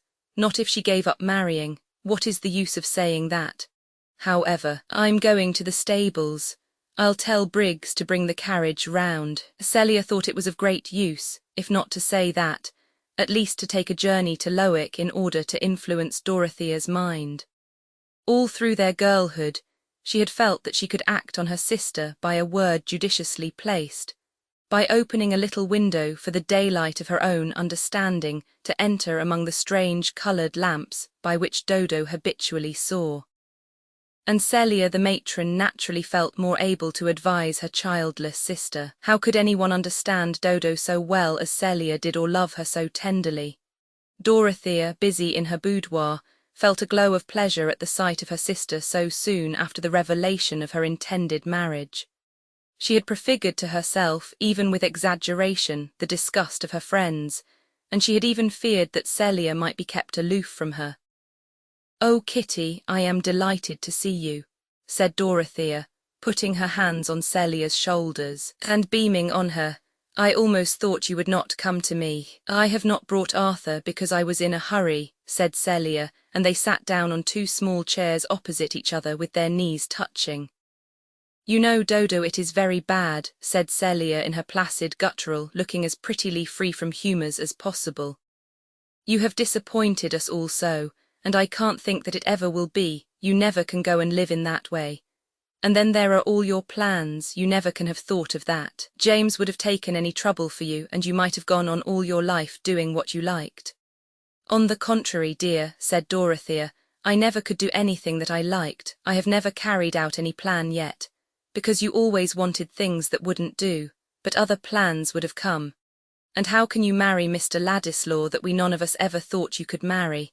It shocks James so dreadfully. And then it is all so different from what you have always been. You would have Mr. Casaubon because he had such a great soul, and was so old and dismal and learned, and now to think of marrying Mr. Ladislaw who has got no estate or anything. I suppose it is because you must be making yourself uncomfortable in some way or other." Dorothea laughed. "Well, it is very serious, Dodo," said Celia, becoming more impressive. "How will you live? And you will go away among queer people, and I shall never see you, and you won't mind about little Arthur, and I thought you always would." Celia's rare tears had got into her eyes, and the corners of her mouth were agitated. "Dear Celia," said Dorothea with tender gravity, "if you don't ever see me it will not be my fault." "Yes, it will," said Celia with the same touching distortion of her small features. "How can I come to you or have you with me when James can't bear it?" "That is because he thinks it is not right. He thinks you are so wrong, Dodo. But you always were wrong, only I can't help loving you. And nobody can think where you will live. Where can you go?" "I am going to London," said Dorothea. "How can you always live in a street, and you will be so poor? I could give you half my things, only how can I when I never see you?" "Bless you, Kitty," said Dorothea with gentle warmth. "Take comfort, perhaps James will forgive me some time." "But it would be much better if you would not be married," said Celia, drying her eyes and returning to her argument. "Then there would be nothing uncomfortable, and you would not do what nobody thought you could do. James always said you ought to be a queen, but this is not at all being like a queen. You know what mistakes you have always been making, Dodo, and this is another. Nobody thinks Mr. Ladislaw a proper husband for you, and you said you would never be married again. It is quite true that I might be a wiser person, Celia, said Dorothea, and that I might have done something better, if I had been better, but this is what I am going to do. I have promised to marry Mr. Ladislaw, and I am going to marry him. The tone in which Dorothea said this was a note that Celia had long learned to recognize. She was silent a few moments and then said, as if she had dismissed all contest, "Is he very fond of you, Dodo?" "I hope so. I am very fond of him." "That is nice," said Celia comfortably. "Only I would rather you had such a sort of husband as James is, with a place very near that I could drive to." Dorothea smiled and Celia looked rather meditative. Presently she said, "I cannot think how it all came about." Celia thought it would be pleasant to hear the story. "I dare say not," said Dorothea, pinching her sister's chin. "If you knew how it came about, it would not seem wonderful to you." "Can't you tell me?" said Celia, settling her arms cosily. "No, dear, you would have to feel with me, else you would never know." Chapter 94. Then went the jury out, whose names were Mr. Blindman, Mr. No-Good, Mr. Malice, Mr. Love-Lust, Mr. Live-Loose, Mr. Heady, Mr. High-Mind, Mr. Enmity, Mr. Liar, Mr. Cruelty, Mr. Hate-Light, Mr. Implacable, who every one gave in his private verdict against him among themselves, and afterwards unanimously concluded to bring him in guilty before the judge. And first among themselves, Mr. Blindman, the foreman, said, "I see clearly that this man is a heretic." Then said Mr. No-Good, "Away with such a fellow from the earth." "I," said Mr. Malice, "for I hate the very look of him." Then said Mr. Love-Lust, "I could never endure him." "Nor I," said Mr. Live-Loose, "for he would be always condemning my way." Hang him," said Mr. Heady. "A sorry scrub," said Mr. High-Mind. "My heart riceth against him," said Mr. Enmity. "He is a rogue," said Mr. Liar. "Hanging is too good for him," said Mr. Cruelty. "Let us dispatch him out of the way," said Mr. Hate-Light. Then said Mr. Implacable, "Might I have all the world given me, I could not be reconciled to him. Therefore let us forthwith bring him in guilty of death." Pilgrim's Progress. When immortal Bunyan makes his picture of the persecuting passions bringing in their verdict of guilty, who pities faithful? That is a rare and blessed lot which some greatest men have not attained, to know ourselves guiltless before a condemning crowd, to be sure that what we are denounced for is solely the good in us. The pitiable lot is that of the man who could not call himself a martyr, even though he were to persuade himself that the men who stoned him were but ugly passions incarnate. Who knows that he is stoned, not for professing the right, but for not being the man he professed to be. This was the consciousness that Bulstrode was withering under while he made his preparations for departing from Middlemarch, and going to end his stricken life in that sad refuge, the indifference of new faces. The duteous, merciful constancy of his wife had delivered him from one dread, but it could not hinder her presence from being still a tribunal before which he shrank from confession and desired advocacy. His equivocations with himself about the death of Raffles had sustained the conception of an omniscience whom he prayed to, yet he had a terror upon him which would not let him expose them to judgment by a full confession to his wife. The acts which he had washed and diluted with inward argument and motive, and for which it seemed comparatively easy to win invisible pardon, what name would she call them by? That she should ever silently call his acts murder was what he could not bear. He felt shrouded by her doubt.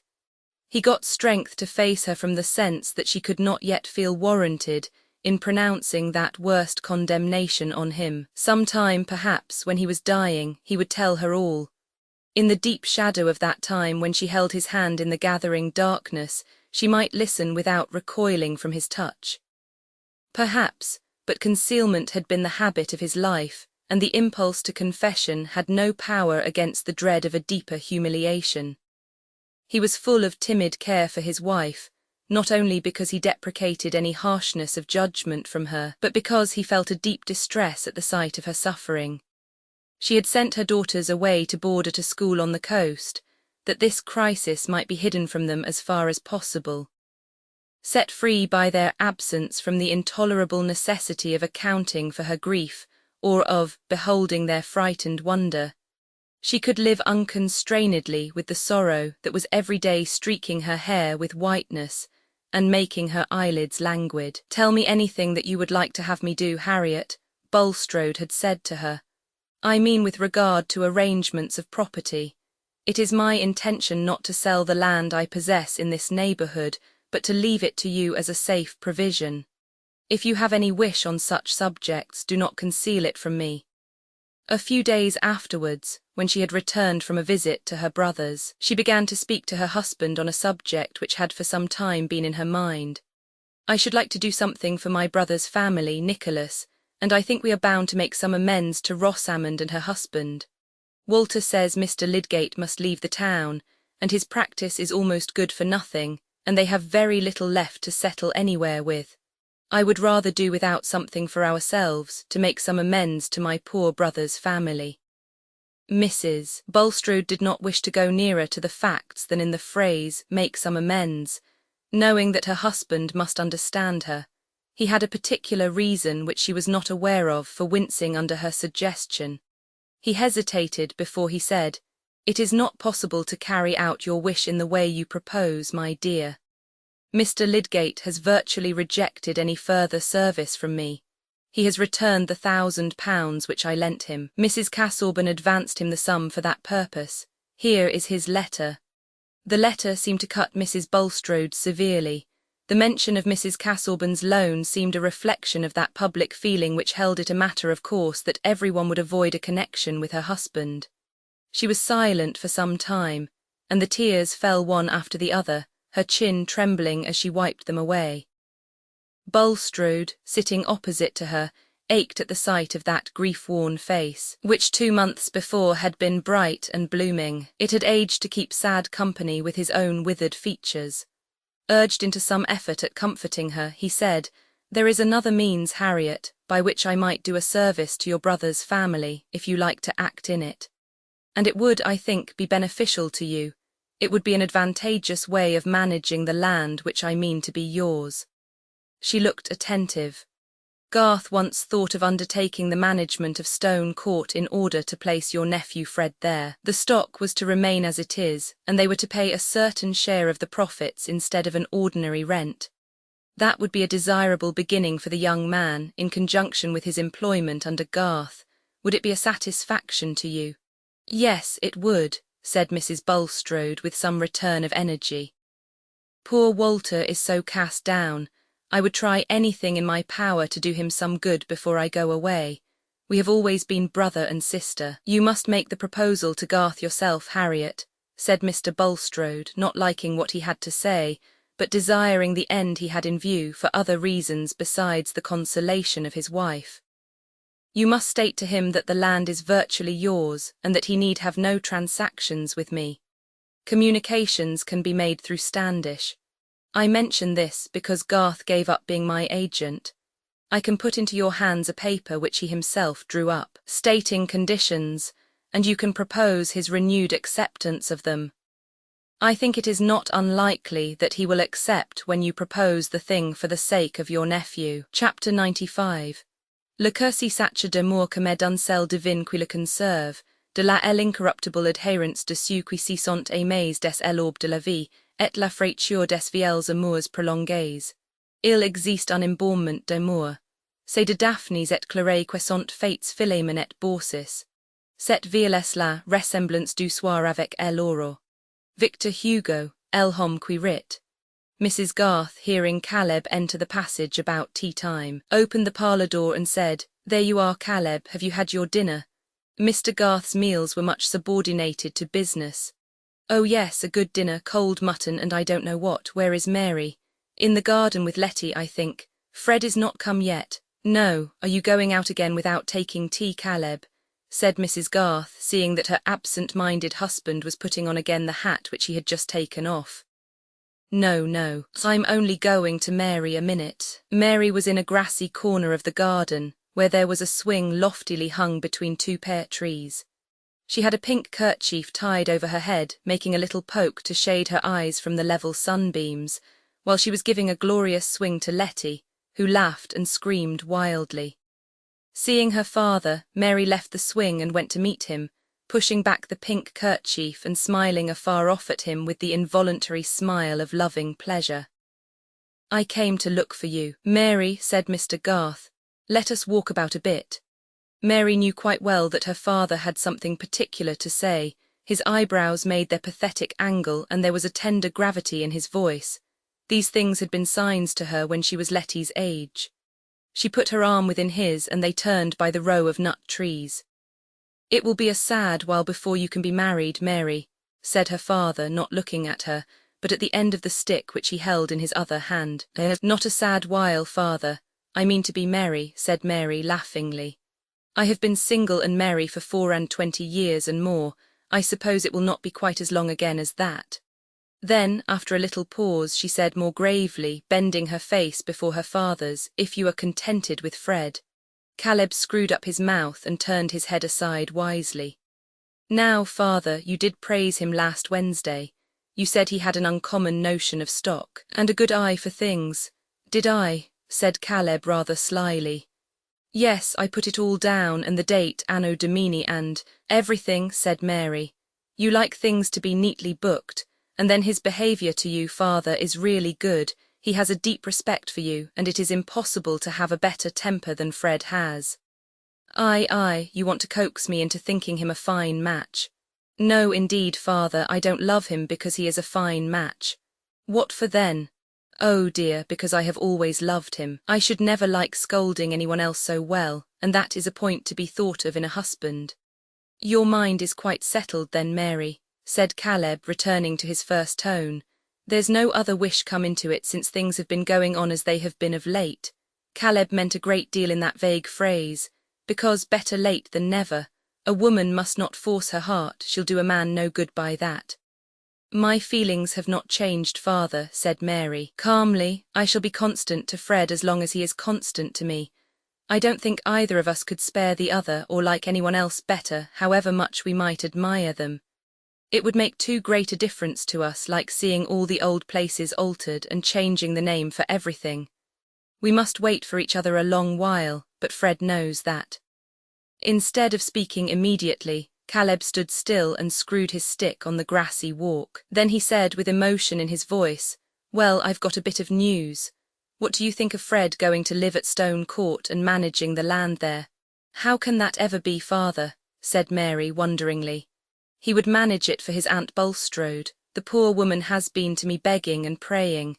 She wants to do the lad good, and it might be a fine thing for him. With saving, he might gradually buy the stock, and he has a turn for farming." "Oh, Fred would be so happy, it is too good to believe." "Ah, but mind you," said Caleb, turning his head warningly, "I must take it on my shoulders and be responsible and see after everything, and that will grieve your mother a bit, though she mayn't say so. Fred had need be careful." "Perhaps it is too much, father," said Mary, checked in her joy. "There would be no happiness in bringing you any fresh trouble." Nay, work is my delight, child, when it doesn't vex your mother. And then if you and Fred get married," here Caleb's voice shook just perceptibly, "he'll be steady and saving, and you've got your mother's cleverness and mine too in a woman's sort of way, and you'll keep him in order. He'll be coming by and by, so I wanted to tell you first because I think you'd like to tell him by yourself.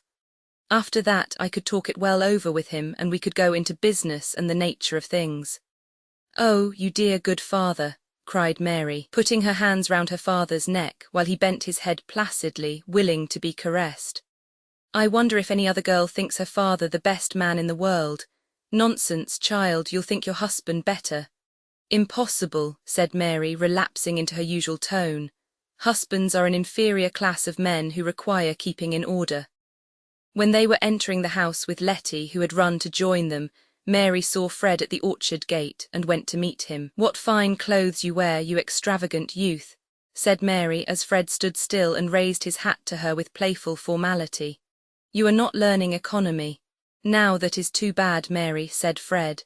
"Just look at the edges of these coat cuffs. It is only by dint of good brushing that I look respectable. I am saving up 3 suits, one for a wedding suit. How very droll you will look, like a gentleman in an old-fashioned book." Oh no, they will keep 2 years. 2 years, be reasonable, Fred, said Mary, turning to walk. Don't encourage flattering expectations. Why not? One lives on them better than on unflattering ones. If we can't be married in 2 years, the truth will be quite bad enough when it comes. I have heard a story of a young gentleman who once encouraged flattering expectations and they did him harm. Mary, if you've got something discouraging to tell me, I shall bolt. I shall go into the house to Mr. Garth. I am out of spirits. My father is so cut up. Home is not like itself. I can't bear any more bad news. Should you call it bad news to be told that you were to live at Stone Court and manage the farm and be remarkably prudent and save money every year till all the stock and furniture were your own, and you were a distinguished agricultural character, as Mr. Borthrop Trumbull says, rather stout, I fear, and with the Greek and Latin sadly weather-worn. You don't mean anything except nonsense, Mary, said Fred, colouring slightly nevertheless.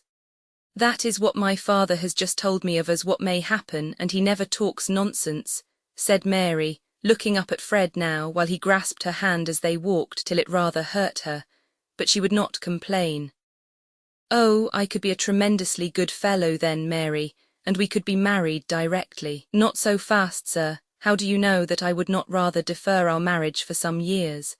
That would leave you time to misbehave, and then if I liked someone else better, I should have an excuse for jilting you. Pray don't joke, Mary, said Fred with strong feeling. Tell me seriously that all this is true and that you are happy because of it, because you love me best. It is all true, Fred, and I am happy because of it, because I love you best, said Mary, in a tone of obedient recitation. They lingered on the doorstep under the steep-roofed porch, and Fred, almost in a whisper, said, When we were first engaged with the umbrella ring, Mary, you used to. The spirit of joy began to laugh more decidedly in Mary's eyes, but the fatal Ben came running to the door with Brownie yapping behind him, and bouncing against them said, Fred and Mary, are you ever coming in? Or may I eat your cake? Finale. Every limit is a beginning as well as an ending. Who can quit young lives after being long in company with them, and not desire to know what befell them in their after years? For the fragment of a life, however typical, is not the sample of an even web. Promises may not be kept, and an ardent outset may be followed by declension. Latent powers may find their long-waited opportunity. A past error may urge a grand retrieval. Marriage, which has been the bourne of so many narratives, is still a great beginning, as it was to Adam and Eve, who kept their honeymoon in Eden, but had their first little one among the thorns and thistles of the wilderness. It is still the beginning of the home epic, the gradual conquest or irremediable loss of that complete union which makes the advancing years a climax, and age the harvest of sweet memories in common.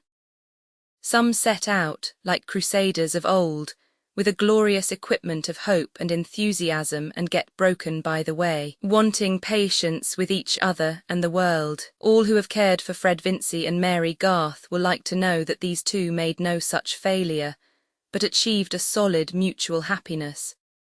Fred surprised his neighbours in various ways. He became rather distinguished in his side of the county as a theoretic and practical farmer, and produced a work on the cultivation of green crops and the economy of cattle feeding, which won him high congratulations at agricultural meetings. In Middlemarch, admiration was more reserved. Most persons there were inclined to believe that the merit of Fred's authorship was due to his wife, since they had never expected Fred Vincey to write on turnips and mangel wurzel. But when Mary wrote a little book for her boys, called Stories of Great Men, taken from Plutarch, and had it printed and published by Grip and Co. Middlemarch, everyone in the town was willing to give the credit of this work to Fred, observing that he had been to the university, where the ancients were studied, and might have been a clergyman if he had chosen. In this way it was made clear that Middlemarch had never been deceived, and that there was no need to praise anybody for writing a book, since it was always done by somebody else. Moreover, Fred remained unswervingly steady. Some years after his marriage, he told Mary that his happiness was half owing to Fairbrother, who gave him a strong pull-up at the right moment. I cannot say that he was never again misled by his hopefulness, The yield of crops or the profits of a cattle sale usually fell below his estimate, and he was always prone to believe that he could make money by the purchase of a horse which turned out badly, though this, Mary observed, was of course the fault of the horse, not of Fred's judgment. He kept his love of horsemanship, but he rarely allowed himself a day's hunting, and when he did so, it was remarkable that he submitted to be laughed at for cowardliness at the fences, seeming to see Mary and the boys sitting on the 5-barred gate, or showing their curly heads between hedge and ditch. There were 3 boys. Mary was not discontented that she brought forth men-children only, and when Fred wished to have a girl like her, she said laughingly, "That would be too great a trial to your mother." Mrs. Vincey, in her declining years, and in the diminished lustre of her housekeeping, was much comforted by her perception that 2 at least of Fred's boys were real Vinceys, and did not feature the Garths. But Mary secretly rejoiced that the youngest of the 3 was very much what her father must have been when he wore a round jacket, and showed a marvellous nicety of aim in playing at marbles, or in throwing stones to bring down the mellow pears. Ben and Letty Garth, who were uncle and aunt before they were well in their teens, disputed much as to whether nephews or nieces were more desirable. Ben contending that it was clear girls were good for less than boys, else they would not be always in petticoats, which showed how little they were meant for. Whereupon Letty, who argued much from books, got angry in replying that God made coats of skins for both Adam and Eve alike. Also it occurred to her that in the East the men too wore petticoats. But this latter argument, obscuring the majesty of the former, was one too many, for Ben answered contemptuously, "The more spoonies they," and immediately appealed to his mother whether boys were not better than girls. Mrs. Garth pronounced that both were alike naughty, but that boys were undoubtedly stronger, could run faster, and throw with more precision to a greater distance. With this oracular sentence Ben was well satisfied, not minding the naughtiness, but Letty took it ill, her feeling of superiority being stronger than her muscles. Fred never became rich. His hopefulness had not led him to expect that, but he gradually saved enough to become owner of the stock and furniture at Stone Court, and the work which Mr. Garth put into his hands carried him in plenty through those bad times which are always present with farmers. Mary, in her matronly days, became as solid in figure as her mother, but, unlike her, gave the boys little formal teaching, so that Mrs. Garth was alarmed lest they should never be well grounded in grammar and geography. Nevertheless, they were found quite forward enough when they went to school, perhaps because they had liked nothing so well as being with their mother. When Fred was riding home on winter evenings, he had a pleasant vision beforehand of the bright hearth in the wainscoted parlour, and was sorry for other men who could not have Mary for their wife, especially for Mr. Fairbrother. "He was 10 times worthier of you than I was," Fred could now say to her magnanimously. "To be sure he was," Mary answered, "and for that reason he could do better without me. But you, I shudder to think what you would have been. A curate in debt for horse hire and cambric pocket handkerchiefs." On inquiry it might possibly be found that Fred and Mary still inhabit Stone Court, that the creeping plants still cast the foam of their blossoms over the fine stone wall into the field where the walnut trees stand in stately row, and that on sunny days the 2 lovers who were first engaged with the umbrella ring may be seen in white-haired placidity at the open window from which Mary Garth, in the days of old Peter Featherstone, had often been ordered to look out for Mr. Lydgate. Lydgate's hair never became white. He died when he was only 50, leaving his wife and children provided for by a heavy insurance on his life. He had gained an excellent practice, alternating according to the season between London and a continental bathing place, having written a treatise on gout, a disease which has a good deal of wealth on its side. His skill was relied on by many paying patients, but he always regarded himself as a failure. He had not done what he once meant to do. His acquaintances thought him enviable to have so charming a wife, and nothing happened to shake their opinion. Rosamond never committed a second compromising indiscretion. She simply continued to be mild in her temper, inflexible in her judgment, disposed to admonish her husband, and able to frustrate him by stratagem. As the years went on, he opposed her less and less, whence Rosamond concluded that he had learned the value of her opinion. On the other hand, she had a more thorough conviction of his talents now that he gained a good income, and instead of the threatened cage in Bride Street provided one all flowers and gilding, fit for the bird of paradise that she resembled. In brief, Lydgate was what is called a successful man, but he died prematurely of diphtheria, and Rosamond afterwards married an elderly and wealthy physician who took kindly to her 4 children. She made a very pretty show with her daughters, driving out in her carriage, and often spoke of her happiness as a reward. She did not say for what, but probably she meant that it was a reward for her patience with Tertius, whose temper never became faultless, and to the last occasionally let slip a bitter speech which was more memorable than the signs he made of his repentance. He once called her his basil plant, and when she asked for an explanation said that basil was a plant which had flourished wonderfully on a murdered man's brains. Rosamond had a placid but strong answer to such speeches. Why then had he chosen her? It was a pity he had not had Mrs. Ladislaw, whom he was always praising and placing above her. And thus the conversation ended with the advantage on Rosamond's side. But it would be unjust not to tell that she never uttered a word in depreciation of Dorothea, keeping in religious remembrance the generosity which had come to her aid in the sharpest crisis of her life. Dorothea herself had no dreams of being praised above other women, feeling that there was always something better which she might have done, if she had only been better and known better.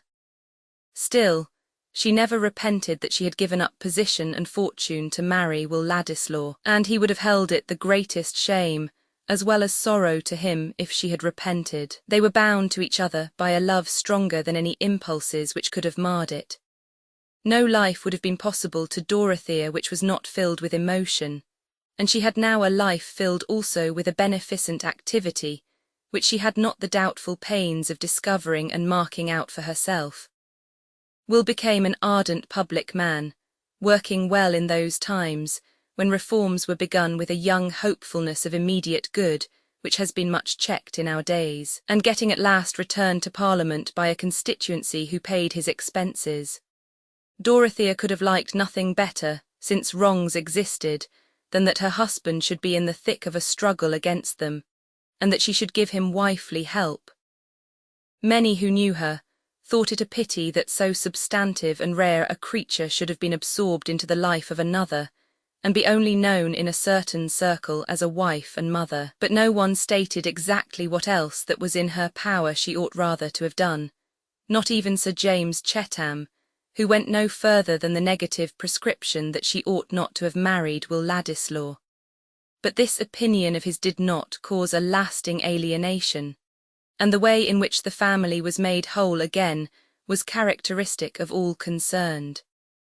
Mr. Brooke could not resist the pleasure of corresponding with Will and Dorothea, and one morning when his pen had been remarkably fluent on the prospects of municipal reform, it ran off into an invitation to the Grange, which, once written, could not be done away with at less cost than the sacrifice, hardly to be conceived, of the whole valuable letter. During the months of this correspondence Mr. Brooke had continually, in his talk with Sir James Chetham, been presupposing or hinting that the intention of cutting off the entail was still maintained. And the day on which his pen gave the daring invitation, he went to Freshitt expressly to intimate that he had a stronger sense than ever of the reasons for taking that energetic step, as a precaution against any mixture of low blood in the air of the Brookes. But that morning something exciting had happened at the Hall. A letter had come to Celia which made her cry silently as she read it, and when Sir James, unused to see her in tears, asked anxiously what was the matter, she burst out in a wail such as he had never heard from her before. "Dorothea has a little boy, and you will not let me go and see her, and I am sure she wants to see me, and she will not know what to do with the baby, she will do wrong things with it. And they thought she would die. It is very dreadful. Suppose it had been me and little Arthur and Dodo had been hindered from coming to see me, I wish you would be less unkind, James." "Good heavens, Celia," said Sir James, much wrought upon, "what do you wish? I will do anything you like. I will take you to town tomorrow if you wish it." And Celia did wish it. It was after this that Mr. Brooke came and, meeting the baronet in the grounds, began to chat with him in ignorance of the news, which Sir James for some reason did not care to tell him immediately. But when the entail was touched on in the usual way, he said, "My dear sir, it is not for me to dictate to you, but for my part I would let that alone. I would let things remain as they are." Mr. Brooke felt so much surprised that he did not at once find out how much he was relieved by the sense that he was not expected to do anything in particular. Such being the bent of Celia's heart, it was inevitable that Sir James should consent to a reconciliation with Dorothea and her husband. Where women love each other, men learn to smother their mutual dislike. Sir James never liked Ladislaw, and will always prefer to have Sir James's company mixed with another kind. They were on a footing of reciprocal tolerance, which was made quite easy only when Dorothea and Celia were present. It became an understood thing that Mr. and Mrs. Ladislaw should pay at least 2 visits during the year to the Grange, and there came gradually a small row of cousins at Freshitt, who enjoyed playing with the 2 cousins visiting Tipton as much as if the blood of these cousins had been less dubiously mixed.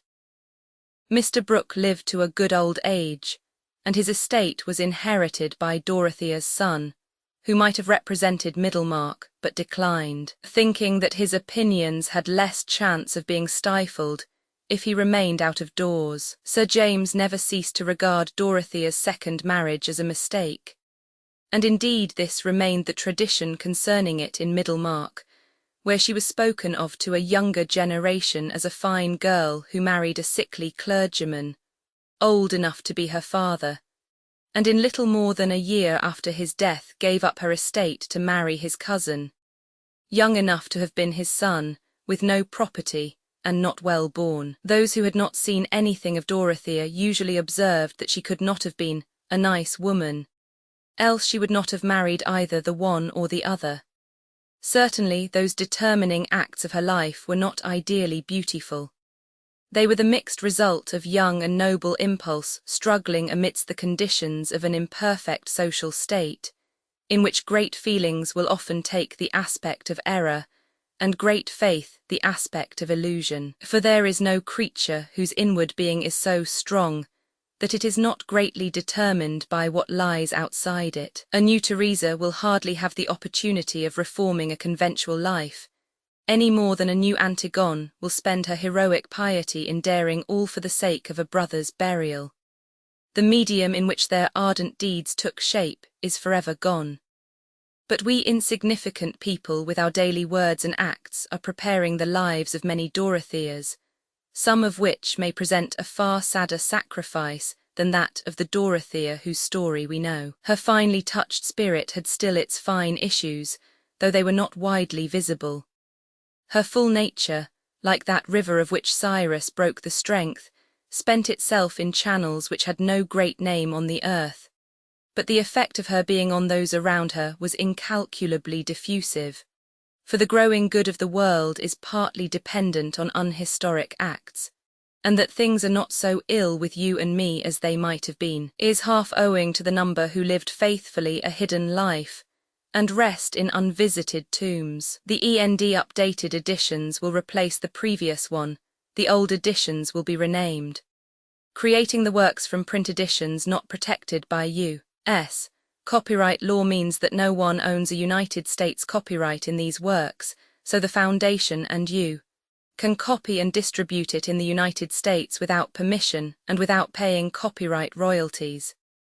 Special rules, set forth in the general terms of use part of this license, apply to copying and distributing project, and may not be used if you charge for an e-book, except by following the terms of the trademark license, including paying royalties for use copies of this e-book. Complying with the trademark license is very easy. You may use this e-book for nearly any purpose, such as creation of derivative works, reports, performances, and research. Project Gutenberg e-books may be modified and printed and given away. You may do practically anything in the United States with e-books not protected by U.S. copyright law. Redistribution is subject to the trademark license, especially commercial redistribution. Start. Full license. Please read this before you distribute or use this work. Distribution of electronic works by using or distributing this work, or any other work associated in any way with the phrase Project Gutenberg. You agree to comply with all the terms of the full www.gutenberg.org/license. Electronic works. Electronic work. You indicate that you have read, understand, agree to, and accept all the terms of this license and intellectual property, trademark/copyright agreement. If you do not agree to abide by all the terms of this agreement, you must cease using and return or possession. If you paid a fee for obtaining a copy of or access to by the terms of this agreement, you may obtain a refund from the person or entity to whom you paid the fee as set forth in paragraph 1. 8. Used on or associated in any way with an electronic work by people who agree to be bound by the terms of this agreement. There are a few even without complying with the full terms of this agreement. See paragraph 1, see below. There are a lot of things you can do with Project Gutenberg electronic works if you follow the terms of this electronic works. See paragraph 1, below. Foundation, or PGLAF, owns a compilation copyright in the collection. Works in the collection are in the public domain in the United States. If an individual work is unprotected by copyright law in the United States, and you are located in the United States, we do not claim a right to prevent you from copying, distributing, performing, displaying, or creating derivative works based on the work as long as works in compliance with the terms of this agreement, for keeping the comply with the terms of this agreement by keeping this work in the you share it without charge with others. 1. D. The copyright laws of the place where you are located also govern what you can do with this work. Copyright laws in most countries are in a constant state of change. If you are outside the United States, check the laws of your country in addition to the terms of this agreement before downloading, copying, displaying, performing, distributing, or creating derivative works based on this work or any representations concerning the copyright status of any work in any country other than the United States. 1. E1. The following sentence with active links to or other performed, viewed, copied, or distributed. This e-book is for the use of anyone anywhere in the United States and most other parts of the world at no cost, and with almost no restrictions whatsoever. You may copy it, give it away, or reuse it under the terms at www.gutenberg.org. If you are not located in the United States, you will have to check the laws of the country where you are located before using this e-book. Derived from texts not protected by U.S. copyright law does not contain a notice indicating that it is posted with permission of the copyright holder. The work can be copied and distributed to anyone in the United States without paying any fees or charges. If you are redistributing or providing access to a work with the phrase Project Gutenberg associated with or appearing on the work, you must comply either with the requirements of paragraphs 1. E1 through 1, E7 or trademark as set forth in paragraphs 1, E8 or 1, E9, with the permission of the copyright holder. Your use and distribution must comply with both paragraphs 1, E1 through 1, E7 and any additional terms imposed by the copyright holder. Additional terms posted with the permission of the copyright holder found at the beginning of this work. License terms from this work or any files containing a part of this one. E5. Do not copy, display, perform, distribute or redistribute this electronic work, or any part of this electronic work, without prominently displaying the sentence set forth in paragraph 1. E1 with active links or immediate access to the full terms of the Project Gutenberg license. 1. E6. You may convert to and distribute this work in any binary, compressed, marked up, non-proprietary or proprietary form, including any word processing or hypertext form, However, if you provide access other than plain vanilla ASCII or other format used in the official www. Gutenberg.org, you must at no additional cost, fee or expense to the user provide a copy, a means of exporting a copy, or a means of obtaining a copy upon request of the work in its original plain vanilla ASCII or other form. Any alternate format must include the 1. E7. Do not charge a fee for access to viewing displaying unless you comply with paragraph 1. E8 or 1. E9, 1. E8. You may charge a reasonable fee for copies of or provided that you pay a royalty fee of 20% of the gross profits you derive from you, already used to calculate your applicable taxes. The fee is owed, agreed to donate royalties under this paragraph to the Project Gutenberg Literary Archive Foundation. Royalty payments must be paid within 60 days following each date on which you prepare, or are legally required to prepare, your periodic tax returns.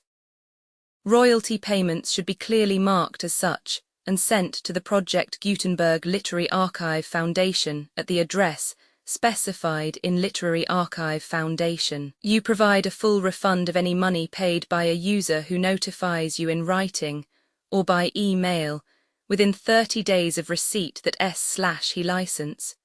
You must require such a user to return or destroy all copies of the works possessed in a physical medium and discontinue works.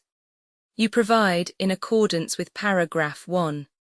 F3. A full refund of any money paid for a work or a replacement copy, if a defect in the electronic work is discovered and reported to you within 90 days of receipt of the work. You comply with all other terms of this agreement for free. 1. E9. If you wish to charge a fee or distribute a Project Gutenberg trademark electronic work or group of works on different terms than are set forth in this agreement, you must obtain permission in writing forth in section 3 below. 1. Effort to identify, do copyright research on, transcribe and proofread works not protected by U.S. copyright law in creating the project electronic works, and the medium on which they may be stored, may contain defects, such as but not limited to incomplete, inaccurate or corrupt data, transcription errors, a copyright or other intellectual property infringement, a defective or damaged disk or other medium, a computer virus or computer codes that damage or cannot be read by your equipment. 1. F2. Limited warranty. Disclaimer of damages except for the right of replacement or refund, described in paragraph 1. F3. The Project Gutenberg Literary Archive Foundation, the owner of the Project Gutenberg trademark, and any other party distributing a Project Gutenberg trademark electronic work under this agreement, disclaim all liability to you for damages, costs and expenses, including legal fees. You agree that you have no remedies for negligence, strict liability, breach of warranty or breach of contract, except those provided in paragraph 1. F3.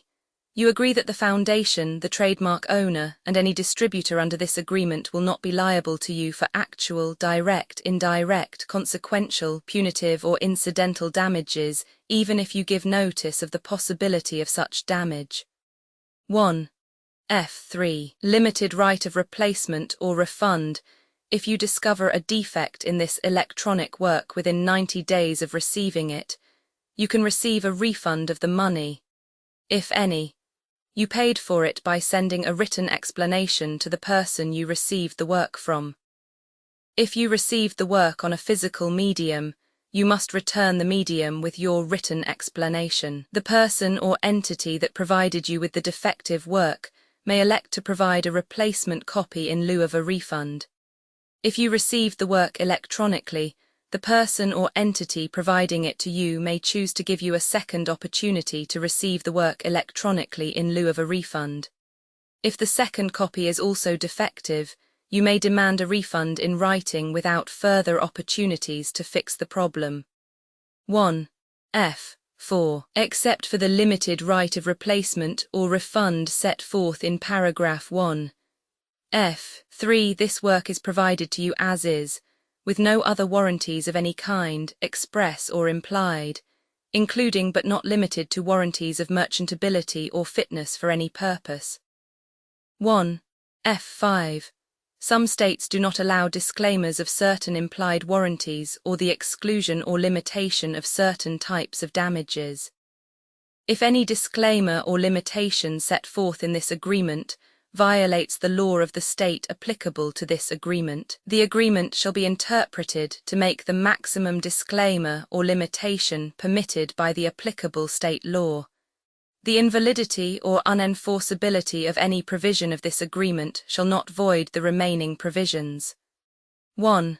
F6. Indemnity. You agree to indemnify and hold the foundation, the trademark owner, any agent or employee of the foundation, anyone in accordance with this agreement, and any volunteers associated with the electronic works, harmless from all liability, costs and expenses, including legal fees, that arise directly or indirectly from any of the following which you do or cause to occur. A. Distribution of this defect you cause. Electronic works in formats readable by the widest variety of computers, including obsolete, old, middle-aged and new computers. It exists because of the efforts of hundreds of volunteers and donations from people in all walks of life. Volunteers and financial support to provide volunteers with the remain freely available for generations to come. In 2001, the Project Gutenberg Literary Archive Foundation was created to provide a secure archive foundation and how your efforts and donations can help. See sections 3 and 4 and the foundation information page at www.gutenberg.org. 501. C. 3. Educational corporation organized under the laws of the state of Mississippi and granted tax-exempt status by the Internal Revenue Service. The Foundation's EIN, or Federal Tax Identification Archive Foundation, are tax-deductible to the full extent permitted by U.S. federal laws and your state's laws. The Foundation's business office is located at 41 Watchung Plaza #516, Montclair NJ 07042 USA, +1, 862, 621 to 9288. Email contact links and up-to-date contact information can be found at the Foundation's website and official page at www.gutenberg.org/contact Literary Archive Foundation public support and donations to carry out its mission of increasing the number of public domain and licensed works that can be freely distributed in machine-readable form accessible by the widest array of equipment, including outdated equipment. Many small donations, $1 to $5,000, are particularly important to maintaining tax-exempt status with the IRS. The Foundation is committed to complying with the laws regulating charities and charitable donations in all 50 states of the United States. Compliance requirements are not uniform, and it takes a considerable effort, much paperwork and many fees to meet and keep up with these requirements. We do not solicit donations in locations where we have not received written confirmation of compliance. To send donations or determine the status of compliance for any particular state, visit www.gutenberg.org/donate. While we cannot and do not solicit contributions from states where we have not met the solicitation requirements, we know of no prohibition against accepting unsolicited donations from donors in such states who approach us with offers to donate. International donations are gratefully accepted, but we cannot make any statements concerning tax treatment of donations received from outside the United States. U.S. laws alone swamp our small staff. Methods and addresses. Donations are accepted in a number of other ways, including checks, online payments, and credit card donations. To donate, please visit www.gutenberg.org/donate. Professor Michael S. Hart was the originator of the Project Gutenberg concept of a library of electronic works that could be freely shared with anyone. For 40 years he produced and volunteer support editions, all of which are confirmed as not protected by copyright in the U.S. unless a copyright notice is included. Thus, we do not necessarily keep e-books in compliance with any particular paper edition. Most people start at our website, which has the main PG search facility, www.gutenberg.org, Archive Foundation, how to help produce our new e-books, and how to subscribe to our email newsletter to hear about new e-books.